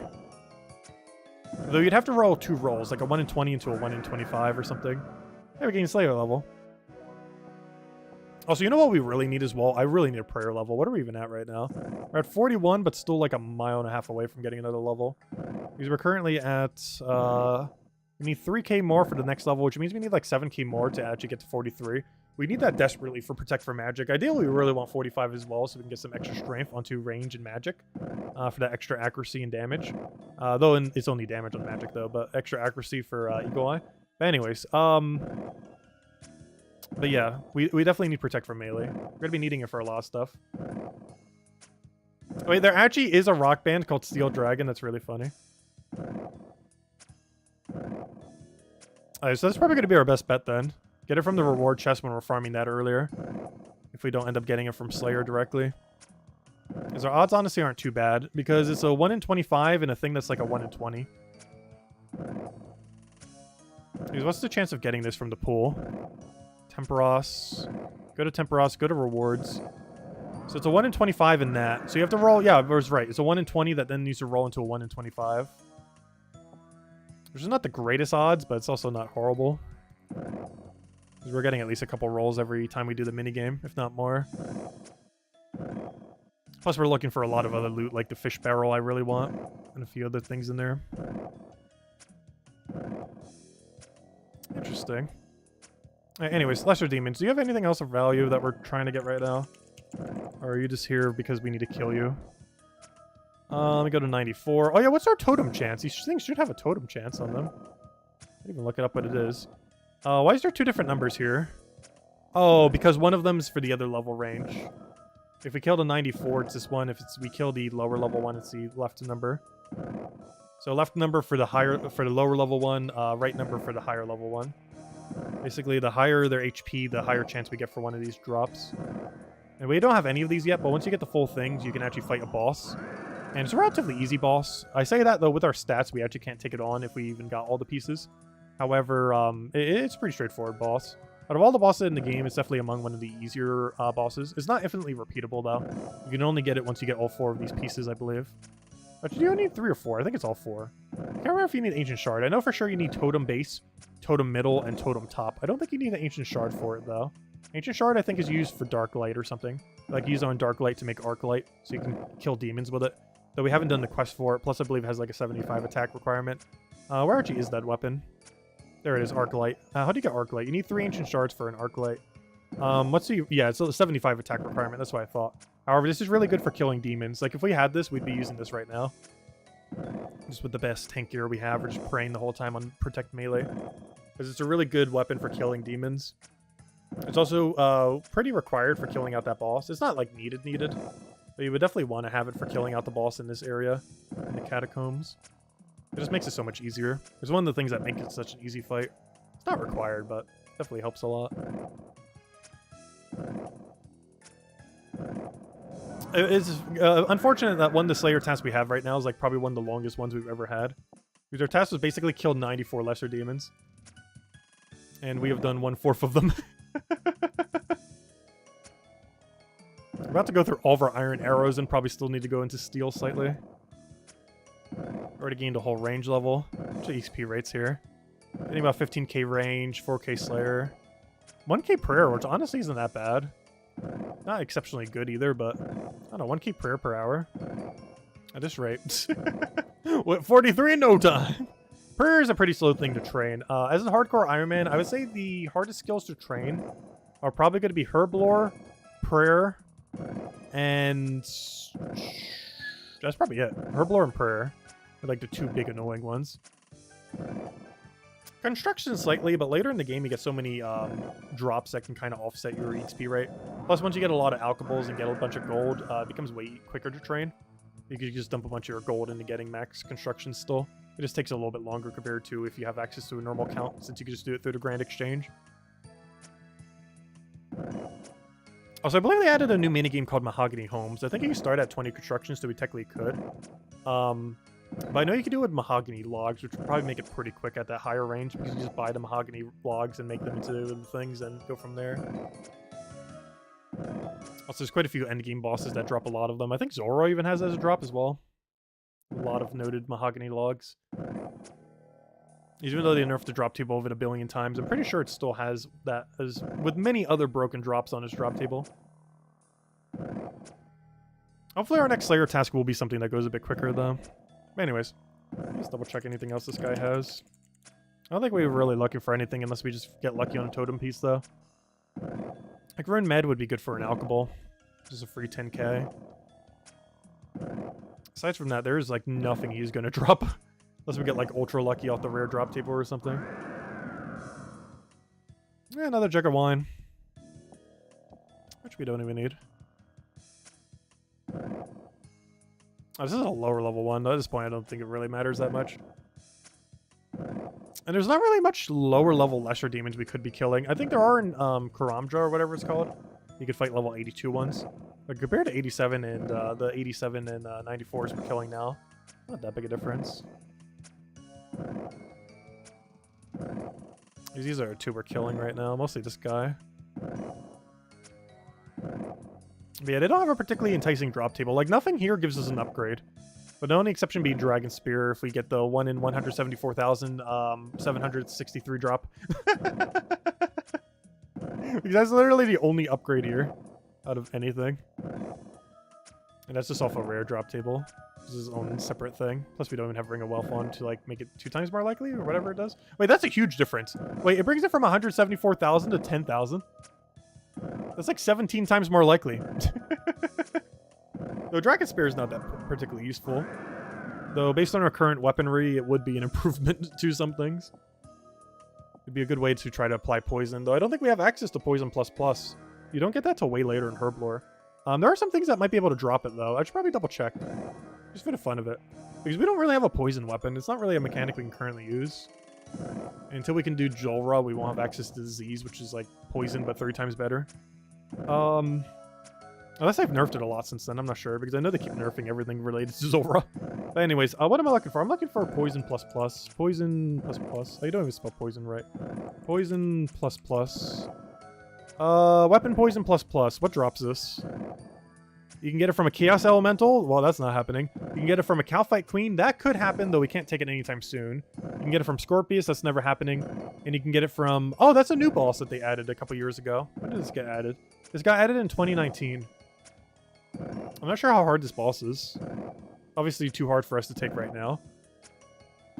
Max it of 31. Bunch of rune items. What are your uniques? Because the thing I'm looking for is not a unique. It has this. A crush weapon for 65 attack. Interesting. Is it any good? Is this weapon even relevant? It doesn't look that bad, honestly. Everything about it looks actually usable. This weapon appears to be made from several of the legs bound together. Read up on it in a second. It actually seems like an okay mid-game crush weapon. The Crudgel has slightly better crush strength than the Vigorous Chalice, and slightly lower bonuses than the Leaf-Bladed Battle Axe, although with a faster attack speed than the latter. This makes it a good one-handed crush weapon, which does not degrade or require a charge. Okay, yeah, so it's really good then. You don't have to recharge or anything. Oh, it's a pretty rare drop. It's probably one of its rarest drops, right? A 1 in 384. And that boss is not going to be quick to kill. Like, we'd probably kill like 5 or 10 per hour or something. I'm not sure what the boss even entails. Or realistically, we're not killing like hundreds of them or anything. Spider Carcass. What is that? What does it even do? Obtained as a drop from the spiders or that. These carcasses are used for cooking spiders on shafts on the stick. Okay. Oh, it just straight up drops a crystal key. That's funny. Oh yeah, this is the one I actually wanted, the weapon poison. Which is probably easier to kill that boss than it is to get the herblore level. To actually poison something. And even though it's not the best rate for it, it's the best rate for it that is on something that won't be in the wilderness. Also drop some kind of tattered page. Giant egg sack. Oh, is this a bunch of red spider eggs? Oh, that's cool. You can get a sack that drops 100 red spider eggs from it. Oh, that's really convenient. That's a slightly annoying herblore item to end up getting. Because otherwise we'd have to get it from the Tower of Life or whatever it's called, or Tower of Creation. In order to, which requires that one quest that we haven't done yet. But it gives you a bunch of secondary ingredients like red spider eggs, unicorn horns, which I could definitely use some more of, and a bunch of other random junk. I believe you can do, I believe there's a diary to note it as well. What's it called? The Tower of Life? The something of life? Let's say Tower of Life. Yeah, Tower of Life. It's literally called Tower of Life. Actually, that's the name of the quest. I haven't done it yet. Actually, we could do it. It only requires 10 construction. At least 11. Yeah, what do you have to fight? Anything? Yeah, this is a super easy quest, actually. It's a lot of puzzles. It's a very puzzle-heavy quest. It's really easy. Yeah, we can actually do that, because that gives a bunch of easier access to secondary ingredients, which could be useful. How much does it even alch for? Probably barely even worth using it on it, but I'm still doing it. It alchs for 240. Well, it's still worth more than a nature rune, so I'll take it. Let's see. But yeah, we might want to do this quest, because what's the diary you need for it? I believe it's the Ardone diary? Ardone... Ardone... Cloak 3. Because I believe you need it from the 3. Where's the diaries? Ardone diary. Tower of Life. Tower of Life. Tower of Life. Okay, let me go up. Tower of Life, Tower of Life, Tower of Life. Rewards. What tier is this? Tier 2.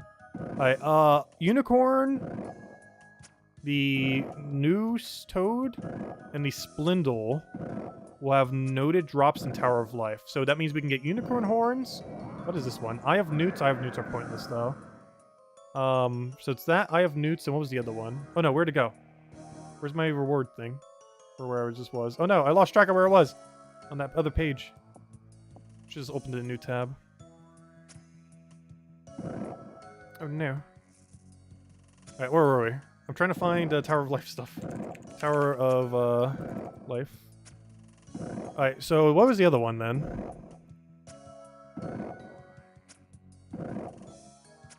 The Spindle is the other one. I think that's red spider eggs, which actually would be really good. So what's the next one? Because another one also gets noted. Tower of Life, Tower of Life. Oh, I thought there was one for the other tier. Is it not? What's all the options then? That's not it. That's not it. Because I thought you could eventually get all of them noted from Tower of Life. Because that's for Cloak 2. I guess we could try getting Arctic Cloak 2 if we really wanted to for it. But I thought you could get all of them noted there, not just these 3. Because this is Unicorn Horns, Red Spider Eggs, and Eyes of Newts. Eyes of Newts are really easy to get these days. But red spider eggs and unicorn horns are still a little bit more complicated to get. And getting them from Tower of Life could still be a great option. I could have sworn there was an option that eventually makes everything from Tower of Life noted. Hey, we got a herb. Not one I can use it at the moment, unfortunately. But a herb nonetheless. We're like 1/3 done with this task. Gosh. Alright, what else do we want to look up while we're waiting? Because at this rate, we're just about to look up everything. I don't know, what's even our next objective after this? I guess take another Slayer task and hope it's one that doesn't take nearly as long as this. Yeah, I should probably worry about the diaries at some point. Let's see what we need for easy diary. I've heard that this is a pretty good reward that most Iron Man go for immediately. The only reason I haven't done it is this task right here. Use the Ardone lever to teleport to the wilderness. You may pull the lever to return. The problem with this is it brings you to 50-something wilderness, and if there's someone there who wants to kill us, we are dead. We will instantly die. They will teleblock us. We will die within seconds. So I would need to go get a secondary account and have it stand there to scout to make sure that there's no one there and then do it. This is an objective that only has us be in the wilderness for literally 1 second, but we can very easily die in 1 second. Like, we are more likely to die this way than we are from doing the Abyss quest. Like, at least 100 times more likely. Because all someone has to do is mash-click teleport on, teleblock on that spot, and we are dead. There is no surviving that. We are just simply dead. Because it's either going to be a max pure or level 100 something or something similar, because it's like level 50 something wilderness. So that I would want to have a scout for. And I would need to go get my other account to have membership. I already have a bond on it, so I can easily do that later. I just haven't used it on it yet. Because I was waiting until I did some stuff in wilderness so I can use it to scout. I was considering not scouting on this hardcore Iron Man account, but I feel like everyone does, and I don't believe it's against the rules at all in the game in any way, shape, or form. Because almost everyone cheeses with scouting when you go into the wilderness, so we will just to play it a little bit safer. It's not required, but it will make things just a little bit easier if we know in advance if something's going to immediately kill us or not. That is pretty good intel to know.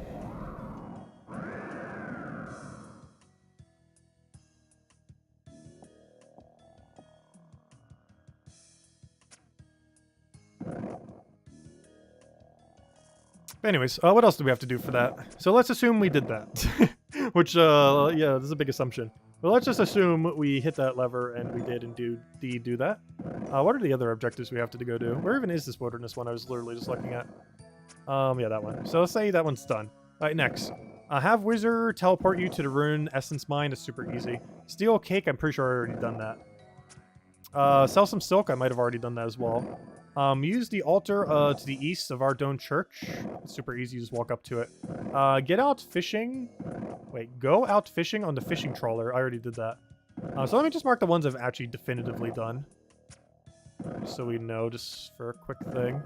Not just ones that are super easy, but ones we, like, almost 100% have done. I don't think I've sold silk there yet. I was going to, but never did. So I have the silk to go sell there really quickly if I wanted to. Use the altar to pray to the east. Enter the combat training camp. Oh, I need to buy Hazard then. I haven't done Biohazard. It's also required for a pretty important quest later on. I recall Biohazard not being a... Oh, no, it is. That's the one that unlocks Ardone Teleport. I know what Biohazard is now. Yeah, that's a pretty short quest.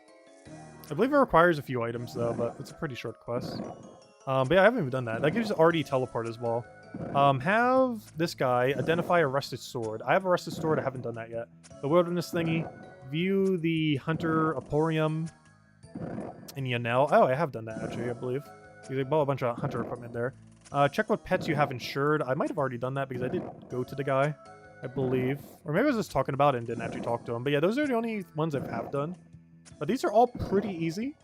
The only two that would be really annoying out of these tasks are going to be... not that. Are going to be... Gosh, now it brings me all the way over here. But the only two annoying ones here are going into wilderness, because there's a small chance we die. It's very unlikely, but if it does happen, we are just ultra dead. There's no surviving that. We could bring Breast and Slot everything that we currently have, and we will die there. Because they're just going to be like level 100 something. With proper equipment and everything.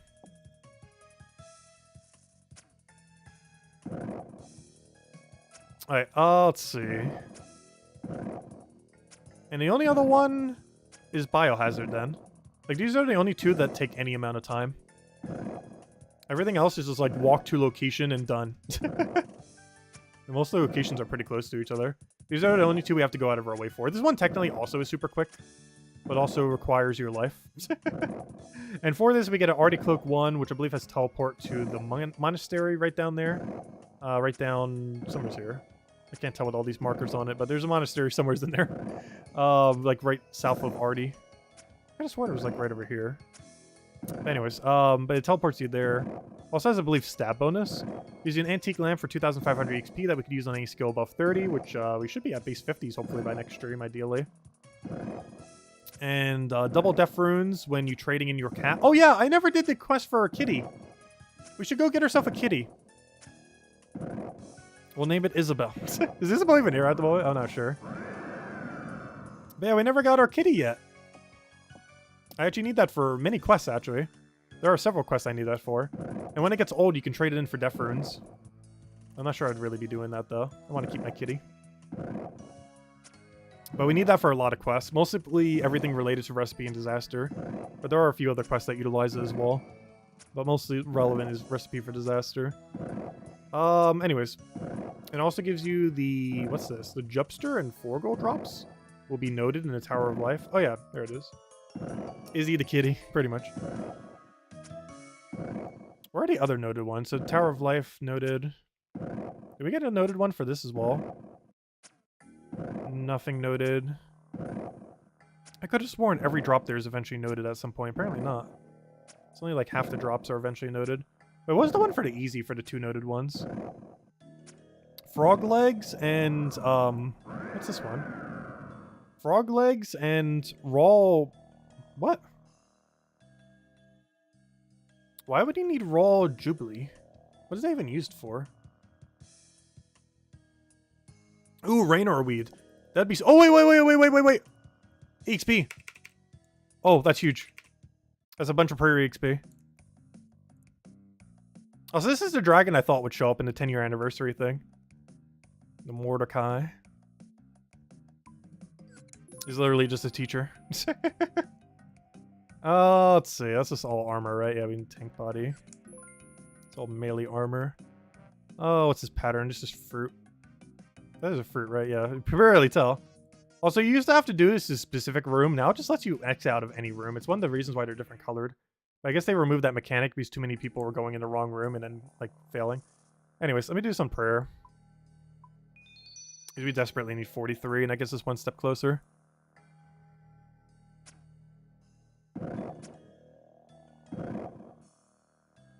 And there we go. Oh, don't stand there. You don't have a Ring of Life on. You can't be tanking that. Also, how's our Slayer XP doing? We're getting about 4k per hour, and we're about to gain a level after 5 kills. I don't think we get to slay anything useful soon. Let me go to the Slayer tab. It's kind of funny because my defense peer actually ended up getting 69 Slayer. Which makes this account look so low. It's literally a level 40 account that can barely kill anything, yet it still has 69 Slayer. Because there's actually a group Slayer, though you can't do that as an Iron Man, I'm pretty sure. Which made it a lot easier to do because you can just take the last hit of everything to get half XP. Which is very convenient. And why it even has so much XP to begin with. But anyways, what am I looking for here? I am looking for... I want to see the Slayer progression. Like, where are all the Slayer monsters? Here we go. So we're at 32, so I can kill Morgars. They don't have anything good. I don't think you have anything good either. You don't have anything good. Kilowatt might. Does Kilowatts have anything good? It has the mystic versions of those staves. I don't really need that. Yeah, you don't have anything particularly enticing. When do we start getting Slayer options that actually drop something useful? Because honestly, every Slayer thing we have right now just has the worst drop table I've ever seen. They're almost all just pure trash drop tables. With barely anything on them. Which is a lot of early Slayer. Basilisk, I think, is the first thing that drops anything even remotely relevant. As far as drops are concerned. We need 40 Slayer for that. Because Basilisk end up giving us... I already have a better helmet than this. We have +6. That's +4. So that's not even useful to us. What do you drop that's useful? I could have sworn you had something. Yeah, Basilisk Bone. No, not Basilisk Bone. Basilisk Head is your only unique drop. That's not useful, though. It's just like a prize item to have. So you're not even useful. Gosh, when do we get something useful? Inferno Mage? What does Inferno Mage drop? Drop some Mystic, but once again, we are going to be getting better option than that. Because I know for sure Infinity Body is going to be better than that. Infinity Boots is +6, that's +3, yeah, it's not worth it. Oh, it does have Lava Battle Staff, though. That is Fire and Earth. It's a 1 in 1,000, though. That's so rare. I wouldn't want to do that just for a Fire Battle Staff. Though I'm not sure if anything else drops Fire Battle Staff. Let me go check. That's not a particularly useful combination. What is the most useful one? I'd probably say Air and Fire, which is Steam Battle Staff. How do you get Steam Battle Staff? Oh, let me guess. It's on Thermonuclear Dust Devils, which requires 80-something Slayer, right? Am I correct? The one that's actually good is the one that they made the hardest to get. Steam Battle Staff.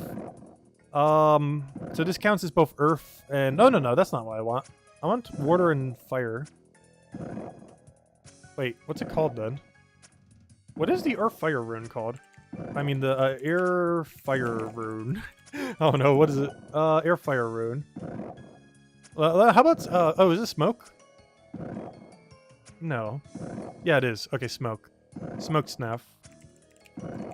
I'm willing to make a bet the thing that requires you to get this is level 80-something Slayer. Let's see if I remember correctly. So yeah, this counts as both Air and Fire, the most useful of most of the staffs. Due to the coverage that it has. Thermonuclear Dust Devil, level 301. Let me guess. 93 Slayer! Yeah, that's not happening anytime soon. I knew it was high. I forgot it was that high. 93. Well then. I knew that was the best one. I forgot they put that high of a requirement if you're doing it on an Iron Man. Because the way that you get it by normal means is you go to the Grand Exchange and you buy it for 1.5 mil. Which actually, that's way higher. Has that gone up in price? I do not recall that being, that's about the same price. But, yeah, that's generally one of the better staves. At least as far as, color coverage. Or, like, rune coverage that it gives. It's not the absolute best in the game. But it is up there. But, yeah, that's not happening anytime soon. Oh, gosh. Why is that requirement so high? Let's see. Anyways, in other news, back to the Slayer tab. When's the next thing we get that has a good drop table? Anything? Bloodveld at 50. I believe Bloodveld didn't have a particularly awful one. Jellies, I think we're okay. Maybe at 50 plus we start getting them, because Cave Horror we definitely need for that mask. Aberrant Spectres, I believe, were pretty good for herbs. So yeah, we have to get to like 50. You don't start Slayer until you're level 50, apparently. Because that's when the actual good things start. Because Bloodveld has, actually, I think it's the superior of Bloodveld that is the main reason why this is actually relevant. Because its normal drop table, not the greatest. However, it is very squishy, if I remember correctly. Which makes it a really easy and task and one that you get a lot of durability on, or a lot of EXP on. But, because it's really HP bulky, but very low defense, only 30, which for this high of a level enemy is actually really low and has no defensive stats, so it dies very, very easily. But the main reason why Bloodveld's actually pretty relevant is not because of its own drop table, but because of a change they made earlier, back in 2016, where you can actually get a superior Bloodveld. And there's a drop that this thing has. A couple drops. You can end up getting a Mist Staff. Oh, wait! Oh no, that's Dust. I was thinking that was the really good one for a second. Never mind. Oh, let me see. Which colors are these? This is Air and Water. Which is not as good, but okay. And Air and Earth. But the most important thing is Imbued Heart. I believe this is the only thing that drops it? Let me double check. Never mind, it's dropped by a lot of things. However, this is one thing that can drop it. I forgot. It wasn't just that. Hey, level 34. I can now kill nothing. You don't even get any thing for that. No new thing to kill. Unfortunately. Anyways, never mind. It's dropped by a couple things. I didn't think it was only from him. But apparently it's from all the superiors, apparently. But this heart, I believe, gives you a gigantic magic bonus. How expensive is this heart? Yeah, it's 63 million? Good thing we have to get it ourselves. 63 mil. But, yeah, this is his good drop. I believe it's a huge magic bonus. The heart temporarily increases the user's magic by 4 plus 10%. Without this, the best access we have are magic potion, which I think is 4, 3, 4, or the magic mind bomb, which is 3, or 2 prior to level 50. But right now, the best we have is a plus 3 bonus. This is a plus 4 plus 10%, which means if you're at 90 plus magic, you'll get the max amount of 13 magic bonus, which is very high. Let's see. Wait, this is a saturated heart. Wait, this is something different than imbued heart. Wait, what is this? Wait. This isn't even what I was clicking on. Wait. Imbued heart plus... Oh. Ancient essence. How do you get ancient essence? That's a new thing. Ancient essences are drop received from the Phantom Musfa. What is a Phantom Musfa? This was added this year, literally last month. Wait, that was literally like just added. Like literally a month ago. Almost when we started playing this account, oddly enough. Like a couple weeks beforehand. But apparently, how common is it? What's your drop rate for it? Obviously, we're not killing this guy anytime soon. I'm just curious. Charged ice. That's not even what I'm looking for. 1 in 2,500 for the pet. This boss is probably really hard too. So there's some kind of shard, an ancient icon. Wait, ancient essence. How much ancient essence do you need? Because you actually drops it pretty commonly. You need like X amount of ancient essence, don't you? Yeah, you need 150,000! But anyways, imbued heart is the actual thing I meant to click on. Which is still really expensive. It's 45 mil. But, yeah, a bunch of superiors can end up dropping it. But apparently, Corrupted Hydra being one of the highest, Thermal Smoke Devil being the next highest, Night Beast, Greater Abyssal Demon. And where's the Blood Veld? It's like in the kind of middle area. Let me just go all the way back to it. Go back. Yeah, it's a 1 in 896 off of Blood Veld. Oh, so you know why it's actually so much? Because of all the things on the drop table in that category, I believe it's the only one that's worthwhile from like that super rare drop table. You have a 1 in 200 getting one of these, but it's just make sure we're not getting auto-attacked. But it's the only good reward here. Well, I guess there's the Eternal Gem. What does it even do? The Eternal Gem is an upgrade to the Enchanted Gem. It is dropped by superior Slayer monsters, which are rare encounters unlocked from the Bigger and Badder at 150 Slayer points. The Eternal Gem has all the functions of an Enchanted Gem, and thus can be used to contact a Slayer Master and keep track of Slayer tasks. Players with 75 crafting, which we're nowhere near, but we can get it by the time we have this thing, have purchased the Ring Bling for 300, so you can make Slayer rings. Can craft this ring into an Eternal Slayer ring. In order to craft a player must get a gold bar and a furnace. Yeah, just craft it as you normally would. So what does Eternal Slayer Ring do?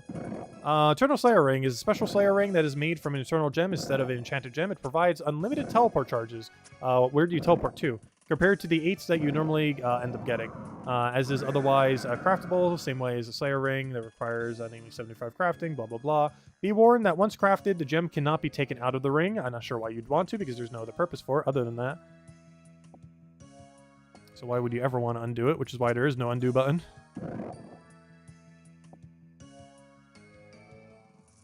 Alright, we're halfway done with this task.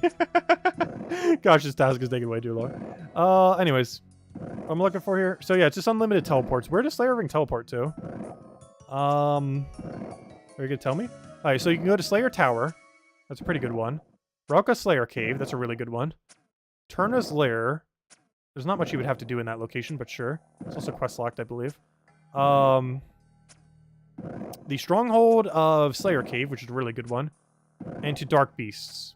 I didn't realize that's considered a location. But apparently it is.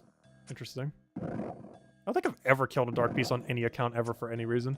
There's a lot of Slayer creatures I've just never fought before. Not even Kraken, which is like one of those like main ones you would end up getting for a lot of loot, especially on an Iron Man account. Anyways. Well, we need to get that at some point. I'm not sure if that's going to be our first upgrade, but it does have a lot of really good teleports on it. I get some crafting XP for it, though I believe crafting a Slayer ring gives pretty minimal Slayer XP. Mostly because of how easy it is to get the gems, so they didn't want people just mass buying the gems to get crafting XP very easily. So it made it a little bit harder. So these things don't aggro us anymore, I'm pretty sure at this point. So we can kind of stay near them kind of safely. Obviously, once we attack them, they're going to aggro us, though. If we happen to just be standing near them, it's not going to be an issue. I'm not quite at a prayer level. Also, this prayer XP rate is off because we got a book from it earlier. I think it's still closer to like 1,200 or so. It's skewed a little bit because we got that XP book earlier. Though it does seem like we're getting pretty consistent 4K Slayer XP per hour, which, not the greatest. I'm hoping whatever task we get next is actually something, like, worth killing. Though I feel like there's nothing at our level range worth killing. Actually, there are. Giants and Moss Giants. I want that task so badly. Let me go double check. Who is, like, really likely to give us that task? Because for current or count progress for Slayer task, those are probably the two most beneficial things we could possibly get. Are, Giant and Hill Giant. I mean, Hill Giant and Moss Giant. Though not Ice Giant, because they don't really have anything good. But the other two have a special boss that you can end up fighting with an extra key. Let me go double check. So who ends up giving you a option for something like Hill Giant, for example? So yes, I'm currently getting task from Veneka. Let me go see his drop rates. So let me go do it based on weight. Because the higher the weight, the more likely is to give it to us. Aberrant Specters, we don't, can't get it yet. Can't get it yet. Can't get it yet. Gosh, these are all things I can't get. Okay, he can give us a Cockatrice. Do they have anything good? Dust Devil we can't get yet. Gosh, I'm about to just mark only the ones I can get at this point. So he can give me that. He can give me that. I won't have to Slayer level for that yet. What's our Slayer level right now? It is 36, kind of. 35, 36. By the time we finish this task anyways.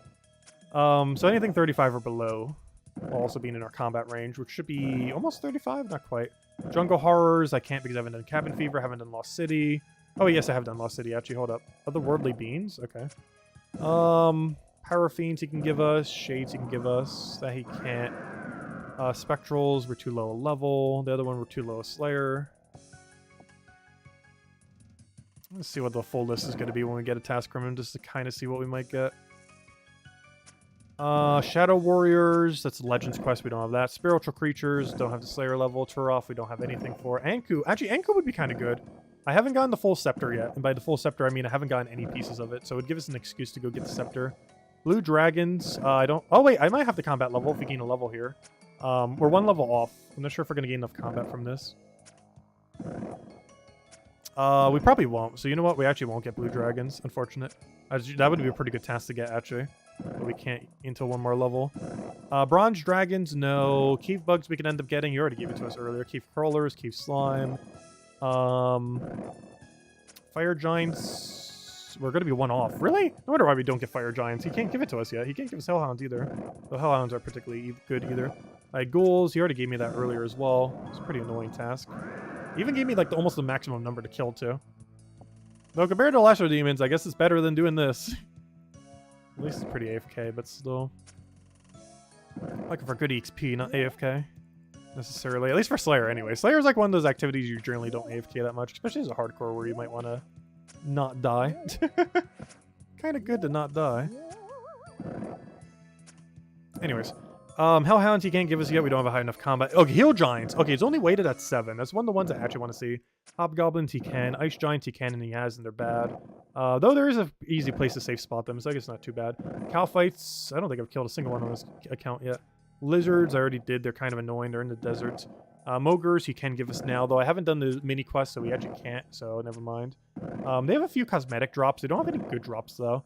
Moss Giants is one of the ones we really want to find. Ogress, we also really want him to give us. Rock Slugs, I forget what those even are, but sure. Trolls, yeah, you can give me Trolls. I thought that had a requirement for a quest, but apparently not. I thought that required, something. Like that one mountain quest or something, the one you get climbing boots from. But apparently not. Also, I never bothered getting climbing boots yet. Vampires, never killed one yet, but apparently you can give me that. Werewolves, after Prison Peril, yes. Banshees, yes. Crawling hands, he already gave me. Crocodiles, which are also in the desert. Earth War. Oh no! I should block Earth Warriors. Oh, he can give me Earth Warriors and Green Dragons. Earth Warriors and Green Dragons both reside only in the wilderness, I'm pretty sure. Actually, that's not true. I believe you can kill Green Dragons after Dragon Slayer 2. But we're not doing Dragon Slayer 2 anytime soon. Kilowatts, I can't get yet. I won't have the Slayer level for it. Won't have Slayer, won't have Slayer. I will have the Slayer for this, Wall Beast. Abyssal Demons, no, no, no. Okay, so this is every task he can give us based on our combat level and Slayer level. Which means the most likely one he's going to give us is something over here, like a Cockatrice, a Harpy Bug Swarm, which has poison if I'm not mistaken. Actually, they both might. Otherworldly Beings, which I have no clue what those even are. Pyrophenes, which I forget if we need some protection for. And Shades. Or Shades of Morton. Wait, can we actually do the Shades of Morton minigame and get some Shades and, like, do double task that? Might be able to. The ones we really want to see are Inku, because there's drops we need. Hill Giants, because there's drops that we need. And Moss Giants. And Ogress. All because they're drops. Every other thing there we don't want to see. And the worst thing ever would be if we see Green Dragon or Earth Warrior. As we could actually legitimately die if we get either of those two tasks. It'll probably be the riskiest thing we will ever do on this Iron Man account if we get either of those two tasks. We can reset it. But I'd rather risk our death than reset it. Though it'd have to be off stream. If we get a Green Dragon task, we are stopping Slayer. For now. Same as Earth Golem. Or Earth Warrior. As last I recall, there is only 2 ways to get a wilderness option of either of them. Let me open a new tab on one of them. Copy link address. But there's only one way that you can fight Green Dragon outside of Wilderness, and I believe it requires completion of Dragon Slayer 2. Okay, so that's Wilderness, Wilderness, Wilderness, Wilderness, Wilderness. Oh! Yeah, this is Dragon Slayer 2. Because the area where you fight this, I believe, is locked behind Dragon Slayer 2. Let me double check. Where are the green dragons here? Dragons. Yep, that's on the Mist Guild side. Ogress Bank. Yeah, it requires Dragon Slayer 2. As there's a gate right here that is Dragon Slayer 2 locked. And somewhere's here in all this dragon area is green dragons. So, yeah, we're not doing that. It is safer to kill them in the wild than it is to try to do Dragon Slayer 2 right now. And try to rush it. Which is very much just not happening. Anyways. So, yeah, we have to do it in Wilderness. And Earth Warriors, I believe, are the exact same way.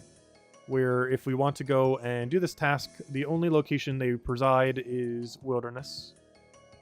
Yep, there they are. It's not super deep Wilderness, though. It's like 8, I want to say. 9, maybe. It's a relatively safe area.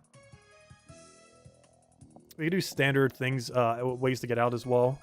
Like, as long as they don't attack us the exact second we lose aggro. The only problem is our combat range is almost the combat range of a Max Pure at that Wilderness level.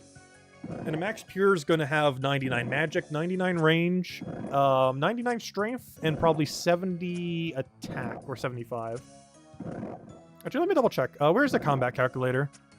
Can a Max Pure kill us at level 8 Wilderness? Actually, can you tell me what level Wilderness Earth Warriors are at in case we get it? Earth Warriors are at the Wilderness level of 7 to 10. So realistically, the highest we'll have to do is 9 because we usually stay to the lower area of that. So let me go to a combat calculator. Combat calculator. Alright, let me go check what a Max Pure will likely have, which is 45 per... let's say they keep HP pretty low. Let's say 70. I'm not sure exactly what their HP would be. It really depends how they train. It could be as low as 10, but most of them won't be level 10 if they're attacking people. Though it could be as high as max 99. So I'm not sure exactly. So we'll go with 70, as that seems like a middle ground of what one might have.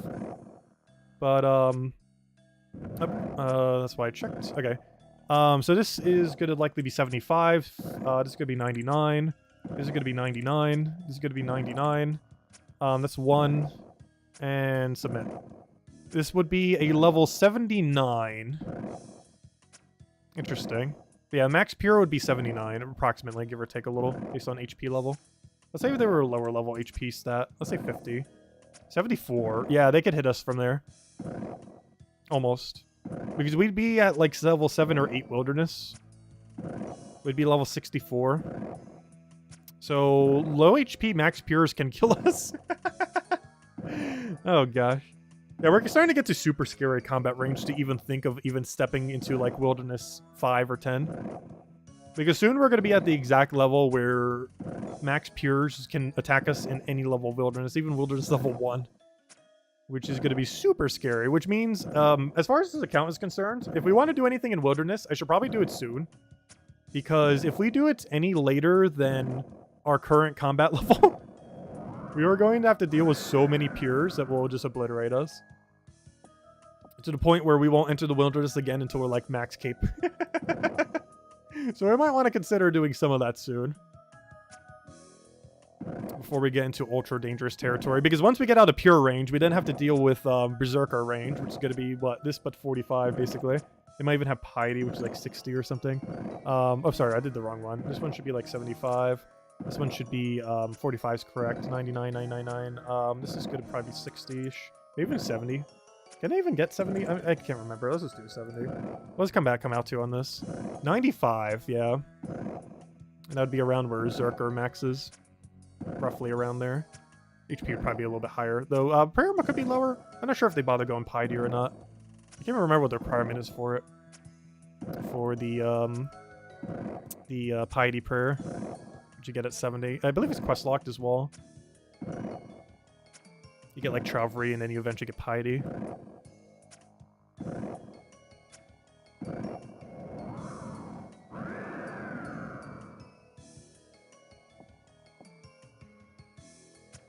And that's really scary if they have like Dragon Claws or something similar. Because they just spec with that on and you just die if you don't have melee protect on. Not like maybe die, I mean like literally just insta die. Pretty much just instantly. Like drop dead in half a second. Kind of dead. Because they have like max strength bonus gear as well. Because they can wear torso, they can wear that one strength helmet. They're going to have like a max imbued strength ring. They're going to have a strength amulet on, probably a torture. Because I believe that gives a higher bonus. Though I'm not sure if they would risk a torture though. They might just have a glory or something on, or strength amulet or something. Because torture would be quite a risk. I believe torture goes for like 10 mil these days. Let's see, torture. Would they bother wearing an amulet of torture? Probably not, if they're risking Dragon Claws. Yeah, but it's still 15 mil. Or torture. Which we can't do that until after Monkey Madness 2. We're still way away from getting stuff like that. Also, the first one I'd probably craft is not torture. I'd probably go for the range one first, because it actually has range bonus on it. There's not too many other ways to get range bonus. Even though I believe this is best in slot strength melee bonus overall, like for offensive. There are other ones that give pretty close to this, whereas there's not a close equivalent for the range bonus. Which I can't remember what the name of that is even called at the moment. I can find it off of Z-Knight though. I'm gonna double check, because that's probably the first one of the Z-Knights we'll do. The first Onyx we're probably doing is Fury, and then into Regen. So we'll consider if we do Regen first. It depends if we have Barrow Gloves by now. I'd assume we'd have Barrow Gloves by then. And then we'd end up just doing a Fury. Because a Fury is a lot more accessible. We'll likely get it around the time we do Zora or Barrows, if we sell a bunch of stuff to Barrows, and then we use the gloves to just buy it from Karamja. And this is a really good one, because it gives a lot of defensive bonuses. It's a really well-rounded one. This will probably be our main amulet for most of the game, until we get to, like, endgame. We can theoretically get this right now. We would just have to sell a lot of runes, which we don't currently have. Like, we'd have to sell a bunch of stuff to the shops, and I don't think we will. Plus, we have to do the diaries for that. But this is actually pretty accessible. The biggest issue is the crafting requirement, because we need a magic of 87, which also is quite far away, but we also need a crafting of... The crafting's the scarier one. What's the crafting requirement for this thing? I know it's high. Because that'd be the main bottleneck on it more so than anything. Because amulets have the highest requirement of anything. Actually, the brace might have a higher requirement now that I think about it. Is it amulet or brace? I can't remember. One or the other. I know braces sell for more. I can't remember if they also had a higher requirement. But anyways, what's the requirement for making this? Amulet of Fury. Where's Onyx Amulet? Onyx Amulet. Fine, I'll just check myself. Onyx Amulet. Why is there not an easy way to get there from here? There probably isn't, I just don't see it. Onyx Amulet requires 90 crafting, which means we need 86 crafting. We would need an 86 crafting to make an Onyx. Never mind, we're not getting that anytime soon.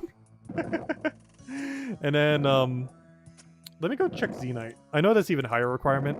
However, I just wanted to double check the first thing I want to use a Z-Knight on, because it's probably going to be a Z-Knight necklace, which requires 92 crafting, which technically requires 88 crafting. Xenite Ring could be okay. It'd be good on Zulrah. Actually, that would actually be a toss-up on if we go Xenite Necklace or Xenite Ring. I definitely don't want to make it into a Torture, and I don't think we need it on Bracelet because Bearer Gloves are honestly so good. What does Xenite Bracelet even do? Oh yeah, it's magic, isn't it? I already know. It's magic bonus. It's a very heavy magic bonus-based one. I remember now. Let me go double check the other thing then. Gosh, I like how our Slayer task is literally just research game. We're barely even slayering. We're just AFK clicking on an enemy while looking up a billion details about the actual game. Anyways, so a Xenite is like endgame jewelry. You get it after Monkey Madness 2 by killing tortured gorillas or whatever they're called. And they're pretty easy if you don't lag. If you lag, you're dead. But otherwise, they're not too bad. I don't think I've ever died on them when I fought them on my other account a long while back. But Xenite Necklace is definitely the one we want to go for. And what this ends up doing is it gives, well, the enchanted version, Necklace of Anguish, gives you a higher range bonus for your damage. Also, there's a little bit of prayer going in there and a really high range accuracy. I believe it's still best in slot as well. But no! We ended up moving because someone walked through. We had to be really careful with that. Someone walked through my area. How could you do such a thing? I think we didn't die. That will eventually happen. We have to be really careful with that with some activities. Luckily, these things are weak enough that they're not going to kill us within, like, several seconds. But there are enemies that do, so we got to be careful with that in the future. But anyways. But yeah, Xenite. I believe that's still best in slot. Let me double check. Unless they power crept even more. But it should be best in slot ranging amulet in the entire game. Unless they have power crept further. Yep, it's still best in slot. They have power crept to armor though with this Rage 3. Ranger boots upgraded is still the best. Ava's accumulator upgraded after Dragon Slayer 2 is still the best, which is probably the first max range upgrade we'll realistically have out of any of these.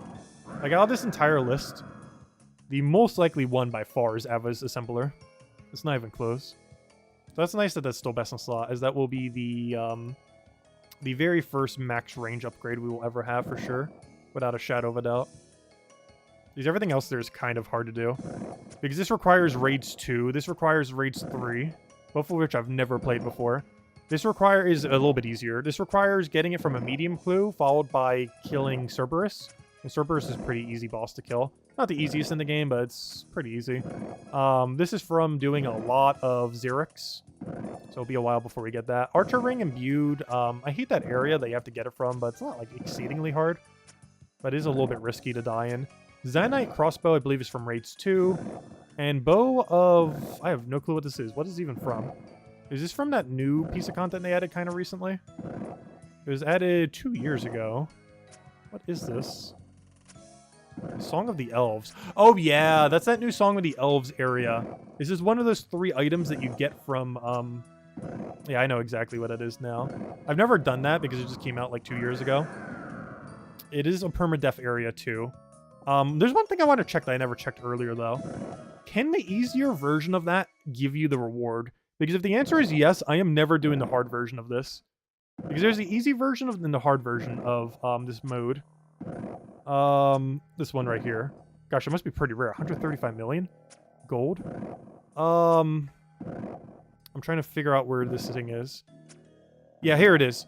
So there's a 1 in 2,000 chance when doing a normal gauntlet, and a 1 in 400 if you do the super hard gauntlet. I am probably never, ever doing the super hard gauntlet, as if we could just get all the rewards from the standard gauntlet, I see no reason why we have to go to super hard. Even if it takes us longer, it's going to be safer for our survivability.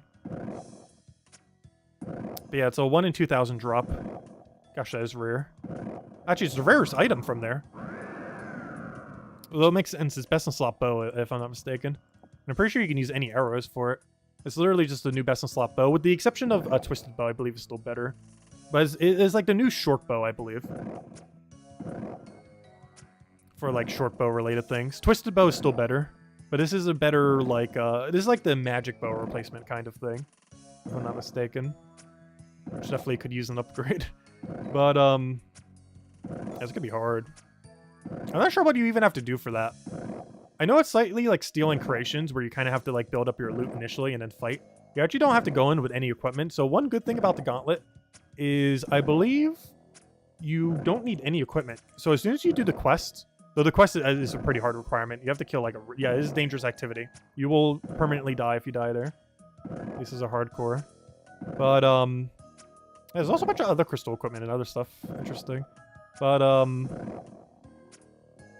yeah, you basically have to get a bunch of equipment beforehand and then kill the boss out. I wonder if you can run away. If you know you're having a bad run. Rather than having to be forced into death. Because, yeah, that was a new kind of... I don't think these are considered raids because they're solo. But it is among, maybe not the hardest piece of solo content. But it's among one of the harder, at least the corrupted version, is probably one of the harder pieces of solo content that is permadeath for a hardcore Iron Man. At least the corrupted version of it. The first version should hopefully be simple enough that we can take it on. But we'll find out when we get there. Or even remotely close to that point within the game. Because the quest you have to do to get there, I believe, is absurdly hard. Like, absurdly hard. It's called Song of the Elves, right? Song of the Elves is one of those new super endgame quests like Dragon Slayer 2 or Monkey Madness 2 or anything with the number 2. Yeah, it requires 70 and, like, everything. It requires, like, base 70s. Probably want even higher stats than that, like 99s. Yeah, combat 95 is suggested. 78 magic is suggested for the final fight. It looks like you want to do magic. Okay, what's the final fights thing? So the Fragment of Siren. Because I believe this thing has a max hit of, like, 100 or something. Something absurd. Max hit is 12 plus 12. 3 plus 3. Oh, yeah, I think it has some kind of mechanic where it hits you for a bunch. Because I could have sworn I seen a screenshot of this thing, like, hitting max HP. But it must be some kind of puzzle during the fight that if you fail it, it hits you for, like, infinite damage. Or very close to it. Like, it brings you down to, like, 1 HP or something. Or maybe just an attack in general just simply brings you to 1 HP. That could possibly be it, too. Like, it can't kill you, but it just, like, brings you near death. Let me see. Mechanics. Range attack consisting of 2 projectiles. Because this normal max hit doesn't seem that bad. Phase 1. Phase 2. 1 true and 2 false clones. Okay, what happens if you hit the false clone? Let's see. Should a player die, their equipment can be reobtained, blah, blah, blah. Let's see.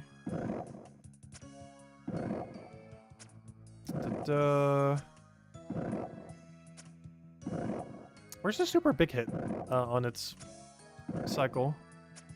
I don't know for sure it can hit absurd. Yeah, there it is. Maximum hit points -1. The final special attack is the most dangerous. She will teleport the player close to her and charge up an unblockable attack that's based on the player's hit points, dealing all the way up to the player's maximum hit points -1. However, there is one way around that. I believe you can boost above your max, and I think she hits you based on your current max, not your actual max. Or, I mean, based on your actual max, not your current max, I mean. And what I mean by that is, let's say we're 90 HP at that point, and we boost to 100 through, like, Ceridome and Brew or whatever else we end up doing. I believe it'll hit us for 89, not for 99 in that situation. I am not 100% certain on that. But that is something we'd want to research before even attempting to even think about going into this quest. But anyways, the final special attack is most dangerous. She will teleport the player close to her and charge up an unblockable attack that based on the player's hit points, dealing all the way up to the player's maximum hit points -1, regardless of current HP. Oh! Wait. Well, that doesn't say if overboosting works. After clearing her third special, players should eat up close to their max HP. And then once she teleports, the player eats to or above their max HP. Oh, wait. Am I being attacked? Oh, no. I thought that was an attack animation. Never mind. Let's see. Yeah, what was it saying? After clearing the third special, player should eat up to their max HP. And then when she teleports, the player eats to above their max. Okay. So what phase is the special on? Does it say? Final special attack deals. Okay. So she has 3. Every phase shift has a super hit. Okay, that's kind of scary. Because that means you have to like chug food 3 times during that fight. That is a fight we would definitely want to have a lot of sweets for. Purple sweets. We would want to go into that fight with at least 100 something purple sweets probably. But yeah, she actually hits you for your max HP 3 times. Max hit points -5, max hit points -3, and max hit points -1. We'd also want combo food probably for every single one of those instances so we can eat above. What one of our better options are, I guess probably pineapple pizza instead of using Koran Bomb. I don't know if we'd want a Koran Bomb because it's 4 less healing per slot. Is my only concern with Koran Bombs. Because you could still double eat into a pineapple pizza, but it's going to be 11-11 instead of a number plus 18. Which is a little bit less. We could also just overstock on Ceradome and Bruise. Which for some kind of fight like that, we'd probably want. Like a bunch of Ceradome and Bruise super stores mixed with like 100 plus purple sweets. Yeah, we can kill Ball Beast now. If only we had a different Slayer task to go do. If only we were able to kill something else. I'm about to switch to Steel Arrows. Speed us up a little. By a little, I mean very little. Anyways. Yeah, that thing's scary. Iron Man strategy. Iron Man are strongly recommended to have access to either Ceradome and Bruise or Angler. Yep, I already was thinking about that. Anglerfish. How do you get Anglerfish again? Isn't that from that one fishing thingy? I believe you need 100% favor in that one place. What do you need for this? You need 84 cooking and what fishing level? What's the fishing level? Give me a fishing level. Hello, fishing level? Fishing level. Are you not going to tell me? 82. So you need 82 fishing and 82 fishing and 84 cooking. That makes sense. Yeah, this heals you up to... Wait, only 13? No, this is how much it can overheal you, right? What's the actual heal of this item? Because I'm pretty sure it's more than 13. Yeah, it's up to 22. That's what I thought. It's 22, but it overheals for 13, I believe it is. Because I recall that being a 22 eat food. But it overheals for 13. Which is a really good endgame food. If you don't want to have to go like a billion Ceradome and Bruise. But yeah, the health boosted, restored, seems to be following this formula. Oh wait, no, can it overheal you for 22? Wait, hold up. At least, wait. The amount of Anglerfish heals depend on hit points. At level 93, it'll heal for 22. Same as Dark Manta Ray Dark and Tuna Potato. However, Anglerfish can also heal players above their maximum hit points. Making the maximum hit points... Oh, it does overheal for 22. And it's the highest one too, because I don't believe Ceradome and Brew, because Ceradome and Brew doesn't go that high. I actually don't know what Ceradome and Brew... Oh wait, well, I'm not even on the run thing. Sarah... Well, we need to go kill something. Let's see. Grab all this mess. Get a little poke on you. Alright, Ceradome and Brew. Ceradome and Brew. There's a last man standing variant of it, that's funny.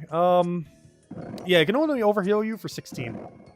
Whereas that fish can overheal you for 22. So yeah, we'd probably want to go in with a combination of Sarah Brew, that Anglerfish, Super Restores, maybe 1 range potion to use here and there, and a bunch of purple sweets. Like at least 100, if not more. And that'd probably be our inventory and just range it the whole time. Because I believe it said it was weak to range. But we're a mile away from this quest. I'm not even sure why I'm looking it up. But, this is like super endgame quest. We'll have Dragon Slayer 2 and other endgame quests done before this. Like, we'll probably have Monkey Madness 2, Dragon Slayer 2 done before we even touch that quest.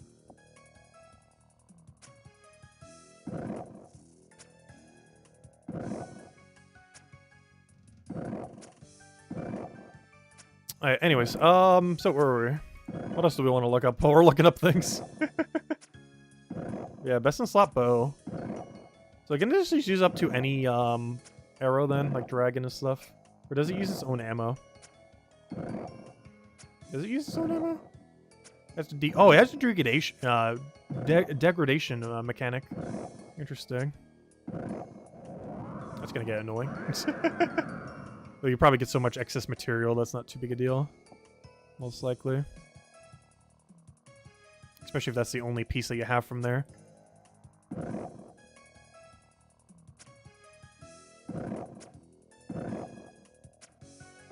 But anyways, as far as content that we actually can do, let's go look up Monkey Madness 2. What was the guys thing? Because I'm probably doing that off stream for the next one. I mean, not Monkey Madness 2, I mean Monkey Madness 1.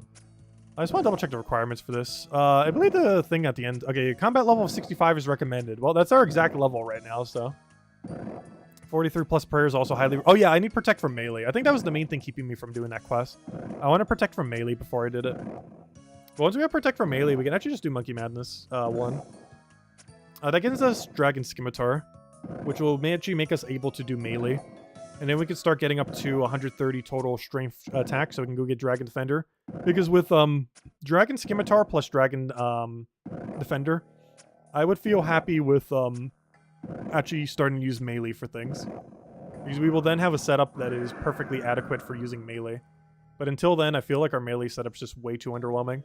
But that'll be the first point where we can actually start using melee to a decent degree.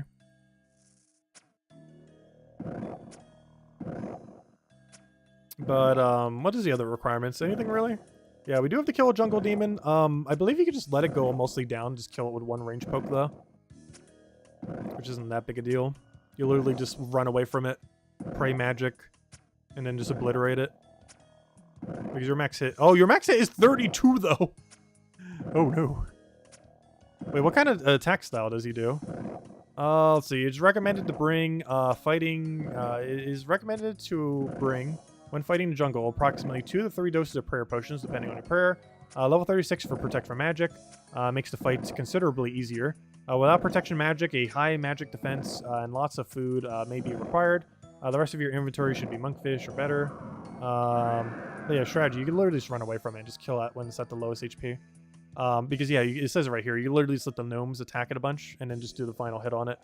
Once it's at about 10, 20-ish or so HP. Which is a pretty easy way to just end up doing it. You don't even really need that high of a requirement for it, but I would want to have Protect from melee just to make the quest easier. As well as access to prayer potions, which you still don't have access to. As we will probably need several across the quest just to pray melee almost the whole time. There's just a bunch of gorillas near there that will attack us, and they hit kind of hard. I believe there's also some areas that have quite a few monkeys that will hit you simultaneously. Not as bad as Monkey Madness 2, where you have like 100 monkeys on you at once. But definitely a sizable number of them, that is for sure. Also, I'm not sure if I will ever be training in the Monkey Madness 2 caves, where there's 1,000 monkeys. My biggest concern with that is if I accidentally let prayer reach 0, we will instantly die. So if you're not paying like 100% attention to the game, you will die there at some point. Because there's at least 20-something monkeys attacking you at any given time when you're trying to stack them in order to use those little explodey range things on it, those chinchompas or whatever they're called, or using ice blitz or whatever it's called. Like, you will die if you do not Protect from melee on.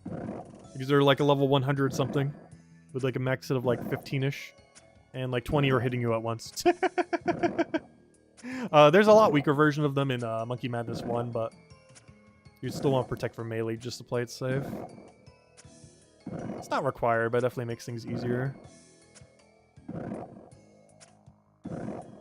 Because that's a pretty high priority early game quest to get done. As Dragon Scimitar will be your best in slot for quite a while. Like a long, long while. Like, I'm not even sure what our next upgrade is going to be after that, to be honest. For melee specifically. Like, once we have Dragon Scimitar plus Dragon Defender, like, our melee upgrade will probably not change for, like, forever. Because the amount of content you have to do before you really get a proper better weapon is quite a while. It's something they could definitely adjust in the game.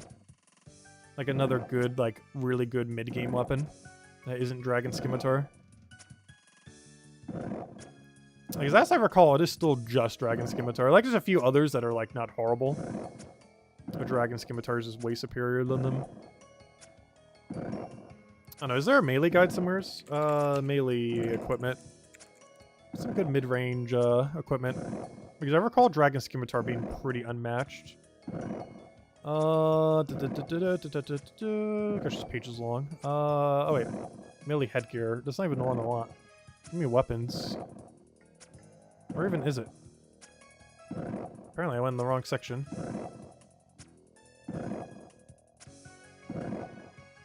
Let's see. Melee weapons. Let's see. Any good new mid-game weapons?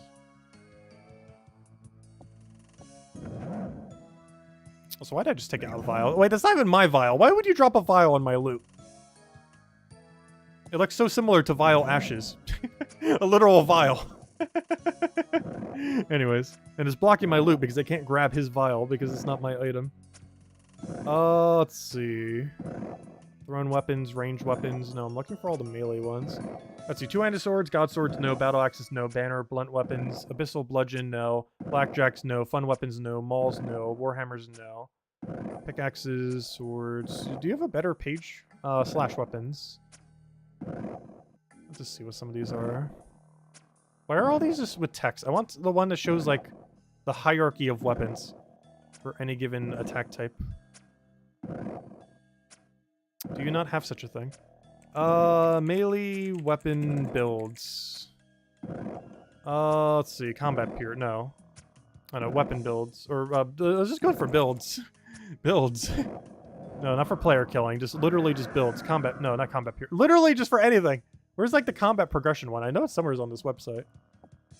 I just want to see if they've added a new, better mid-game option that isn't Dragon Scimitar. Although I'm pretty sure it's still Dragon Scimitar with Dragon Defender. With, like, a Glorion and, the rest just being, like, torso into some other stuff. I know they added Obsidian Legs, so you can do that. I might get an Onyx before we get Obsidian Legs, though. We'll see. So we can get up to a better Amulet, an Amulet of Fury.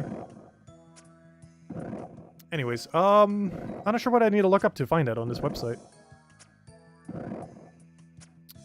Progression builds. How about that? Oh, not sure. Range, magic hybrid, pure, melee pure, free to play now. Okay, I know it's on this website. I'm just not sure where. How about Iron Man builds? Iron Man builds. Account builds. Sure. No, there's gonna be types of accounts. Hey, where's my defense pure on here? Where's my defense pure? Where's my defense pure? Not one defense pure, the opposite of that. Range, come on, there's no defense pure on this? You gotta be kidding me. There it is, defense pure, I was gonna say. Defense pure. Yeah, defense pure is like, let me go grab our loot real quick. Poke 'em. Grab our ashes. Well, so that's a nice change. They used to just drop ashes that did nothing. Now they drop ashes that give you prayer. Anyways, but yeah, defense pure. A defense pure is an account that maintains a low combat level, but can be extremely high defense. I am currently on my other account, 85 defense, 76 HP at level 40. It can absolutely destroy the account I'm on right now, and we're at level 64. It is 24 levels lower than this account, and it can absolutely obliterate me with the current equipment and stats we have. It is that strong. Because it can hit for, I believe, 25 with Dragon Fire Shield. If you don't have proper protection to disease, it can hit you for 20 off of disease. Or at minimum 6 from the poison. And then it can also hit up to a 2 with this normal attack. Which is not much, but it'd be very good at not taking damage. Though it can burst for up to 47, I believe.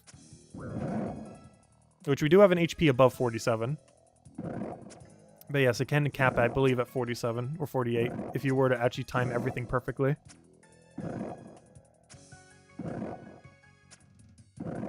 Because you can Dragon Fire Shield and still stab like pretty soon after, before they actually eat.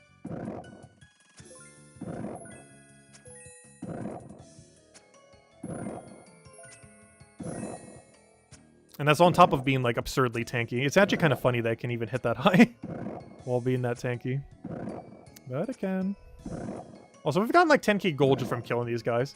Which is funny because that's almost more gold than the entirety in our bank because we're so poor right now on this account. We honestly need to be doing more to progress it in that regard. I feel like we're behind on like everything. But it's also because I'm probably trying to rush too many things that do take a while. I feel like the progression goes a lot quicker. Or is actually quite a bit slower. There's so many things we need on this account. Oh, we're so far objective-wise of hitting most of them. Speaking of objectives, how are our objectives going for today? 3 Slayer tasks, that will be determined greatly by what we get next. Getting a 50, I guess we could go do some agility. The problem with agility is it's a little repetitive. Not like everything in this game isn't already, but you know what I mean. You literally just do laps around the circle over and over again. We could also do it through Hunter. I could go to that one area and see if we get a better Hunter rate and get Spotted Cape as well. Well, it's way worse than Spotted Cape, but we don't get that till 66 and we were 44 right now. Because I do really want to get my Hunter up a little bit so I can catch the next tier of fish. I believe we get next tier of fish at 51. And if that other method of Hunter is a little bit quicker, I kind of want to do that until we get it up. So maybe we'll go try doing the other bird hunting. I kind of marked it off already as if we did. However, we haven't actually done it. Oh wait, is that the right one? Yeah, do both forms of the bird hunting methods. I technically did one of the two because I wasn't sure if I was going to walk all the way over to the other one. But I think we're going to, and try to see if we can get it up. I just want to see what the EXP rates are for it. The only problem is, it might be like 20k an hour, in which case it would take 3 hours. If it's closer to like 30 or 40k. Actually, is there a way that we could check? Spotted kebits. What's the XP rate on these things per hour? Wiki, can you tell me? Please say it's like 40,000 plus. I'm pretty sure it's like 20 or 30,000 though. Spotted kebit, I think it's called. Yeah, spotted kebit. What's the XP rate of this per hour? Please tell me it's on this page somewhere. Because I need to know that info, as it would greatly determine if we're going for agility or hunter. Let's see. A spotted kebit. No, that doesn't tell me the EXP rate. That doesn't tell me the EXP rate. 60k an hour. Oh. Oh. How efficient is that? Players can expect to achieve XP rates of 60k an hour. Is it really that high? 60k an hour? Yeah, we might have to go there. Because that's level 50 within an hour. If that's the case. I'm not sure how efficient that is being determined by. Like how often you'd have to cycle through them. Like, let's say it's 50k an hour. That still gets us there in like a little over an hour. Yeah, it doesn't take that long. You need like, what, 106? Oh, Ancient Shard! Hey! Hey, we finally got something! It took us a little while. I need 3 of these for an Arclight. Though, with many things, it also has a billion other requirements. So, Ancient Shard. This is one of the drops of why we're even killing them here. It's one of 4 drops of why. So, an Ancient Shard, as we'll explain here, are obtained from monsters within the Catacombs of Kourend, which is where we are right now, excluding ghosts, which we're right next to right now. They are used on the altar in the center of the Catacombs for quick transportation to several areas. They can be consumed for Damon's Run, or for East. Okay, so there's some teleports I wouldn't want to use them on. 3 shards can also be used on the Dark Light, which is a quest we haven't done yet, though I might before next stream, we'll see. It's a pretty easy quest. I recall from my defense period that it wasn't that bad at all, as this is actually a staple of defense period weapons. It is actually, unless they've changed it, I believe it is the only weapon in the game that defense peers get that can have a special. It is also one of the only few weapons in the game that a defense peer can have that can hit a 3.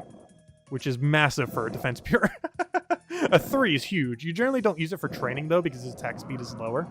But in PvP, you generally try to use it to lower the defense down to 0, because it has what the special does is it lowers the, I believe just the defensive stat of an enemy based on something. Let's see. Special attack. Dark Light is a special attack weaken, which consumes 50% of the special attack. Let's see. It lowers the opponent's strength, attack, and defense levels by 5% or 10% for demons. Of their current level plus 1, meaning a 1 defense peer goes to 0 defense, and it will always lower by at least 1. And it does it based on a percent of what their strength and attack are, which will make them less accurate as well as less max hit. The accuracy roll is weaken, is made against an opponent's stab defense.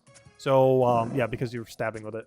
So you have to make sure you hit. If you hit a 0, it does not take effect. This special is only activated, yeah, it says it right here, when the player hits accurately with multiple special attacks, and multiple special attacks will stack. So if you hit 2 1s or 2 any numbers that aren't 0, it does stack the reduction as well. So you can't go negative. So a 1 defense peer would still just go to 0 defense. It would not like double stack. So you have to make sure you lower it after they get their defense back up. It's not that big a deal, but you take out all the damage you can get when you're on an account like that. You take every little bit you can get.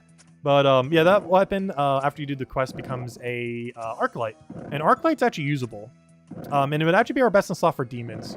This is actually one mid-game weapon that would be better than Dragon Scimitar if we're on a demon task, like right now. As it does hit, like its stats are kind of bad, but against a demon, it has like, what, a 50% bonus or something? It has something absurd. Also has the same effect as Dark Light, oddly enough. Arc Light provides 70% extra... Yeah, no wonder why. Like, these stats are bad, but it's a 70% bonus damage to demonic creatures, which include what we're killing right now is a demonic creature. Quite literally, it's called a demon. A lesser demon, but a demon nonetheless. But, yeah, that's one of the 3 pieces we need for it. And I think that's all we need, right? You just use 3, yeah, it's actually kind of easy to get. Because this is not a hard quest. Getting Dark Light is not hard. So if we get 2 more Ancient Shards, we have Dark Light. It's that easy. I don't think there's any other requirement to it. We just use 3 shards on a Dark Light and we're good. The only other requirement is we need 75 attack to wield it. Which if we had Dark Light, we would definitely go get that attack. Obviously, we're not quite there yet. However, we are going to be training attack mostly. Strength we're going to get passively for Barbarian Fishing as we get our fishing up. So the only 2 we're really going to be training is actually attack and defense. And if we were ever get close to getting that, like 1 more shard, I would definitely consider starting to get our attack up a little. Honestly, probably already should. But realistically, if we do Slayer all the way... Like, if I started training only attack on Slayer right now, we would easily have 3D shards by the time we have 75 attack for sure. 100%. There are a lot of quests I want to do to kind of boost that, though. Like, for example, Monkey Madness, so we can actually get Dragon Scimitar and stuff like that. Because that would speed it up quite substantially for trying to train our attack, specifically. And once we have a 130 total between this, we can go get Dragon Defender, which might be one of our goals soonish. We'll see. Because that's a pretty big milestone to have. Get Dragon Scimitar, Dragon Defender combo, which would also give us access to Arc Light plus Dragon Defender as well, which is used mostly for demon tasks, but it's also used whenever we get a totem in this area. And given that we're going to be prioritizing most of our Slayer tasks in this area, assuming we can kill it within the gigantic area of this area. And there are a lot of things here, that is for sure. So we have Bronze and Iron Dragons. We got the Brutal ones. We got Steels. This is also probably where I would kill the Steel Dragons. We got Shades. We got Specters, Banshees, Anku. Oh, I could kill Anku here. I forgot that they also exist here. We got Dagonoths down here, so you don't have to go to the cave. You got Jellies, Wait, there's even Sand Crabs here? I never knew that. Dust Devils, Blood Velds, Jellies, Lesser Demons, Black Demons, Greater Demons. Oh, all 3 demons. Necrovales, Abyssal. A lot of dragons. No green, though. No green dragons. Green dragons are actually only in Wilderness, with the only exception being Dragon Slayer 2. In which case they're in the Dragon Slayer 2 dungeon after in the guild's Myth's Guild, or whatever it's called. One nice thing that's here is Moss Giants and Hill Giants are also here. I will be killing all the Moss Giants and Hill Giants in this area. And the main reason for that is because of all the extra drops. Because I'm eventually going to have to do that grind if we ever want to get Obor's Club, as well as the actual useful one, which is from the Moss Giants. So any Moss Giant we ever kill is going to be in this location. Most of which will be off task. But hopefully we can kill some on task. I don't think I've gotten a single Moss Giant task yet. Who knows, maybe we'll get one here. We're almost done with this task, by the way. We only have to kill 8 more. We're almost there. Then we can get a Slayer task that hopefully doesn't take 10 years to finish now. Oh, gosh. Our equipment is so bad right now. I really need to go get that Durshin crossbow or whatever it is. That one bone crossbow. Because, gosh, would that speed things up a little. It's not that much quicker. But it's definitely better than whatever on Earth our build is right now. I also really need to get on this clue scroll so we can start getting Black D-Hide. We were starting to get to the point where if we hit 70 range, we 100% have to just spam clues until we get Black D-Hide. That'll get the crafting level for it. Though it's probably easier to get it from clues for now. As we could really need an upgrade. Even though we're basically wearing red D-Hide right now on our legs, our body is still green D-Hide. This isn't actually red D-Hide. I think it's actually slightly better than red D-Hide, oddly enough. Is it same bonus? Let me just double check. Red D-Hide, chaps. Doesn't matter if it's trimmed. Let me just see. So it gives a range bonus of 14. Penance skirt gives a range bonus of 15. Yes, the one I'm using right now is 1 range better bonus than using red D-Hide. So basically, I already have red D-Hide, if not even better than it technically, because it's better everything. Everything about this, I believe, has better stats than red d'hide in every parameter. Yeah, just definitively better red d'hide, what we're using right now. So technically we have red d'hide already. It's just we really need the better body. A black d'hide body, a blessed black d'hide body, something in there. I believe, does blessed actually have a higher bonus? Let me double check. Because black d'hide is, black d'hide... No, the actual armor. Well, I'll go from here then. Black d'hide... It's not gonna tell me. Oh, wonderful. Black d'hide chaps, or body actually. Body. Black d'hide body, 30 range bonus. Compare that to now, we're on green. Should be able to scroll down, just click on it. Because that's a 30 bonus. We're currently using a... Okay, apparently you can't do that. Green d'hide body. Green d'hide body. Doesn't matter which one. Yeah, it would double our bonus, our range bonus for our body if we were to do that. However, one thing I wanted to check is blessed d'hide body. Does that actually give more? It's a 30 bonus. Blessed d'hide body. Blessed d'hide body. Gives a bonus of, doesn't matter which one. Oh no, it's the same bonus, it just gives a prayer bonus. And also counts as a item for when you do God Wars dungeons. To keep you safe from some of the enemies there.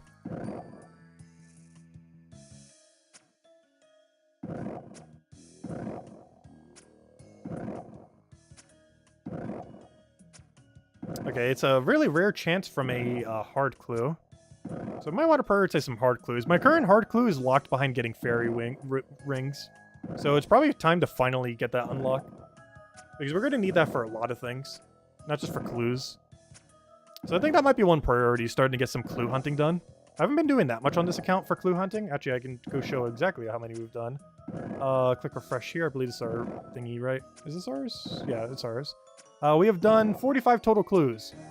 42 beginner ones, 3 easies, nothing else. I've done no mediums, I have done no hards. So we should probably get on that, as there's a lot of drops in both that we desperately need. That should probably get on. Just haven't been doing that many clues, but I think it's finally time that like every clue we get that's like hard or below, we just do every requirement required for it. Like literally just down the line. We just get a clue and just whatever it says, we just do the requirement for it. And just do that one at a time. I think the main reason I haven't done the hard clue one is it requires some amount of farming levels and I just haven't gotten it yet. We will be getting it soon. I believe they added a quest that gives like 10k farming XP that isn't too hard either that I should probably go do. As that would get us very quickly to where we want to go. And would definitely help us out a lot for that. Anyways, 4 more lesser demons and we could finally get a new task that is hopefully less annoying than this. Please. Because this is probably the longest we've ever spent on a single Slayer task. Though in all fairness, we probably also like almost doubled our Slayer XP in that time. Or not literally double, but it's gonna be a lot. Speaking of which, we're about to reach level 36 Slayer. I don't think we get anything good from 36 Slayer. From what I can tell, I don't think we get our first good option to like 50-ish, which is unfortunate. Though we can use a different Slayer trainer once we hit 75. I'm not sure if I want to switch to them once we do. But it is worth considering. There's 36 Slayer. There's some useless drops. I kind of need the Vile Ashes. Slowly but surely, we shall get to 43 prayer. It's a matter of time. We are 860 XP away. Next Slayer task, assuming it drops anything bone-related, ideally big bones are better, will give us 42 prayer. Though 42 is not 43, and then we finally have protection around melee. We're still going to want to get 44, 45 for those extra little bonuses. Beyond that, we can keep it at 45 for quite a while. We're obviously still going to keep training it for any bones we passively end up getting. However, we have no immediate need to go beyond 45 anytime soon, as we won't be getting the higher level stuff for quite a while. These two, I believe, are quest locked for the melee, whereas the other two are locked behind Raids 1 with the Chambers of Xeric, which we are nowhere near the point of being able to do Chambers of Xeric. Not even slightly close to Chambers of Xeric territory yet. We'll get there.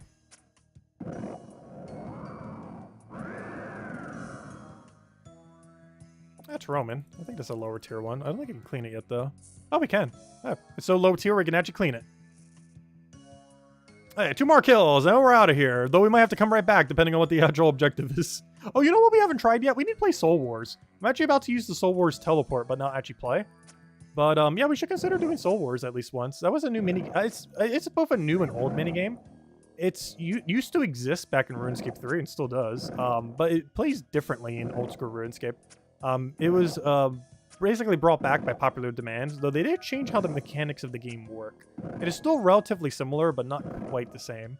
And I probably completely forget how to play it. That was back when I had a defense summoning pure too. That was ages ago. When did RS3? I'm about to check something. In RuneScape 3, when was that added? Because in this game, I think it was added like 5-ish years ago. But in RuneScape 3, when did they get not Stealing Creations? When did they get Soul Wars? Because this was around the time when I had a summoning defense pure. Though I don't think I still have access to that account anymore, unfortunately. It was so many ancient years ago. Most of the accounts, like 95% of the accounts I have in this game, I don't have anymore. Oh, we gained something. What was that? Range level? Hey, range level! Oh, there we go. One step closer to 70. Anyways, what am I looking for? I'm looking for RS3 wiki. I want to see when their version of Soul Wars came out. Soul Wars. Their version of Soul Wars came out in the year of 2009. That is when I had a summoning defense pure. Honestly, these were the golden years. 2007 to 2010. Or so, somewhere around there. Was like the golden years of RuneScape. Back before they ruined everything and then brought it back with Old School Runescape. But those were like the true golden years that everyone remembers. And the reason why Old School Runescape even exists today. As it tries to be similar to that. Anyways, we're done with our tasks. Let's go get a new one. And with that being said, the reason I brought that up is I'm actually using Soul Wars Teleport right now. Or at least this game's version of it. Which plays a bit differently than the RuneScape 3 version that existed all those years ago. And still does in normal RuneScape 3, though I highly doubt many people play it these days. Given that there's so much content in RuneScape 3. And a lower population of people. But I'm very sure it's still played in this game. You know what? Easy way to check. What world is this? What world is this mode? I think we might play a round. We're literally here. I might as well. Let's play one round of, or we're not doing another task until we play a round of this minigame and try it again. We're probably going to be no help to our team, but I'm still going to do it. Just for the fun of it. It might take us a little while to get into a lobby, though, because I believe it has a somewhat Castle Wars-like system. Hold on. Wrong world? Soul Wars? Or they might already be in a game. Never mind. We'll do it later. I think the current game has already started. I think it has a Castle Wars-like system. Because there's definitely some amount of people still playing this game. But it's definitely the emptiest I've seen it. It could just be that everyone's already in the round, which I assume is the case. Because otherwise, where's the population of this game? Let me just double check something real quick. They have to be in a match, right? Are the rewards so bad for this that no one bothers playing? Soul Wars. Soul Wars. Originally added in 2009, was added back to Old School RuneScape in the year of... doesn't say. Yes, there it is. It was added 2 years ago. Actually, no, 1 year. No, yeah, 2 years ago. 2 years ago, it was added back to Old School RuneScape. It can be played in 320, 350, and 335. No one's playing it in 335. Let me just double check 350. Because if there's no one in 350, it's because a lobby has already started. And assumably a lobby has already started.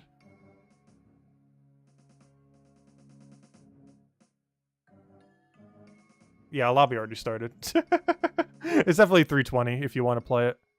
Oh no, we could wait it out. I believe a Soul Wars battle takes like 20 or 30 minutes though, so I guess we're just going to move on to our Slayer task.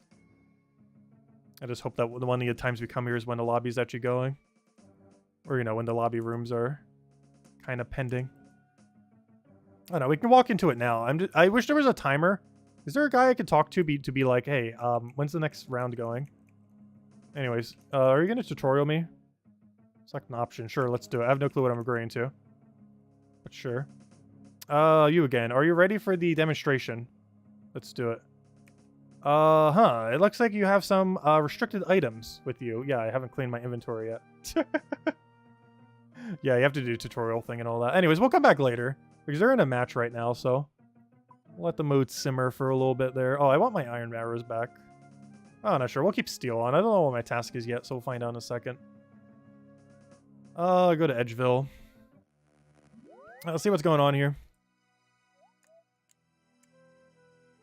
Let's go get our task. Oh yeah, how many Slayer points do we have now? Probably not a lot. We currently have done 9 tasks, and we have 20 Slayer points, which is not enough to do barely anything. But we'll get a lot more once we start going to better trainers. Alright, please do not give me green dragons. Do not give me earth warriors. Anything but those two. Ideally, we want to see hill giant, moss giant, Anku, or anything weak to range. Assignment. What do we have? Pyrofiends. Gosh, it has been ages since I've bothered killing any of these ever for any reason. Where can I find pyrofiends and what protection do I need, or if any? Got any tips for me? Pyrofiends are beings of fire and molten rock. They're quick and agile, so you'll want to be careful when getting close to them. Okay, there's no special attack on them. Just standard kind of enemies. Okay, so pyrofiends. Where are they again? I know one location where they are, but it's very far away from where we are right now. So let me just double check. Were there any in the area we just were? Pyrofiends. Looking for some locations. So Feminix Cave, I know about that one. God War Dungeon, no. Tale of Souls, I have no clue where that even is. I have no clue where that is either. Smoke Dungeon, I don't even think we can get in there yet. And Wilderness God War Dungeon. Well, hello, Fremnik Slayer Caves. The first time we're going to step there on this account. Oh, we can also get steel boots there. Which is technically an upgrade, as I don't have better melee boots than that. But that seems to be their only relevant drop. Then medium clues. 1 in 60... Oh, no, never mind. 1 in 128 for medium clue. Which isn't horrible. But yeah, we're mostly just looking for steel boots for completionist purposes, I guess. Nothing else particularly good. How much prayer XP are the things? 10 XP. Yeah, that would be enough for a level then. We would gain a prayer level from this task. I guess we'll go do it. How many do you want us to kill? Probably an annoying amount, but their max is only 4. They don't take much to kill. What's your stats? It would technically be best to mage them. Are they weak to water? Strength and weaknesses. Does using water magic on them do extra damage or something? You would sure assume so, given that they're fire. The Pyrofiend's attack accuracy is based on the player's magic defense. Okay, I should get good magic. Well, if we're using range, then we're good to go. So it is highly recommended that players wear dragon hide or other ranged armor. Okay, so it just wants me to range them. That's fine. Due to their low magic defense, you can also pray against them. It counts as melee despite it being magic damage. An alternative method would be to safe spot them with a halberd or range. Yeah, we're just going to range them apparently. That's fine. That is fine. So, let me go see what's in that dungeon, because we're going to have to pass some things that I think that can poison us. Let's see. Crave Crawlers can rock slugs, cockatrice, pyrofiends. I don't think I have the shortcut. Yeah, 81 agility. I do not have 81 agility. I don't even have 62 agility for the other one. Caress task only. Caress, go over there. Okay, anyways. So yeah, these can poison us, so we do want to bring anti-poison just in case. And just kill the pyrofiends right over there. Alright, sounds like a game plan. And just go there with a bunch of arrows. Problem. Where is this cave again? I know, like, generally where it is. Like, if I just zoom out the map, it is right, here. Yeah, right there. Whatever just happened. I have no clue. Go back, go back, go back. How do I go back? Oh, it's because I went down here. Wait, why did I go down here? I can't even use that bank yet. I'm doing that as if I can use that bank. Anyways, where was I? But yeah, that means the easiest way to get there would be to teleport to Camelot and run very north. Like straight north, because I don't have a Ring of Slayer to get to teleport straight there, which would be very useful. But yeah, we do that, then we go into this cave. This cave leads us to... Wait, that's not the right cave. That's the one for the giant dwarf. Wait, where's the correct cave then? I thought that was the Slayer cave. Wait, that means the Slayer cave is slightly southeast from there then. Also, map, stop bugging out. I know I keep clicking on things. But that's not the thing I want to click on. Wait, where's the actual cave to this? It's not over there. That's not the one. Isn't that the God War dungeon entrance? Or somewhere around there? I know it's like right around here. Where is it? Because that's the giant dwarf one. I could have sworn it was like right here. Is that not it? Not fairy ring if we had access to them, gosh. It's not this. No. Oh wait, that's the one that goes to giant dwarf. Okay, I was right then. Then why did the map show me differently?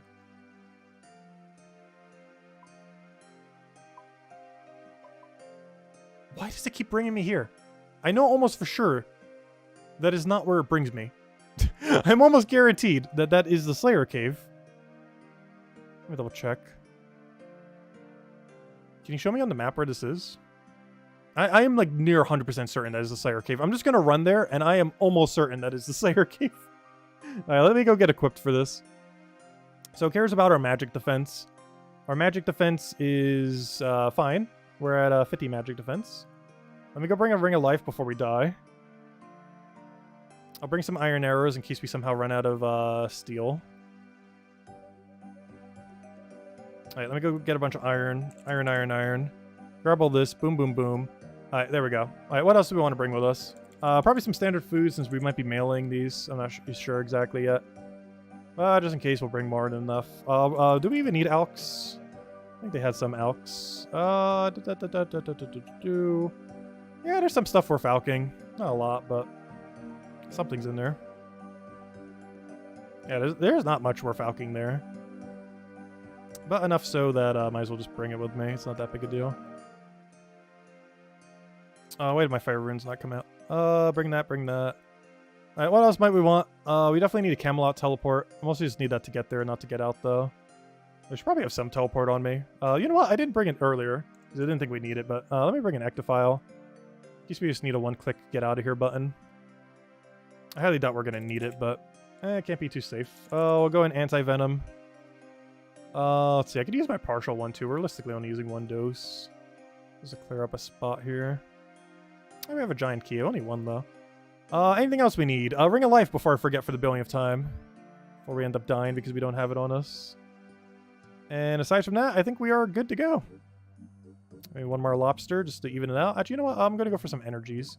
Where's my strange fruit? Let me bring like 4 of them. Maybe 5. We're going to be doing a lot of running. Okay. And I need a Camelot teleport, which is this law with some errors, I believe. And that should be enough. Camelot. Boom, boom. Okay, let's go. Oh, wait. Do I need something to go across the bridge? I don't think so. Find out in a moment. Alright, so I am like 90% certain that cave right there is the Slayer cave I need to go into. I'm not sure why the map keeps bringing up the giant dwarf area. Because I am almost certain that is the Slayer cave. Unless I'm going crazy, but I am near certain that is the Slayer cave.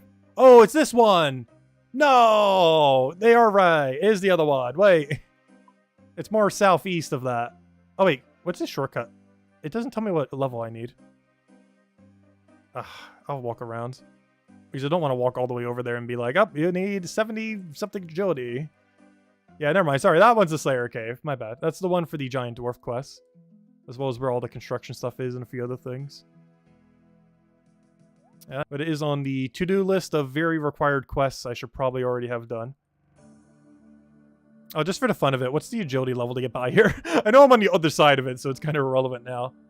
But just for the fun of it, would we have been blocked? No, I could have taken it! I'm not sure what its requirement is, but whatever it is, I have it. Oh no, we could have taken it. Could have saved like 10 seconds. Though it could have also wasted even more if it wasn't.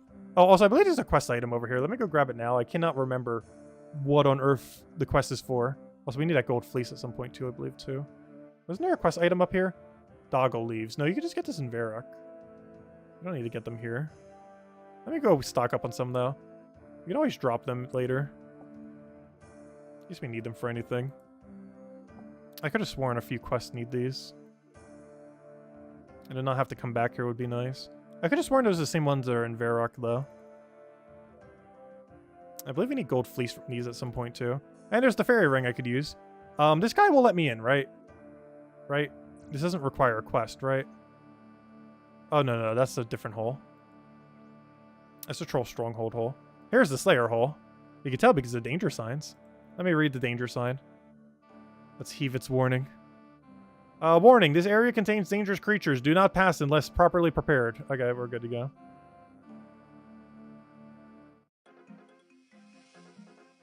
Alright, that can poison me, but he might not attack me.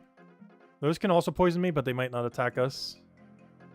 The music here is called the Slayer. Alright, I can't take the shortcut. We don't have the agility level for it. And there's the Pyro Fiends we need to go kill. Level 43. 30 Slayer XP each. And I think we have to kill about 100 something. Which would indeed be a Slayer level, as well as a prayer level. Both very needed right about now. Alright, Cockatrice, I can't remember if you do anything, though I do recall we need a mirror for you. But I don't think you're going to do anything scary. Actually, you're not even going to attack us, are you? Yeah, they're just kind of chilling. They just kind of chilling. I just think that we're at exact level for them not to attack us. Yeah, now we just go kill a bunch of Pyrophanes now.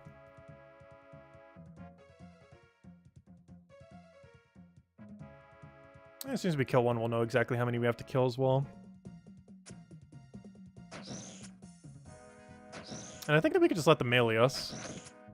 It mentioned earlier that their melee is based on magic, and we are exceedingly magic resistant in what we're wearing right now. Oh, apparently not enough, because they are still hitting. No, barely though. It's probably safe spottable here too, but it's just not really worth bothering with. Oh, never mind. They actually get 45. And Fiendish Ashes, which I believe, if I read correctly earlier, should be 10 per each. It is. These things are hitting way higher than I was expecting. One hit of 3, one hit of 4. Their max is 5, but my biggest concern is, will we survive long enough? Because we don't have Protect from melee, because even though they're hitting us with magic, it is still considered a melee attack. We could always safe spot them. Not too big a deal to do yet. Wait, do they auto-attack me right now? Because after 10 minutes, we can really safe spot them. Okay, these are doing way more damage than I was expecting. I guess half my HP already. I do have auto-attack on, right? Yeah, I do.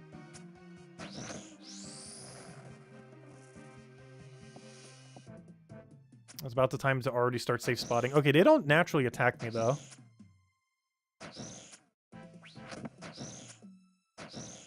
Aha. I'm now immune to death.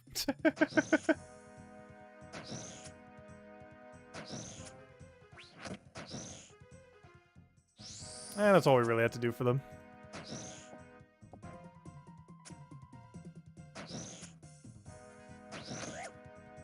Gosh, how far are you going to chase us? There we go.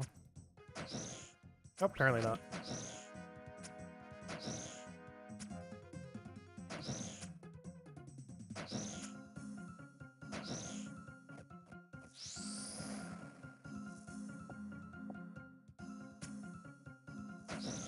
Oh, we're already in a safe spot. Yeah, over here. That doesn't I want. I want range. Hello? Attack, please? Walking, walking, walking. Get him outside of range. He doesn't attack us anymore.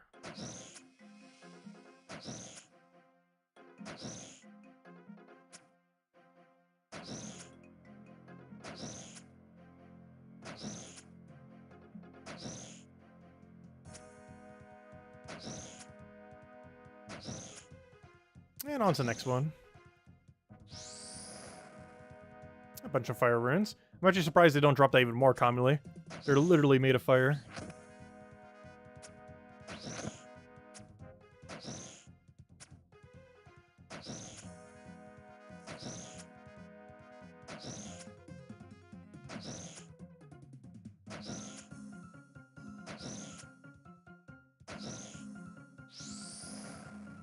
At 45 never mind, there's 45 EXP. It's only like, what, 6 down? Though, based on their drop rate, we might finally get the steel boots. It's a unique drop we don't have. And I do eventually want to do some of the collections. I don't plan on doing every collection in the game. However, I do want to attempt at quite a few of them. And these steel boots would be one step towards that. I think we already have bronze boots. Though realistically, they don't really start getting good until Adamant, because I believe that's when they start getting strength bonus. Adamant, I believe, has a strength of 1. Rune have 2. Dragon, I want to say, have 4, though I don't remember.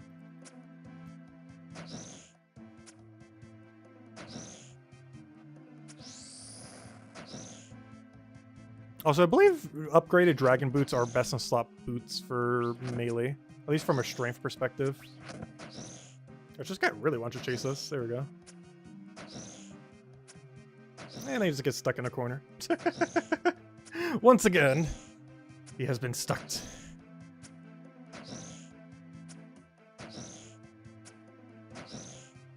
We're definitely not gaining a range level. Oh yeah, I forgot to reset all my things. Just to kind of know what we're getting from this task. I'm gonna go grab the drops. Wait, did I just see something in there? Oh, steel arrow. I thought those steel boots for a second. That's gonna be annoying. Constantly having the other thing on top of it.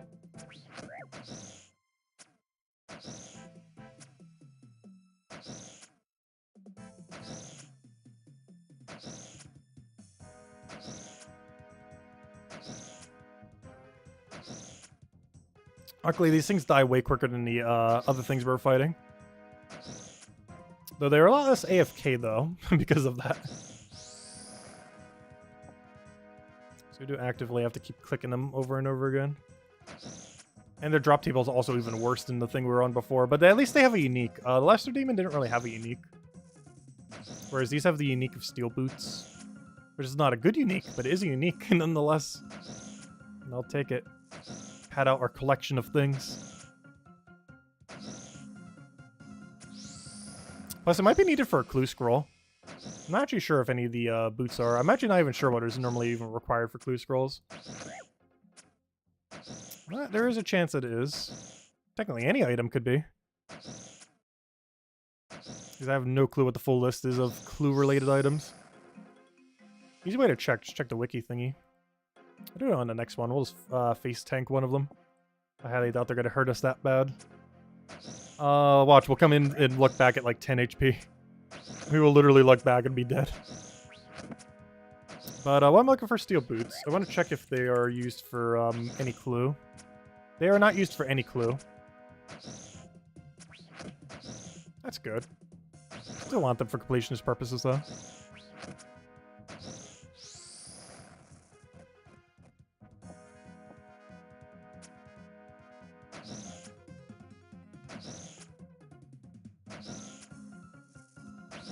Which means we're actually going to skip right over iron. I'm not even sure what drops iron. Because we got bronze from those little lizards. So assumably something slightly earlier in this cave drops the iron ones then.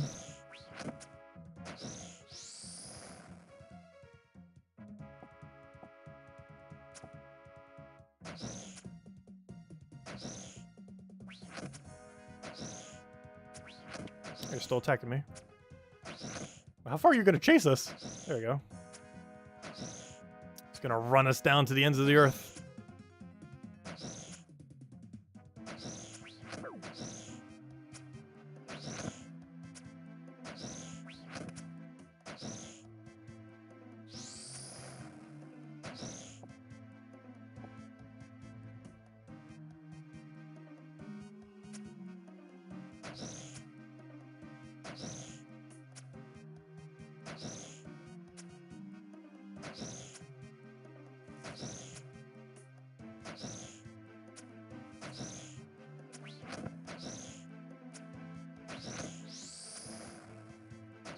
Wait, what just happened? He only dropped Fiendish Ashes and nothing else.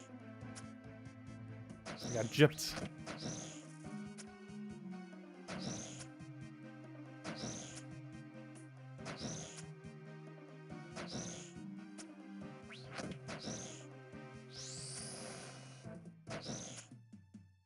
If nothing else, we'll get a few gold ores this way. It's not a lot, but it adds up.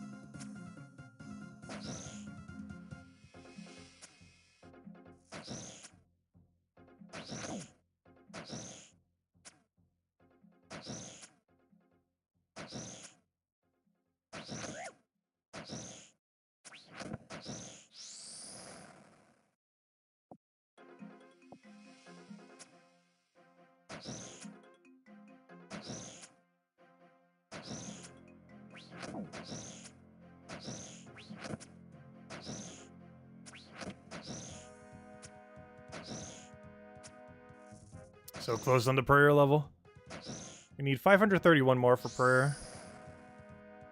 Yeah, jug of wine.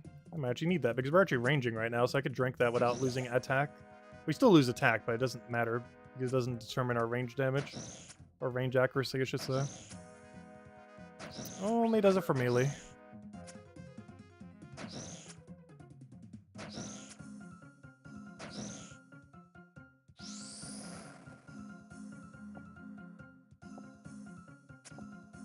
Yeah, one thing I'm learning from this too, we really need a ring of wealth. Because when we're doing objectives like this, like we're not gonna die. Like our chance of dying, even if not paying attention at all, is like 0. Near 0. To such a degree that Ring of Wealth would definitely be way better in these situations. And I have most of the requirements for it. The biggest issue is, or not really issue, just get magic up a little bit more. It's like the only thing we're missing. That and actually getting a Dragonstone. I do not have any Dragonstone in this account.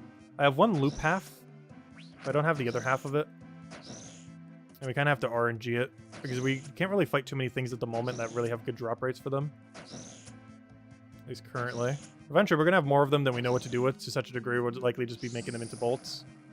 But currently, we are not at that point. Also, you could eventually make them into things that you just high alch sell too. I believe they high alch for like 10k or something.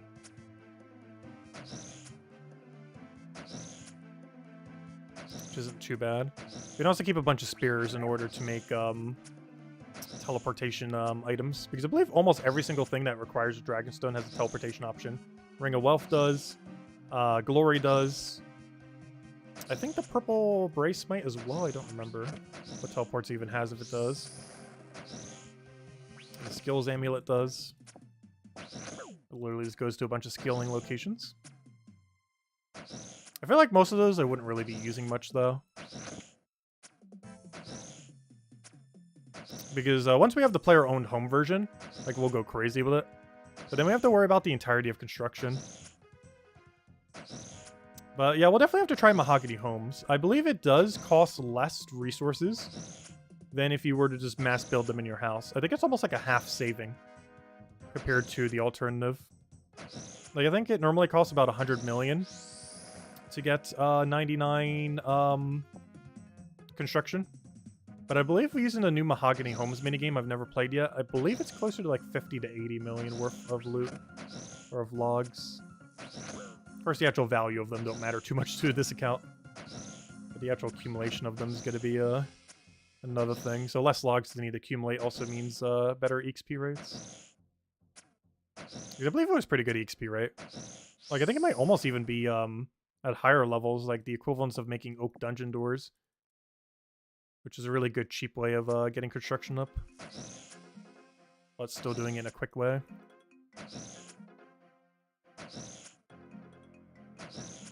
Trying to get mahogany logs could be a little annoying, though.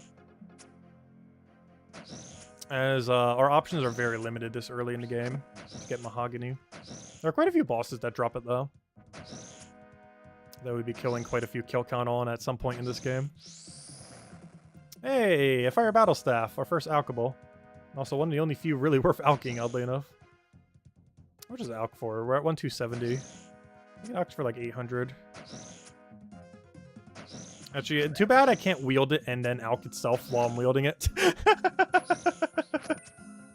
But it alched for, what was that, like 800-ish? Somewhere around there. Actually, I could have examined it to see exactly, but oh well. I know it's high enough that's worth alching.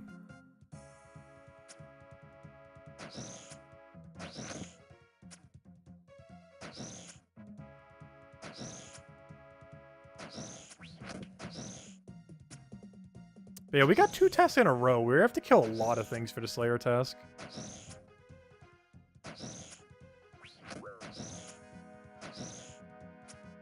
We haven't really gotten any hard ones that are like low kill count. They just keep giving me all of the high kill count, annoying ones that aren't worth doing.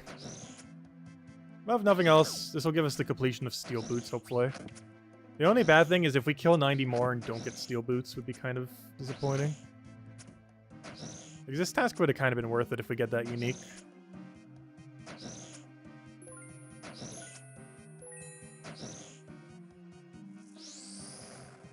Gosh, what's with all the fire battle staffs? I know it's not that common. Otherwise, you'd be dropping almost 1k every kill.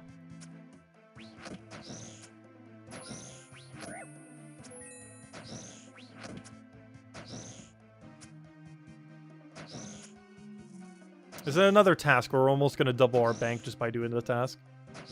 We got like, well, almost 10k from the demons.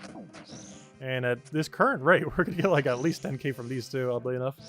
You know, they're like half the level. My steel axe is completely pointless. I could just drop that. It's not even worth alking.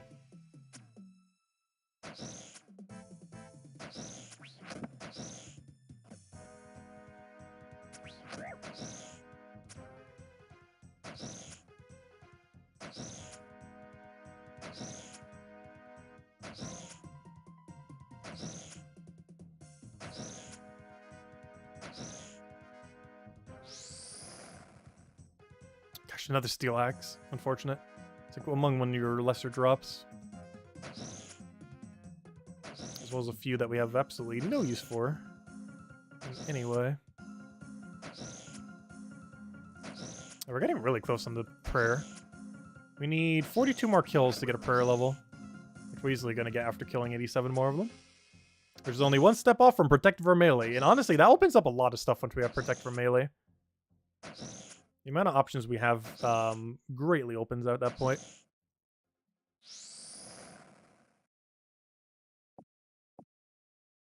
Might even go do that one quest that gives you those the better prayer armor.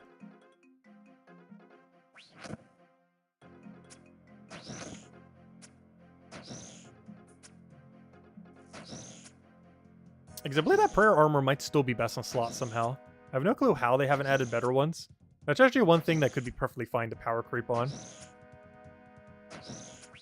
Because they could definitely use some better prayer armor in the game. And honestly, that doesn't really truly unbalance things. It just saves you on prayer potions. It's more so just a quality of life thing, more so than anything.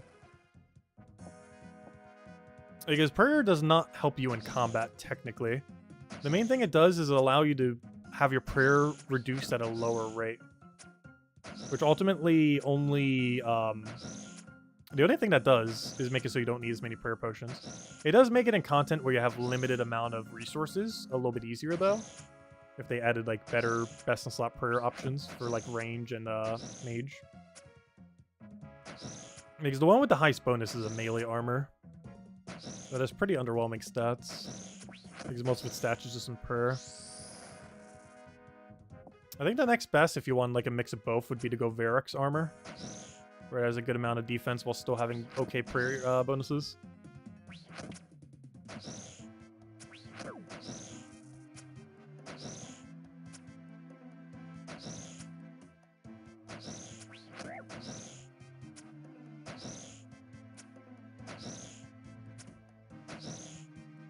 Oh, I thought that'd be the finish a kill. Now he's wasting time eating his food. Which reminds me, I still haven't ate yet. Still got some objectives to complete, though. As far as objectives, there's only, like, what, 2 things we technically haven't done? Is that everything we set out to do today? Do 3 Slayer tasks, haven't done that, and get something to 50. Which we could easily just do agility for that if we really wanted to. So that'll be every objective. And we wanted to tackle this stream. Wait, what is the rate of fire staff? Because I feel like we're getting so many fire staffs. It's actually one of the more desirable drops he has too, oddly enough.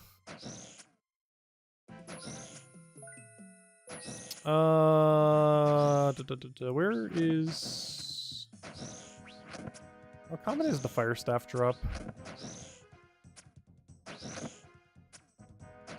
It is a... Yeah, wow. It's a 1 in 42. We're getting it like it's a 1 in 5 right now. We've gotten it more than the steel axe. Because we've seen it 4 times now, I believe. In 30, 40 kills. Which means we got it 3 times more than we should have seen it. Wait, where's my guy running to? Oh, he went in a bad angle. I was like, wait, why is he still not firing? Because the curve of the wall.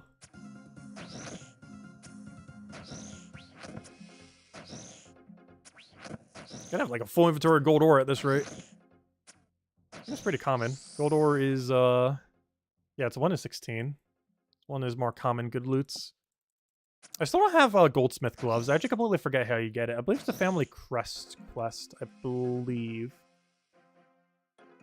Though I'm not 100% certain on that. I believe it like doubles or 2.5 times the amount of EXP you get from smithing gold. Which ends up making gold ultimately one of the quickest smithing methods in the game. Which is useful because you also need it for jewelry later on as well. Both for high alching for value as well as for just your required equipment. But you don't use nearly as much for required equipment, of course. Especially once you have the teleport thing in your house. Because then you consume a lot less of them as well. Come on, show me steel boots. It's really the only drop we want from them, technically.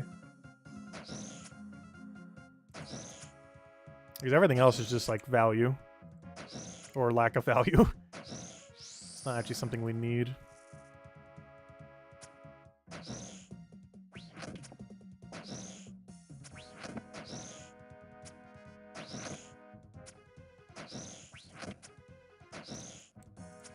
Alright, we're about 1/3 done with the task. Hopefully we'll have one that's a lot lower of a kill count, but harder next time. Like, so far we've had 2 that were decently high kill count, but annoying to kill. But the other one I would say is more annoying than what we have now, but... This one's still kind of up there. Well, it's because you have to keep clicking on them so often. And they still hit hard enough that you have to respect their damage. Even though it's only a 5 max hit, it still adds up over time. We've already gone through like half our lobsters. And a good thing we are doing it this way, otherwise we would have actually ran out.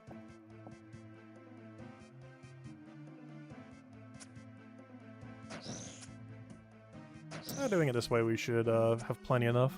Because even with no food left, we should be able to kill any of them.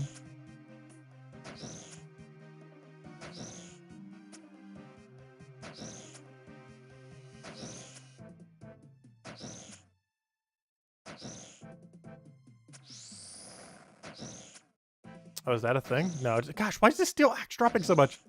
Your drop rate's not that high. Like 1 in 23 or something.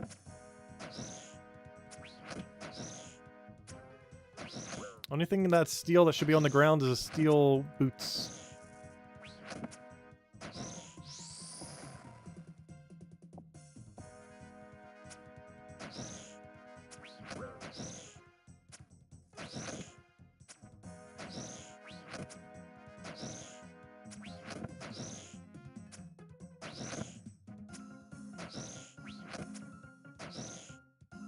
He's gonna be dead by the time I get out of his range. I think we only saved ourselves 1 attack.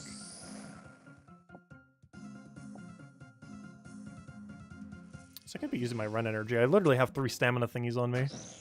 Also, I can easily drop some of these weeds. I highly doubt we're going to be needing much of it. I mostly just grab them because why not? I believe it's the same ones you can get in Varrock. But I could have sworn like 2 or 3 different quests use it.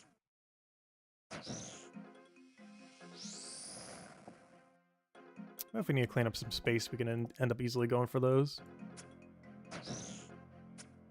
Which I might even just drop them all right now. Because realistically, in 71 more kills, we are definitely easily going to fill up that space. 100%. If anything, we might even get rid of these little energy boosters. Oh, of course, we can also just consume them to get rid of them. I think it's 30% energy per bite, though they heal for 0. Unlike an energy barbarian potion that would heal for 6 total, 3 per bite. Oh, I thought that was it for a second. Is this a steel full helm? It doesn't really alch for that well. I might still alch it because why not?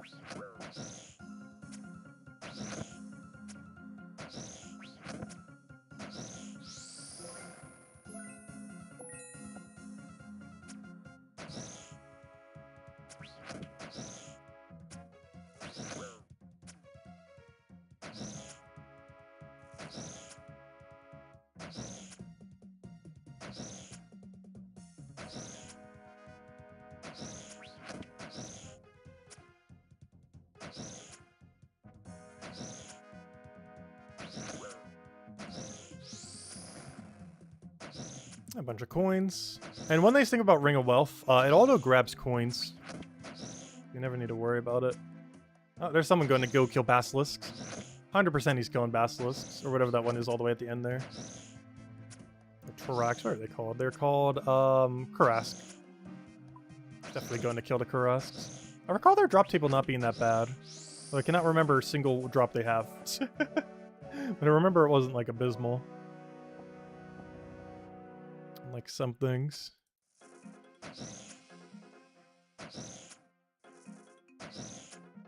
Oh, and also we can just Slayer level. I was paying more attention to the mithril plate body. Or mithril chain, I mean. Which I think is about 1k. Honestly, we made more on this task than killing 100-something demons. How's that even possible? Though we did get a lesser shard on those demons, so it's still worthwhile. Got one of our lesser shards done. One of 3 we need for Arclight.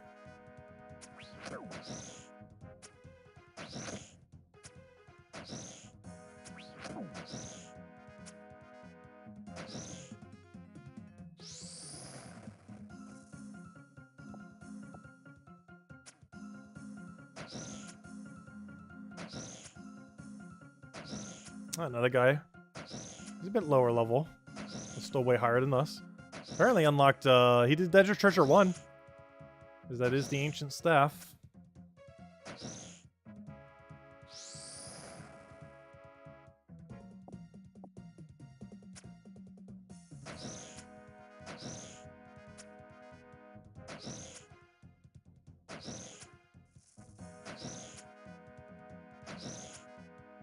Magic, you know, range level on this.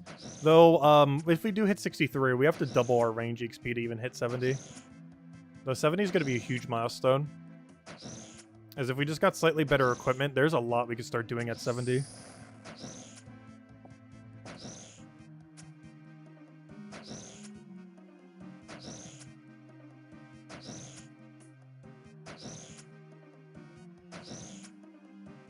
Problem is our equipment isn't up to par though. So even once we hit 70, we're quite a bit away from the 70 equipment requirement. Like we'll have the stat, but we won't have the equipment to go with the stat. It's not initially anyways.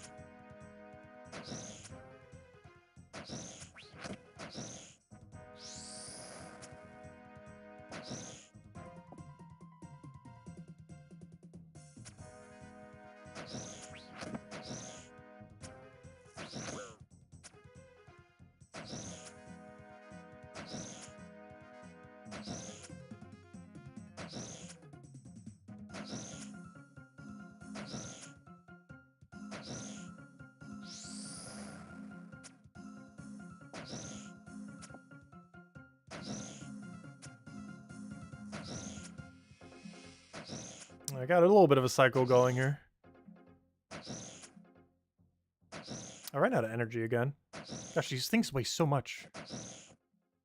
All this gold ore in my inventory.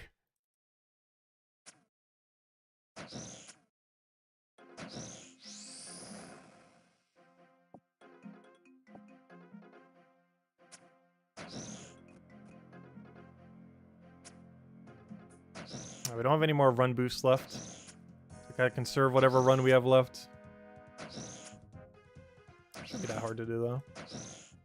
Alright, please, if you're gonna use run, at least get out of his range. There you go.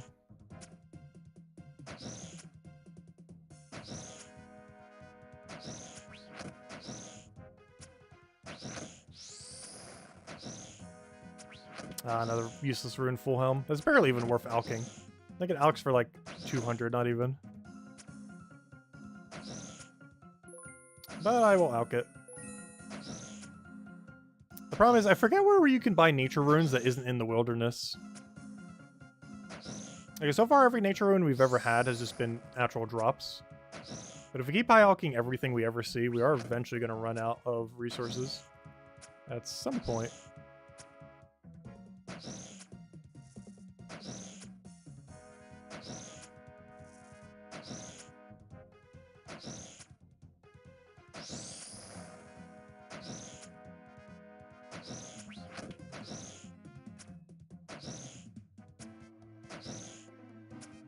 My task should be about half done. We're almost up to the prayer level point. Should be a nice milestone. Though 43 would be way better. Still gonna be one off at that point. 43 would be way, way better. Well, 42 is one step in the direction.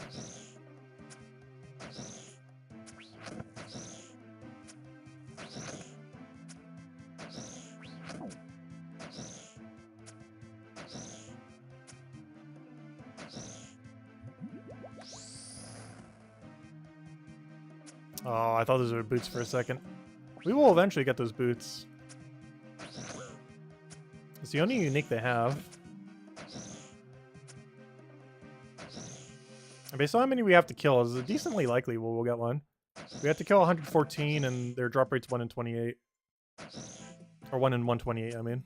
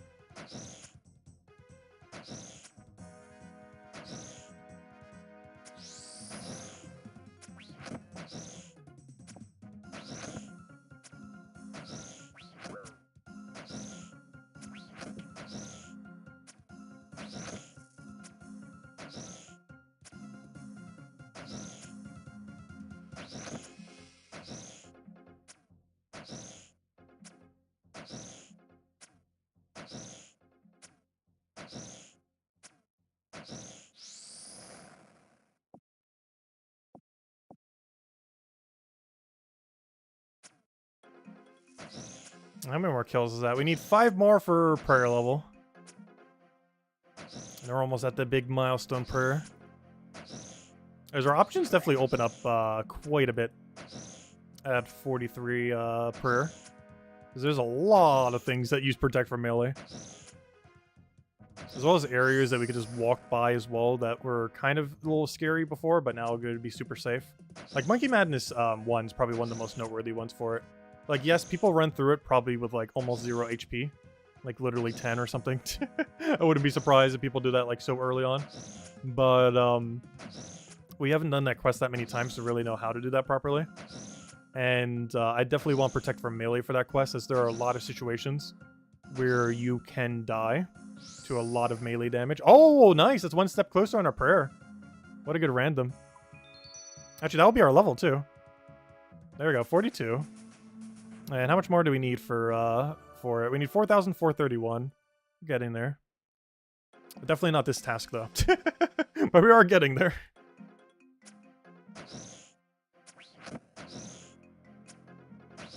And then our options really open up. And I think Monkey Madness 1 is our first priority after that. I don't think we'll be doing it this stream. Because I'm probably going to grab dinner soon. Might even just get finish this task and then call it. Though I do want to go get one more task after this just to see what it is. And if it's something like sane, we'll probably kill some of them right off the bat. Though if it's something absurd, then no. We'll see. There's only a couple that would be ultra dangerous. The only ones I don't want to see are Green Dragon or Earth Warrior. Anything that isn't that is fine. Earth Warrior is safer than Green Dragon. The biggest issue with Green Dragon is every single spot they spawn is a really big PKing spot. They're always really big hot spots for random pures to be in. Also, every single location where they're at is the exact location where max pures can reside, based on our current level. Which is probably the scariest part about doing anything wilderness at this exact level range. As it's the perfect range for every max pure that is built for combat.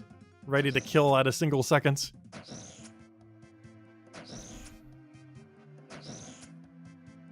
And they have combos that can easily hit for over 120 within a few seconds.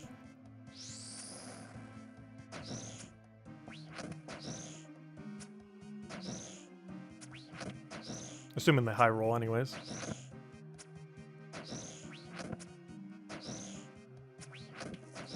It's one of the reasons why we were able to actually get some wins when we were doing the one defense pure battles earlier for Last Man Standing, even though we were so horrible at PvP. But the main reason we were able to get some kills is just because of how much burst damage a level 1 pure has, or 1 defense pure has. That's the only reason we were even getting any kills there. It's just from the pure damage output that a 1 defense pure has. Of course, we're a little bit bulkier on this account than a 1 defense pure, but still be hitting us pretty hard.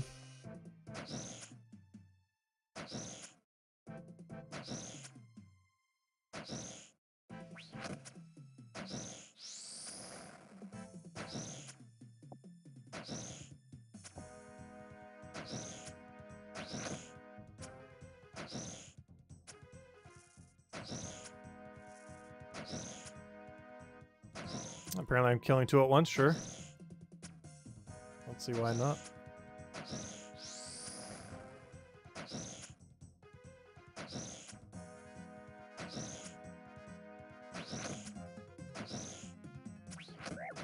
I'm literally just 1 tile away. Would have been safe. There's so many steel arrows. How many? We're almost out. Good thing I brought the irons. I had a feeling we'd maybe run out. We're about to. Very close to it.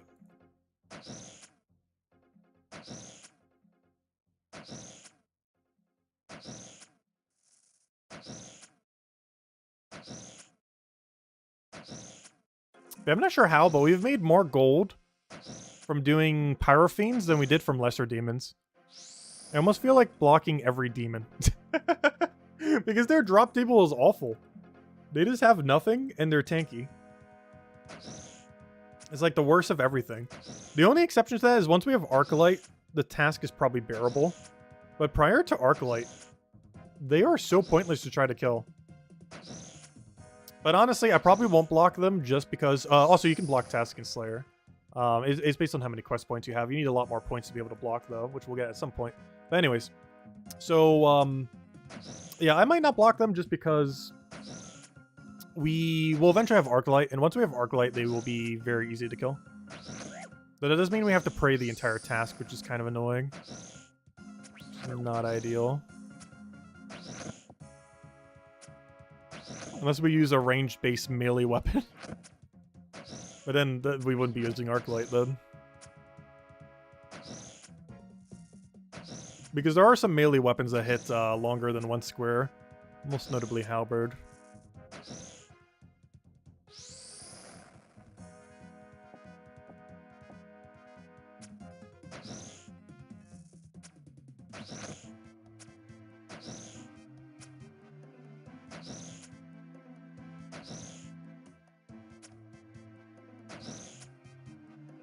Oh, we just hit the 10k mark.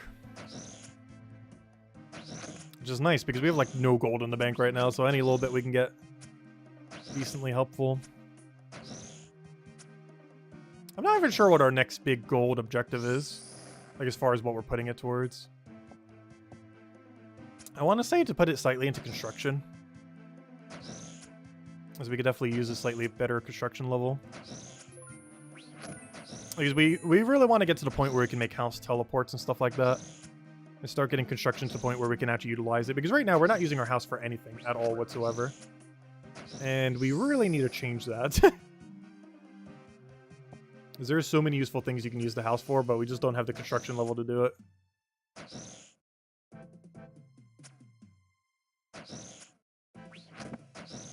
Like, there are house upgrades that are better than having, like, a Besson slot for something. Just because of how much they would help you. You can get teleports in there, you can get full restoration in there. You could end up getting, let's see, what else is there? You get a lot of storage, so you can finally clean out your bank as well. You can make house teleports eventually. We're going to need the clockworks there at a pretty soon level in order to make bird houses, so we can get seeds and a bunch of other stuff. Which which is definitely needed because I feel like I'm constantly running out of seeds on this account, and I barely even have a high farming level. We're still running out of seeds like every single time. What else? There's a lot of things still. You can upgrade your bearer's armor there, and by upgrade I mean repair it for a cheaper cost. So it doesn't cost as much gold. Definitely a lot of options. Many of which I'm probably forgetting to even mention. Way later in the game, you can even change your spellbook there, which is super convenient. As I believe there is 4 spellbooks now. Standard, Arceus, Arcane, and Lunar.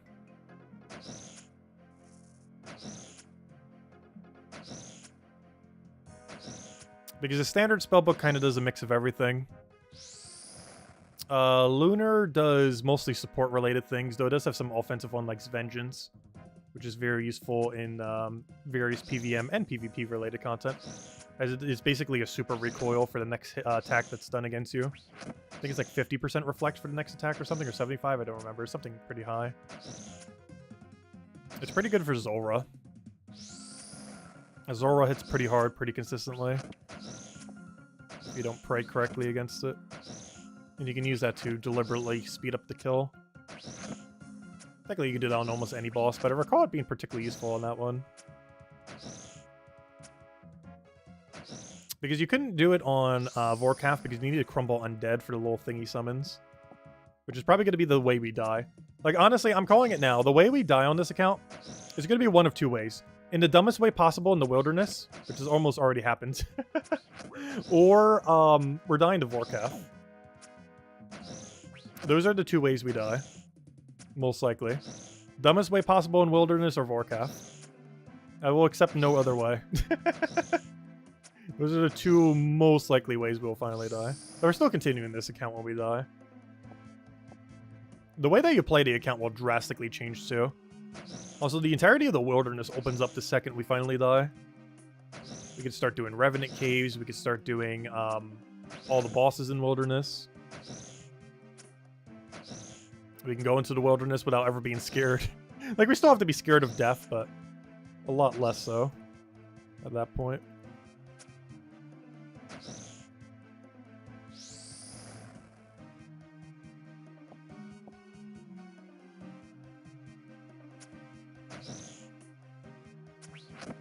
It's one of the reasons I want to get better at Last Man Standing as well. Especially if we still haven't died yet. Because I still want to be able to hold my ground on a one-on-one. The only problem is if we get a kill, we don't actually get any loot from it on an Iron Man account. Even once we're not a hardcore Iron Man anymore, you still get no loot from it.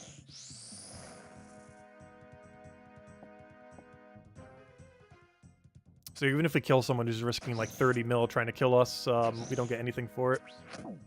Other than not dying ourselves.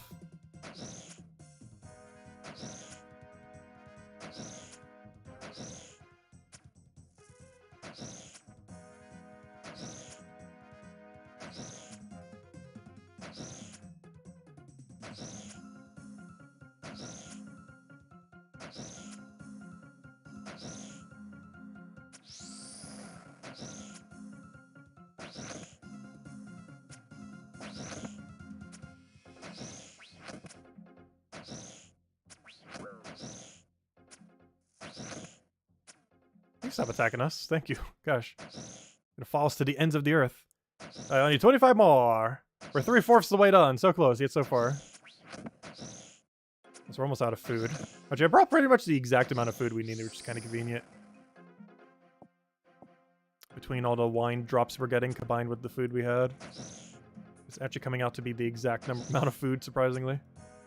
Because that's one thing when you're doing a Slayer task for the first time is, you don't really know how to gauge how much equipment you need for it, necessarily. I think we gauged it quite nicely this time. The only thing I brought that I didn't quite need, though, I should probably always have it on me just in case we forget it. A good anti-poison potion. Though we don't have a good one at the moment, but we have one. We have one that exists. But that's good in case we get attacked by something that's poisonous. Just make sure we don't randomly die. As Ring of Life does not cure poison.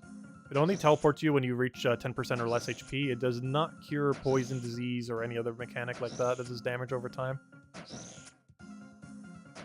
So you need to have an option just in case. There are some things in this cave that do poison that we already passed, but apparently they don't attack us. I thought they might have been aggressive, but nope, they're passive, which is good. Otherwise we'd be poisoned. That's why we brought this. Should also just always have one just in case, though. Never know when you forget there's a poison mechanic in an area. That's like 2 things I should almost always have on me. An anti-fire shield and a antidote to poison. The only reason I didn't bring a Dragonfire shield is I know 100% there is no Dragonfire or anything in this area. The only thing that's even remotely close to being Dragonfire here is Vorkath, but you have to go on a boat and do a quest that we're nowhere near doing.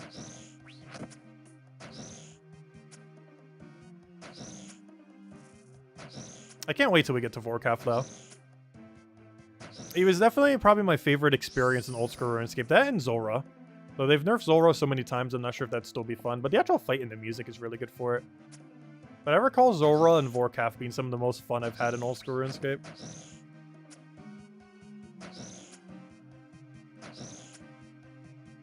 When I played it several years ago.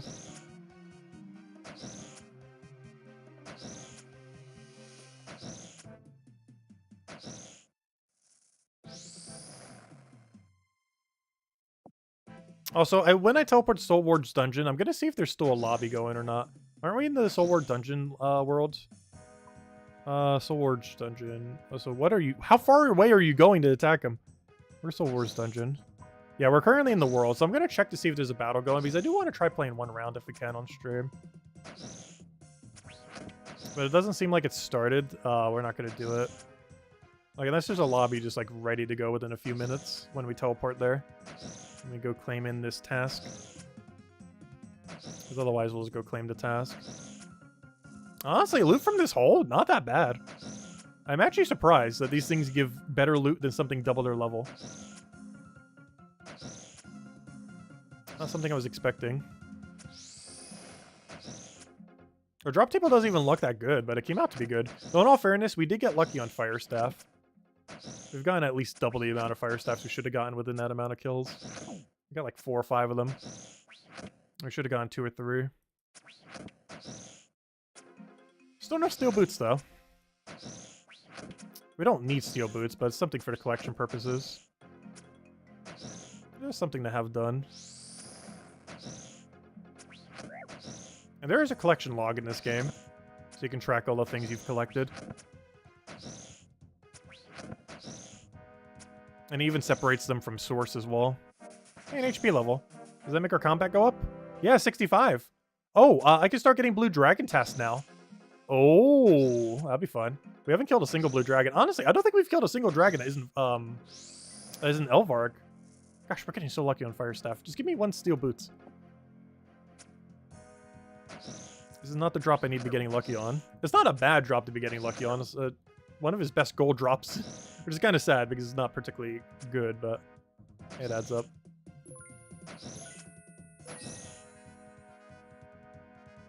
Hello, attack? Oh, I'm out of steel arrows. I was like, wait, why are you not attacking? That would explain it. Lack of arrows. That would do it. I gotta use even weaker arrows. If anything I've learned today, there's 2 things I've learned in this game today. We cannot PvP if our life depended on it. I need to get way better at it. Which is weird, because I actually have done PvP in the past, but we're talking like 15 plus years ago past, so... Apparently we've gotten ultra rusty within that time. But, what was the other thing I wanted to mention? But yeah, that, and we need a better range setup. I need to just go get that bone crossbow or something already. Because, gosh, this is not cutting it. I'm pretty sure that's not too much more efficient than what we're using now. But I know for sure it is better than whatever on Earth we're doing right now for damage output. It's not like we're going to go revolutionarily quick once we get the other option, but it will be quicker than this. That is for sure. It'd also be cheaper. These bone bolts, I want to say, are like 3 gold each. Whereas right now, I didn't buy these iron arrows, we made them ourselves. Actually, most of the arrows we have, we actually made ourselves. Except for Mithril and above, where we've gotten them mostly from Ogresses, I believe, and a few other drops. But, Yeah, we just don't have the strong enough arrows to be using bows right now, compared to bone bolts or something else that's more accessible. He's even mithril, I believe, is slightly worse than the damage output that a bone bolt would do. Speaking about mithril chain body. Why on earth these things drop mithril chain body? I have no clue, but I'll take it. Give me that gold. These things literally have better alchables than something double their level. That's so sad. I think Hellhounds have that big issue as well, where they have like no drop whatsoever. Like if I go to the drop table of Hellhounds right now, their drop table is nothing. Like literally nothing. I just gotta kill 11 more. Let's go look at their drop table real quick. We shouldn't die from autoing them. But yeah, their Hellhound. Here's the whole drop table. Ashes. That's it. That's their drop table. Vile Ashes. How much prayer is that? Okay. Yeah, 25 experience. So a little bit better, but still. Like that's almost their whole drop table. Like they do drop like elite. No, that's for something else. What else do they drop? They drop Smoldering Stone at the rate of you're never gonna get it. As well as, what else? If you kill them in the other area, they give the tome thingies, which will probably be one of their better drops. They give their head for some prayer XP.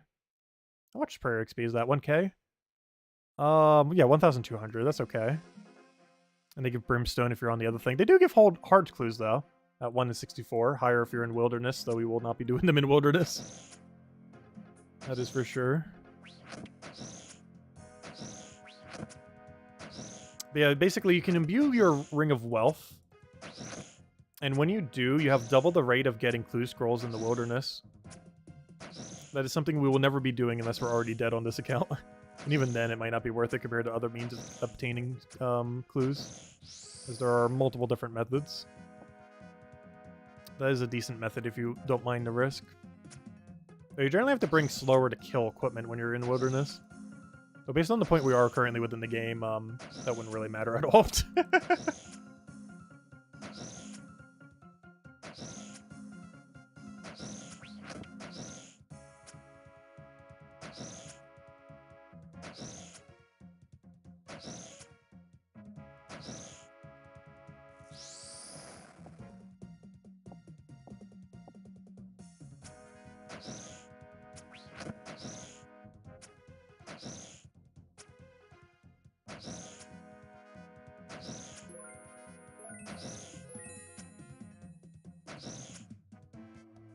We're almost there. There's a few more. We'll be good to go. Let's see if we can get a Soul Wars match in. So if it doesn't seem like the lobby's readied up, we'll probably pass on it for now. I might try to do some off-stream and see how long it actually takes for it to cycle. But I believe it has the Castle Wars issue, where it takes like 30-minute cycles or something. Or 20-minute cycles, whatever it is. And during that time, anyone who's waiting just does nothing. I like that the way they did the Temporist thing. It was a 30-second timer. As soon as there was like one person on, boom, start the timer. Like that was actually really good. I'm pretty sure I'm going to be doing a lot of that between this stream and next stream. Also, I hope for by next stream we have base 50s. And if we don't have base 50s by next stream, we will be doing that next stream. Because I wanted to try to finish that out. We might be missing a few. And even by the end of that stream, we might be slightly away. But that is the main goal, I would say. That, and maybe it's finally time we do Monkey Madness 1. I'm not sure if this will be doing that off-stream or on-stream, but... we definitely need to get it done so we can actually do Dragon Scimitar, so we can start getting to Dragon Defender, so we can start actually doing melee. Because our melee stats just aren't good enough to use at the moment. But we can go do Waterfall Quest, we can go do Tree Gnome Village, we can go do Monkey Madness, and I believe in combination, it gives enough stats to pretty much bring us to 60s. We're very close to it. For all of our melee stats. And then from there we just need to get 130 total between attack and strength. Get a Dragon Defender. Because if we're going to do melee, we have to have Dragon Defender. That's not really an option. It's something we just have to have. Not really an option on if we maybe get it or not. Though that will also make me start to tempt to consider Fire Cape if we're going to start getting a melee setup. Because that's like the last thing to bring you from early game to mid game. Is having like Dragon Scimitar, Dragon Defender, Fire Cape, Torso. Like that's pretty much like the trifecta for leaving early game. Which I think I just named 4 things, but you know what I mean. We're still very much an early game. And will be for probably the rest of this month. It'll be probably like 3-4 streams, like mid-March before we leave early game.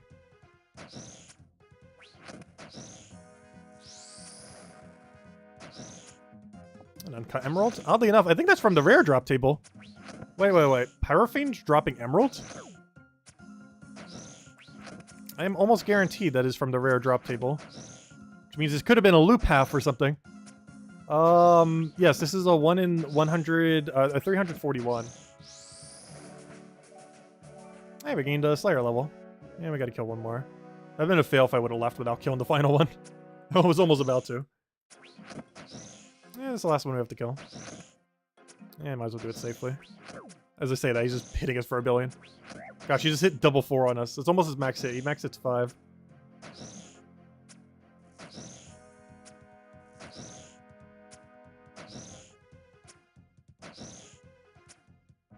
Alright, there we go. What do we get? Coins, Fiend, take that. Alright, let's go to the dungeon area thingy. And see if we have a match here. Because if we can get into this battle, we will. And just see what's up with it. See what kind of changes they made. I barely even remember how to play the original. Also, gosh, we made 16k. Let me see what we made from this task. Because honestly, it wasn't that bad. For this early on in the game, for like how little we have. Oh, I think a match is starting. Okay, maybe we can get in right here. But I want to go price check something real quick. Hopefully this doesn't make us not get in. Price check. That's not it. Price check. Boom, boom. Boom, boom. Not like we could sell it, but it is 23k. With 16k straight cash. Alright, I believe someone just... Oh, wait. No, I have to do the tutorial first. I never did it. No. Wait, I have some equipment that you're not allowed to bring in? What on earth are you not allowed to bring in? Cape? Apparently cape. Fine, no cape. How about now? Let's do it. Oh, I hit the wrong one. I'll pass. No, let's do it. Very well. Okay, let's get started. Oh, probably because you have to wear the team cape. Alright, so how does this work? It's tutorialing us. Though now we're not going to be able to get in. But at least we'll have the tutorial done. Too bad you can't skip the tutorial like you can with Barbarian Assault and stuff. If anything, they should make the Barbarian Assault one forced. There's the Avatar of Creation. Soul Wars demonstration. Follow the destined arrow and just keep following. Okay, what do you want? Welcome to Soul Wars. Let's get started. So, what's this place all about? To the south, you will have seen an Avatar. You must fight to protect... Okay, I'm not sure if this is still a mechanic, but you used to have like a certain Slayer level to be able to attack the Avatar, and you'd do something that would make it a lower threshold, so that more people could end up attacking it, so you didn't need to have 99 Slayer in order to hit it. You must fight to protect your team's Avatar, but I don't think that mechanic is in this game anymore. I don't think it uses Slayer at all in any way. And defeats the opposing team's Avatar. Are you crazy? How have you seen the size of that thing? You're here to fight, not whine. But... how am I supposed to take on one of those? By capturing the Soul Obelisk. Okay, so that's still a mechanic, the center Soul Obelisk in the middle of this map. By capturing the Soul Obelisk, which lies at the center of the battleground, and offering it the Soul Fragment, which you get from killing a bunch of things around the area. I hope you still get EXP drops in this. I think you did before, and I would sure hope they still have it in it now. Because you have to kill a lot of things that aren't actual players. They'll also kill some players. Let's start toward... Also, one last thing before I forget. This is a safe area, right? It should be. I'm almost guaranteed it is, but just in case. Yeah, it is a safe activity that we will not die in. Let's head towards the obelisk now. I can point out some of the important landmarks on the way. Meet me to the north when you are ready to learn more. All right, let's go head over there. All right. He wants me to landmark again, as that is definitely not where the obelisk is. I know that for sure. He's probably going to tell me about our supplies over here. Yeah, this is set up the same way as it used to be back in RuneScape 3. You might find the little area behind useful for defending your avatar. Here's one of your team's bases too. During battle, you can gather supplies here to aid your teammates. The Soul Obelisk is just a little way... Okay, so what do we have here? We have Potion of Power. We have explosion potions for getting rid of the barricades. We have the barricades themselves. And we have bandages for healing and getting energy back. Okay. So all the standard supplies you'd kind of expect. So they're all still here. Good to know. So where are we? There's a hunter area like literally north of here. Where is Soul Wars located? Wait, where is this place? The Isle of Souls. Where are we? Soul Wars lobby. How do you get outside of this area? Because apparently there is an outside of this area. Maybe, well, you just walk down from there. There's a whole area here. There's like a mining place, a little anvil, some hunting areas. What did they add here? They added a whole island for this place. They went crazy. Why on earth is there a spinning wheel in the middle of nowhere? Yeah, only this area right here is the actual Soul Wars thing.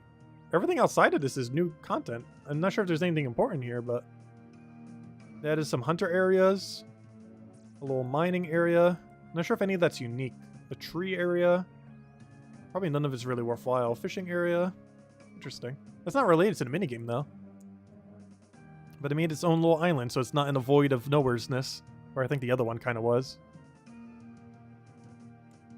Now, to have a chance against an avatar, you are going to need souls. Lots of souls. What am I going to do with the souls? Use them on the obelisk. The soul obelisk is immediately powered, and by channeling souls into it, you can weaken the enemy avatar. How does that work? All I know is that it does, and that you should do it lots. Okay. So where do I get these souls from? The Slayer monsters around. I guess they're not Slayer monsters anymore, because I believe they removed all Slayer mechanic from this game. You can kill the souls that inhabit the area. So there's souls, like these little ghosts. So these little things. Like there's a forgotten soul. So just kill those. You can kill the souls that inhabit the area, runes, and harvest their soul fragments. For the purpose of this demonstration, however, we will use my minimum, or the minion Zibberfizz. What on earth is that? Zibberfizz. Heal.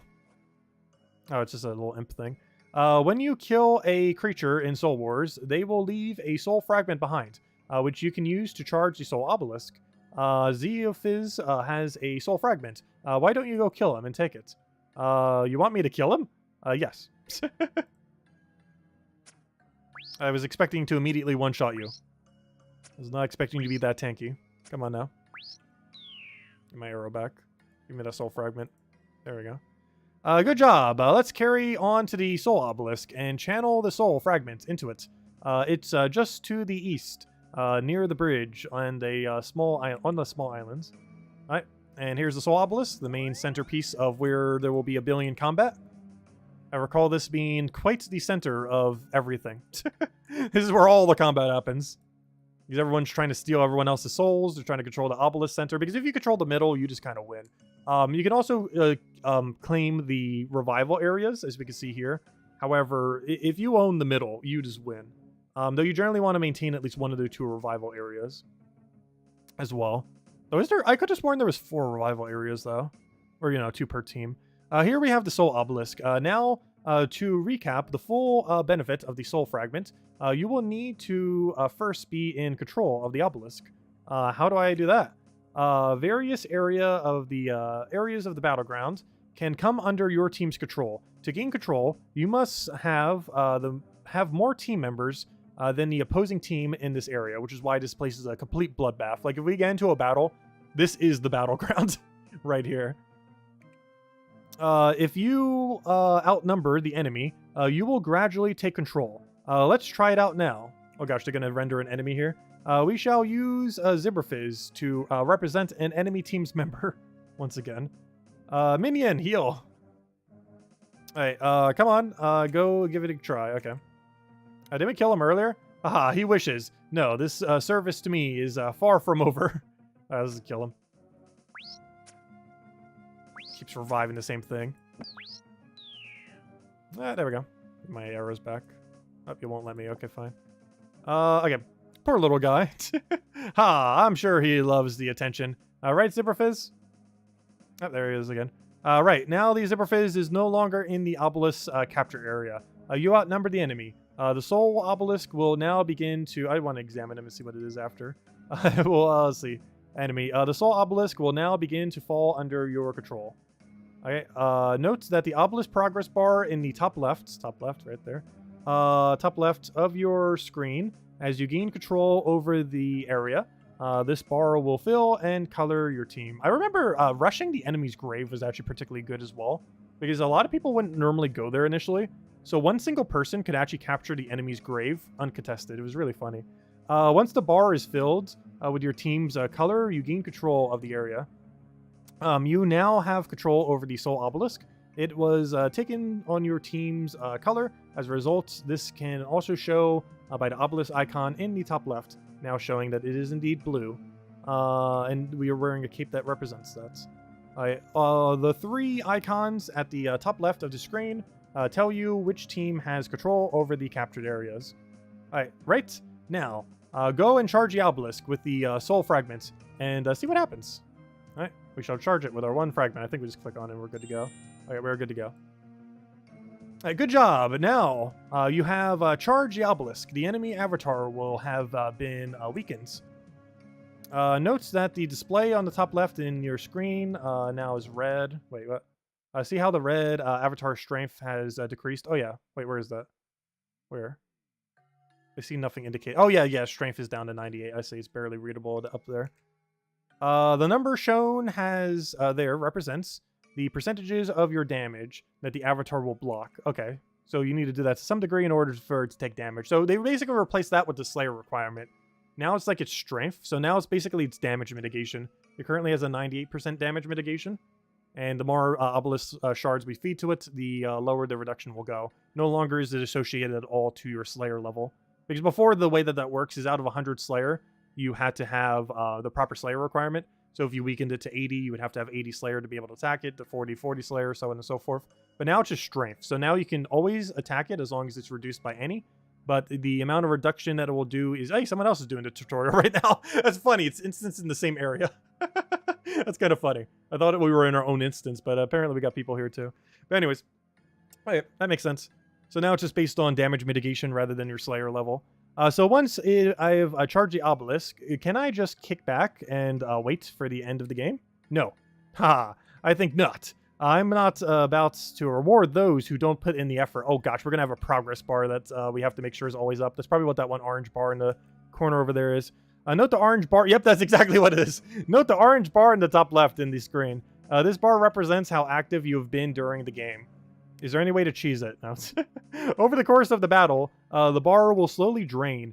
Should the bar drain completely, you will be removed from the game due to your inactivity. You can refill the bar by performing actions in the game, such as dealing damage or charging the obelisk.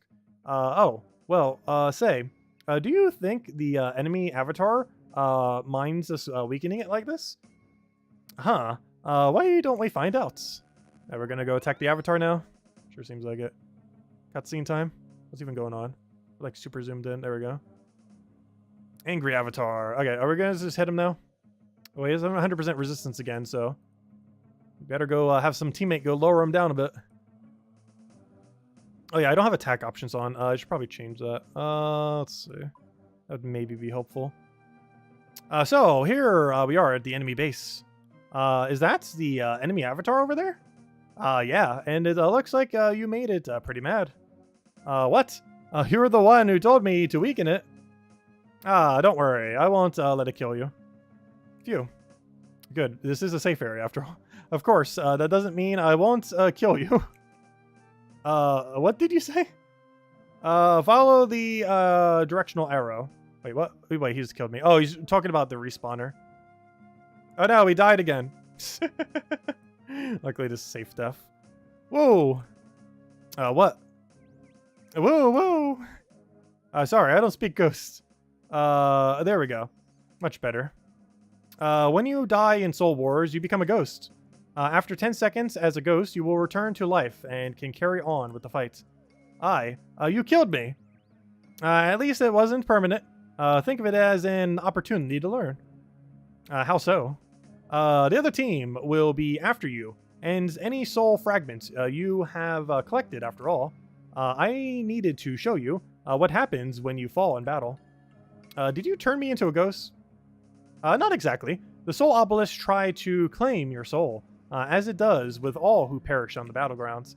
Only my power brought you here, and returned you to life. Also, I think we're almost done based on him going to that portal. Thanks, I guess. You're more useful to me alive, for now. Are there any other painful things to learn about this place? This is much more to this place, but you don't need to know about it yet. If you want to learn more, I can give you a Soul Wars guide upon our return to the lobby. Use the large blue portal in the back in the graveyard to return to the lobby. Why not sign up for a little battle while you're there? Alright, let's go. Alright, so is there a lobby currently going? Let's say yes, otherwise I'm not sure we're going to be able to get into one. Alright, there's people standing here. Anyways, we're done with that. We can get in now, right? I just click one of these. Why is there literally no one on the other side? Would even let me in? I'm pretty sure you're not allowed to have 20 people on one side and none on the other. So maybe everyone just goes on the same side and then it evens the teams. I'm not sure how this is going to work, but we will find out in several moments when something happens. Because it says it's waiting on 20 players, but everyone is currently on the left side and no one's on the right side. So maybe once there's 20 players, it'll evenly split the teams randomly. I assume that's how this is going to work. Also, I probably shouldn't have a Ring of Life on. I don't think it will teleport me in this minigame. Can I actually deactivate it? Oh, we're about to find out. I can always just unequip it, I guess. Just so we don't lose randomly a Ring of Life for no reason.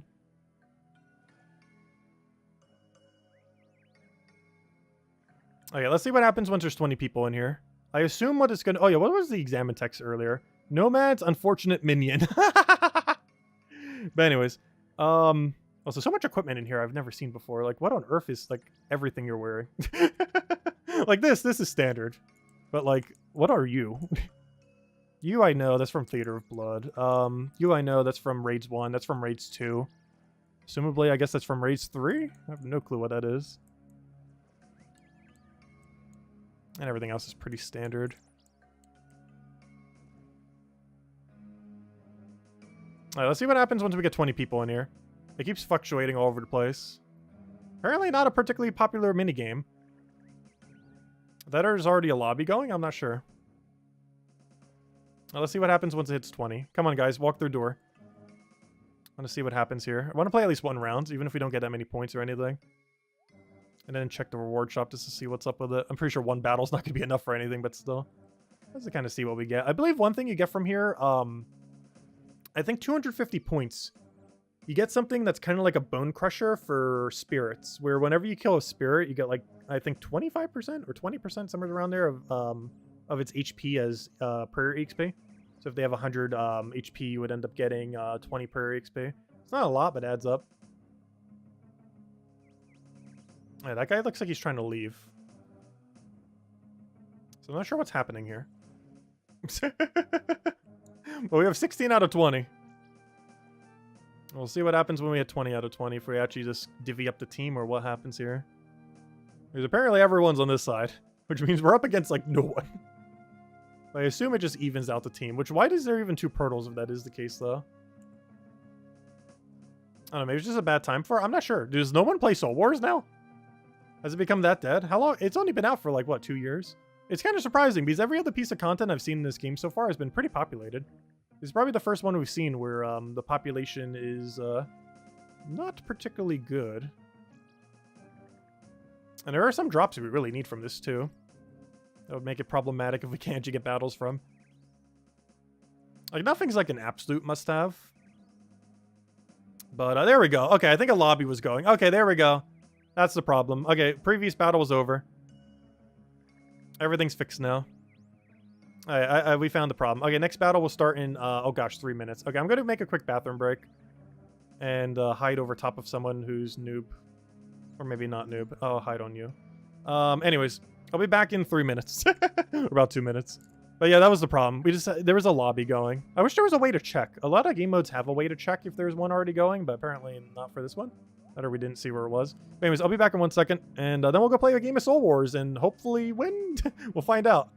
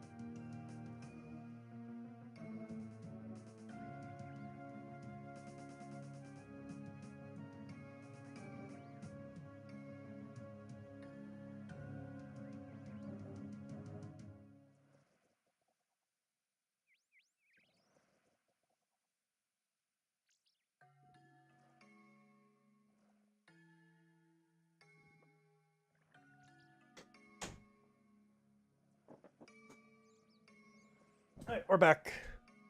Starts in 2 minutes. 54 people in here. Which is not super populated, but it's also not no one. It's an okay number. Looks like it might be closer to 60-something, based on everyone, if they actually get in here within the next minute. We're so under-geared for this, though. Like, we're over-geared compared to this guy. But generally speaking in this lobby, we are very, like... The second we go in, we will die. like, if we find someone like... oh no, what's a good example here? What's a really good example? Why is no one, like, super high level? Yeah, if this guy's, like, on the enemy team, we die to him in, like, 4 seconds? Maybe 3?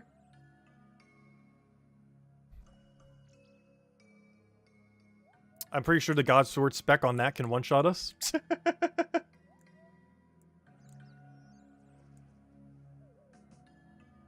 Oh, I just realized something, too. Oh, I just realized something really annoying. I should have went melee.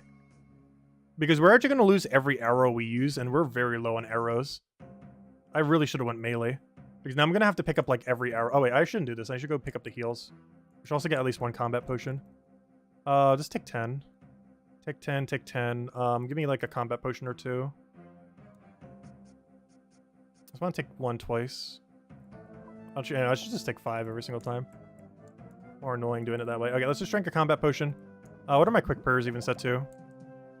Oh, I also have no ring on. That's mostly because we don't really have a proper ring at the moment. We have extra damage. I'm happy with that. Just extra damage seems fine. Honestly, I might as well just keep it on the whole time. Just try to get a bunch of spirits. Alright, let's assist our team with that. Wait, do iron arrows just disappear completely? Oh, we really oh no, they're still going on the ground. How much progress bar do we have? It's currently maxed all the way out, so that's good. How long is the battle? Okay, it's 15 minutes with a 5-minute wait, so it's like 3 per hour you can end up doing. Interesting. Yeah, 3 per hour. Seems to be the number. How many points you can earn with that at a time, that's within question. Alright, are we blue team or red team right now? We are red team. They currently own the middle obelisk, which is concerning. Though it seems like our team is very much focusing on farming. Only problem is I have not gotten any of these spirit thingies yet, because I believe it goes to whoever does the most damage. Soul Fragment. Hey, there we go, we got 2 of them. Though I think we have to own the obelisk in order to even put them in. So going there when we don't own the obelisk, like you need to make a big rush. Just have everyone go in. Oh, so is this counting as progress every single time? Because the meta might just be to range here the entire time and just gain XP. So I can't tell when there are enemies nearby. I guess you can tell by the blue cape, but it's really hard to tell on this mini-map. Like, that guy's an enemy. The max level guy that just ran past this. He's probably going for the obelisk. Our progress bar is still all the way capped, so the fact that we're doing damage to these things is definitely helping. I don't want to go till middle until a little bit later from here now. I don't want to go there right away. Okay, another max. How many max mains do they have? That's another max main. With like best in slot everything.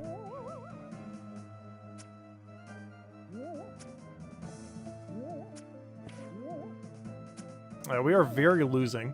Though in all fairness, I cannot contribute much with what our stats are compared to the average person in this lobby. I'm just kind of chilling, killing some spirits. Nothing else. I believe we are gaining XP for this. Yeah, we are. We are indeed getting combat XP for attacking these. Not a lot, but it adds up. Oh, he's trying to Gmaul me. I don't even have Protect from melee.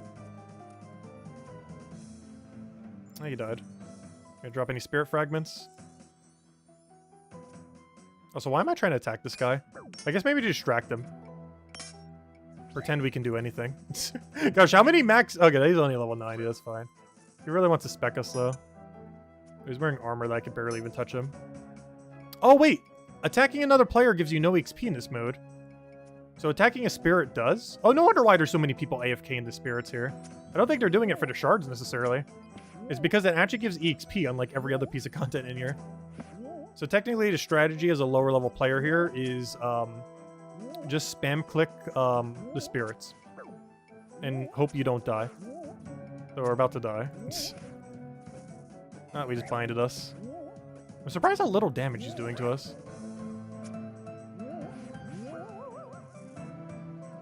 Oh, that song. I remember that song. The one that's playing right now. Oh gosh, that one's really nostalgic. Is this game mode when it originally came out? Gosh, not when it came out into this game, but when it like originally came out. We're talking 2009, I believe it was. Like 14 years at this point. Let's see what happens if I go into middle. Will I die within 10 seconds? So far, the answer seems to be yes. I'm just walking here, I'm walking here, I'm walking here. Hello, everyone. Hello, hello. Hello, hello. Why is no one on my team playing? There's literally no one in the center. I was about to go just try to see and contest it a little, but there's no one there. Like, literally no one there. Where's the team at? Was it gonna take all? That's actually funny. This is an all option. Yeah, we're so gonna lose. How much we can do about it? Alright, let's see what happens if we try to take their grave. Because sometimes no one guards it, so you could just hide in the corner of their grave and take their grave. Which may help us take middle. The problem is no one's even in their middle. Like, at all. Alright, they were chasing me. We're definitely gonna die here. I don't even have proper protection. I'm just gonna put mage on, I guess. Yeah, there's like a billion of them there. Oh, we're already dead. Didn't even see that from the other thing. Yeah, there's very little they could do, or we could do. I wonder if the battle automatically ends once the thing kills us. Let me go just see how much they're obliterating us real quick. Like, because it seems very is the answer. Like, very, very. That guy's literally just watching the thing. What wonderful teammates. Gosh, so many little thingies. Oh, it's actually marked with what color team they're from as well. Alright, so these are all of our teammates defending our thing. Which means they just killed the final person who is attacking us.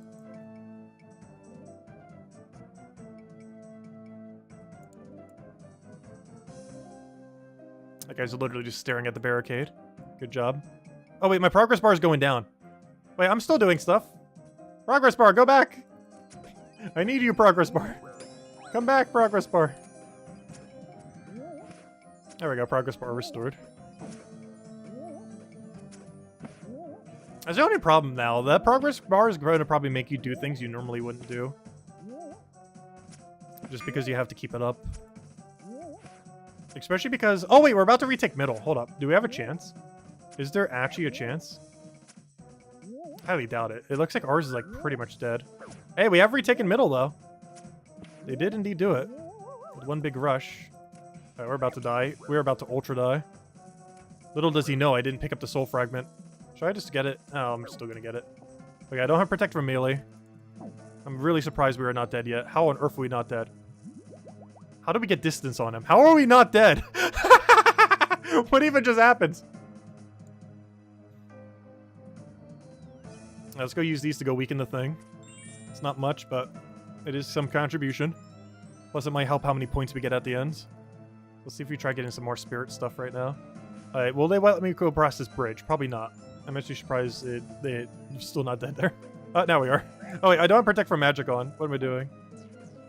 It's like PvP all over again.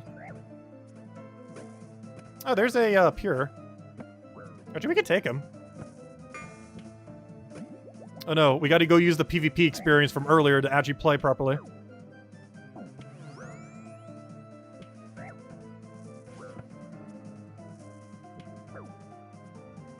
Alright, we're gonna die to the main that's attacking us with a heavy ballista. I think caps at like a 50-something hit. Which is like our entire HP stack. Alright, we're actually making a comeback. We are actually making a comeback. I think the best role we could do right now is just be a distraction. Let's like pray mage and just hope we can distract enough. And get ready on the range switch. Actually, just sitting here could also be kind of good. Let's make sure we are constantly owning the obelisk. Just pray mage the whole time. Only problem is this probably doesn't count as us contributing, even though we are contributing. Oh yeah, this will do. How are we even hitting him? I'm really surprised it's hitting through that kind of armor. It is doing something. We almost got the kill! So close. Not quite, though. I'll grab some of my arrows since we don't have an accumulator. If we ever come back here, we definitely got to go with melee. Because we're going to burn through way too many arrows here.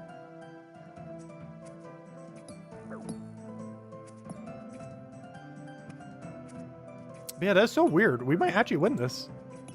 Their avatar's at 0%. We're actually winning. I guess the strategy is not to rush immediately. Let them get out of position and then win that way. I want my arrows back. Give me my arrows back. He's gonna kill me before I can grab my 10 iron arrows that are pointless, but I still want. I got them. Alright, now let's go die to him. Yeah, there we go. Gosh, the average person here is like double our level, pretty much. I like that they have an all option for that now. You don't have to spam click on it anymore. Alright, where's the center? I gotta just stand in center. Just pray as much defense as we possibly can and just stand in center.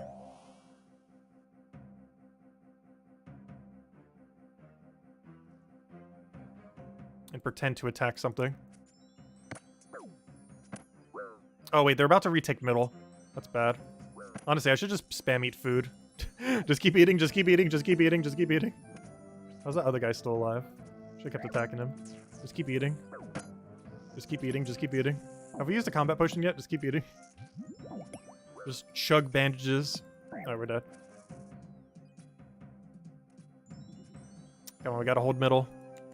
This is very winnable.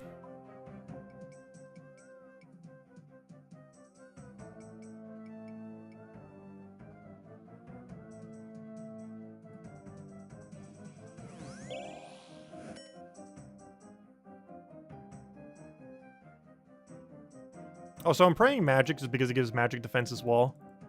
Because we're pretty much hitting 0 on most anyone in this lobby. So more so matters that we don't die. More so than dealing damage itself. Okay, I need some progress bar though. Apparently some still people here.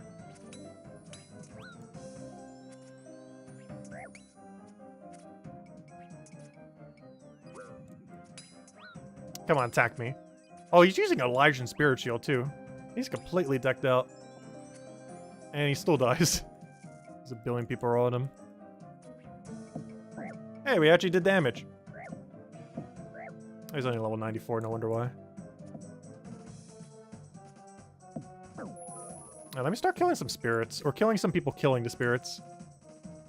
Like this guy. This guy's probably loaded. Oh wait, he just hit a 37 on me. Oh no. He just hit a 25 on me. Oh no. He's hit a 39 on me. I would like to back now.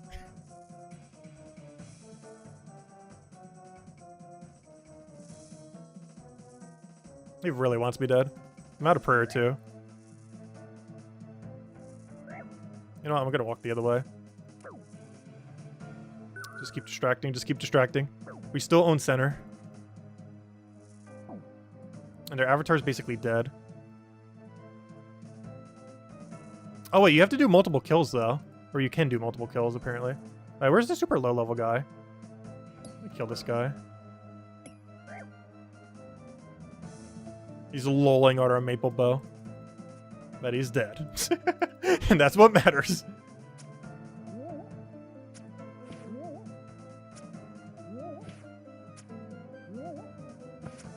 We really do need a better bow. But we don't have the fletching for magic. And I believe you get it from hard clues. I need to go get fairy rings for hard clues though, for sure. And get out of early game already. Because we don't have a proper setup for any attack style. At all. The only thing we have a proper setup for is, oddly enough, Barbarian Assault. That one minigame. It's like the only thing we have a proper attack setup for right now. And that is about it.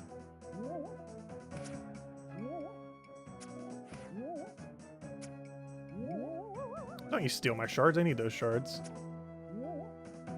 Trying to put in a little bit more points within this last minute so we can hopefully get some more score, because I have no clue what the score is based on. All I know is put Soul Fragment in there good for lowering down the thing. Those already max lowered, so I'm not even sure if they're going to do anything when I put them in, but let's assume they will. Let me go after this kill. Yeah, I think we won.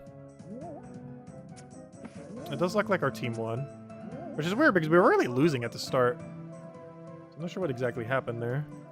Or if it was a deliberate throw just to make it easier to clean the later half.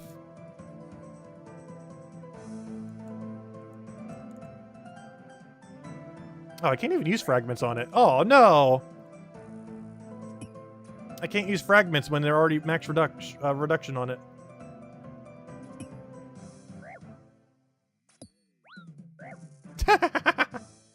Well, there goes our 4 fragments. It's not going to matter, though.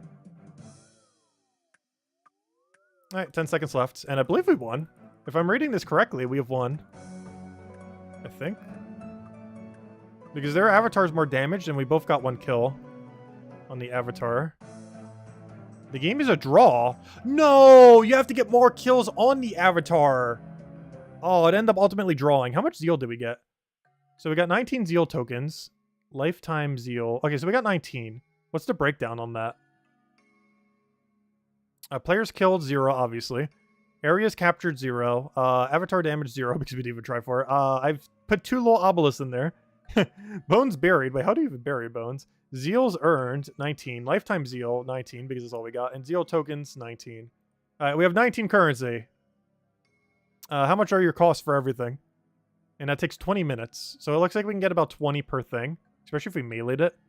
So with 20, we can exchange for some EXP. Prayer's interesting. I could actually exchange that for, what is almost 500 and, because 10 of them. So it's 280 prayer there. And twice, that's 560. So it's 560 prayer. Though the thing I'm really after is not that, but particularly this. 250 tokens. I want the unique stuff. Soul Cape. Does Soul Cape even do anything? Or is it just cosmetic achievement thing to get for this place? Oh! Oh, it does something. It does a lot of something. Wait, and +8 prayer bonus? That is not bad. I'm not sure I would want to go and do that much Soul Wars just for that. For the other device, yes. For this thingy, probably not. Wait, prayer cape. Hold up. Prayer equipment. Isn't +8 like insane for cape slot? I don't think it's the highest, but it's really high. But +8 is decent. Where is prayer armor? I'm looking for the prayer capes. Prayer capes. Let me just literally type in prayer capes. Prayer capes. Prayer cape. No, not literally prayer cape. I mean prayer capes as in... let's see. Let me just do best in slot. What's best in slot prayer these days? Because that's a really high 8. It's not low at all. I wonder if it's prayer bonus. Slash. Crush. Magic. Should be like 1 more down. Range. Other strength. Range strength. Magic damage. Prayer. Best in slot. Yeah, it is. Soul Keep is best in slot prayer currently within the game. How? That's interesting. That might be worth picking up. Because we plan to pray a lot for various tasks. I don't think I would want to do that much of this mode, though. Because let's say we're getting 20 per thing. What's 2,000? What's the math on that? Calculator, go. Because that will take a while. Obviously, there will be times where we score more than that. But probably not too much. Okay, next game starts in 10 seconds. We're not going to bother. We're doing next Slayer task. Or at least getting it. But anyways, what is 2,500 divided by 20? It comes out to 125. 125 divided by 3. It would take 41 hours. Technically 42. Well, 40. It depends how much we score each time. But we're talking like 41-ish hours to get that. Which, yeah, no. I do want to get this Ectomaster thing, as it will give us some extra prayer while doing Slayer and everything. Because that divided by 20 comes out to a much more reasonable number. Because that's, what, 12.5 matches then? Which isn't bad at all. We could do that in 4 hours or so. Depends how much if we end up getting more on some of them. Like, that can easily be done in, like, a single session kind of thing. Soul Cape, that's like a week-long project, probably. It is worth considering, as we will be preying on a lot of Slayer tasks going forward at some point. Like if we're wearing like what is doing full prostate into or whatever it's called, full proselytes. Like if we're wearing full proselyte into that with like Slayer helm and everything else, which is pretty much his setup right now. He's probably trying to get the cape right now. But like tasks like those, it's going to be really, really good to have a soul cape potentially. As yeah, +8's not bad at all. That's a really high bonus. And that will save us on a lot of prayer potions in the long run. And just kind of have all of our equipment into that then. At least some of it anyways. Anyways, let's go get our Slayer task. Just wanted to play a match for the fun of it. Let's go see what our next Slayer task is. But yeah, next time we go in there, we're definitely using melee and not ranged. Mostly due to our lack of arrows. Actually, I don't even have enough arrows to go do arrows on a Slayer task. It's so bad. I definitely got to go do that one bone weapon quest. For that one crossbow. Because we have like no range equipment anymore. We're just fully depleted. Not to mention we don't have rune crossbow either, which would be a really nice addition. Alright, let's see what we get here. Oh, he's in full Infinity. Okay, let's see what assignment we get. What even is that word? Lockatrice? Oh, it's a cockatrice. I thought that was a L, not a C. I know what cockatrice is. It was actually literally where we just were. Does cockatrice even have anything interesting as a drop? Oddly enough, I think that's the one that drops iron boots. So we weren't able to get steel boots from the other one, but we might get iron boots here. Cockatrice. Cockatrice. We literally just passed them early. They do drop iron boots! Oh, they also had drop mystic at a really low rate. That would be our best in slot magic for now. That would be eventually replaced, but for all intents and purposes for now, it would be our best in slot for magical boots. But oh, they drop medium clues too. That's kind of nice. Oh, they drop a cockatrice head at a 1 in 1,000 too. I think you can put that in your house if you get lucky with the drop. But we're not going to do that at the moment. I think we might just end it here for now. But that honestly is a perfectly fine task. It's not too annoying. We'll give an okay amount of EXP. I don't think cockatrice even does anything. Though you do need to wear a mirror shield, I believe. Yeah, they have a piercing gaze. You can safe spot them. As 20 defense is needed to be able to wield a mirror shield, players who do not meet the requirements will not be assigned with the task. It is worth noting that their strength lies purely in their piercing gaze ability. When a protective shield is equipped, do not expect much of a fight. Okay. So yeah, just make sure you have shield on, which I actually do have in our bank, and we just do a melee weapon with it. And just melee them all. And I believe their max hit's also 5 like the other one. Oh no! Oh no, it is a 5, yeah. See if we can do that pretty easily later. That's not too bad. But anyways, I guess we'll end it here for now. I do want to go grab dinner before we go do the other stream, or at least a quick bite to eat of some kind. And we'll be back next week. I do hope by next week to be base 50. We will also hopefully have gotten into some of the really important quests. Like I definitely want to go do the ones that are important for farming, so we can get farming for herb lore and everything else. We'll probably need it to even get it to 50. But I also want to see if we can do Monkey Madness 1. And I might even do it on stream for next one, where we kind of like start it, get everything that we need to be able to do it. Hey, the Vorkath pet, there he is. We'll have you eventually. If there is any pet I want to target that is boss related, it is this. It is that one right there. Like, I wouldn't mind doing like 10,000 Vorkath kills to get that. I think it's like 1 in 5,000, but still. Like, we will be killing so much Vorkath once we get to Vorkath. So much Vorkath. Anyways. But yeah, for now, we'll end it here. Next goal will probably be base 50s and get Monkey Madness so we can finally get a melee set up so we can stop using range and go from there. Because I really need a lot of requirements before we can start doing range properly. We need to be able to make a rune crossbow. We need to be able to go and get a shield of some kind. It's really hard to get good range shields unless we get one from like a clue or something similar. Like a lot of the requirements to get good range equipment is actually going to be the hardest. I would say the easiest is melee equipment, so it should definitely be our priority. And Monkey Madness is just absolutely required for that. So I think by next stream, we will start it by doing Monkey Madness, I think is our goal. Is try to hit close to base 50s by next stream. And the very first thing we do is Monkey Madness quest at the beginning of it. And go get yourself Dragon Scimitar. Hopefully almost have the stats to go get Dragon Defender. and go from there as we will finally have equipment at that point. But anyways, guys, I hope you all have a wonderful, wonderful rest of your week. I will catch you guys later, and thank you everyone for stopping by. Goodbye, everyone. Thanks for watching.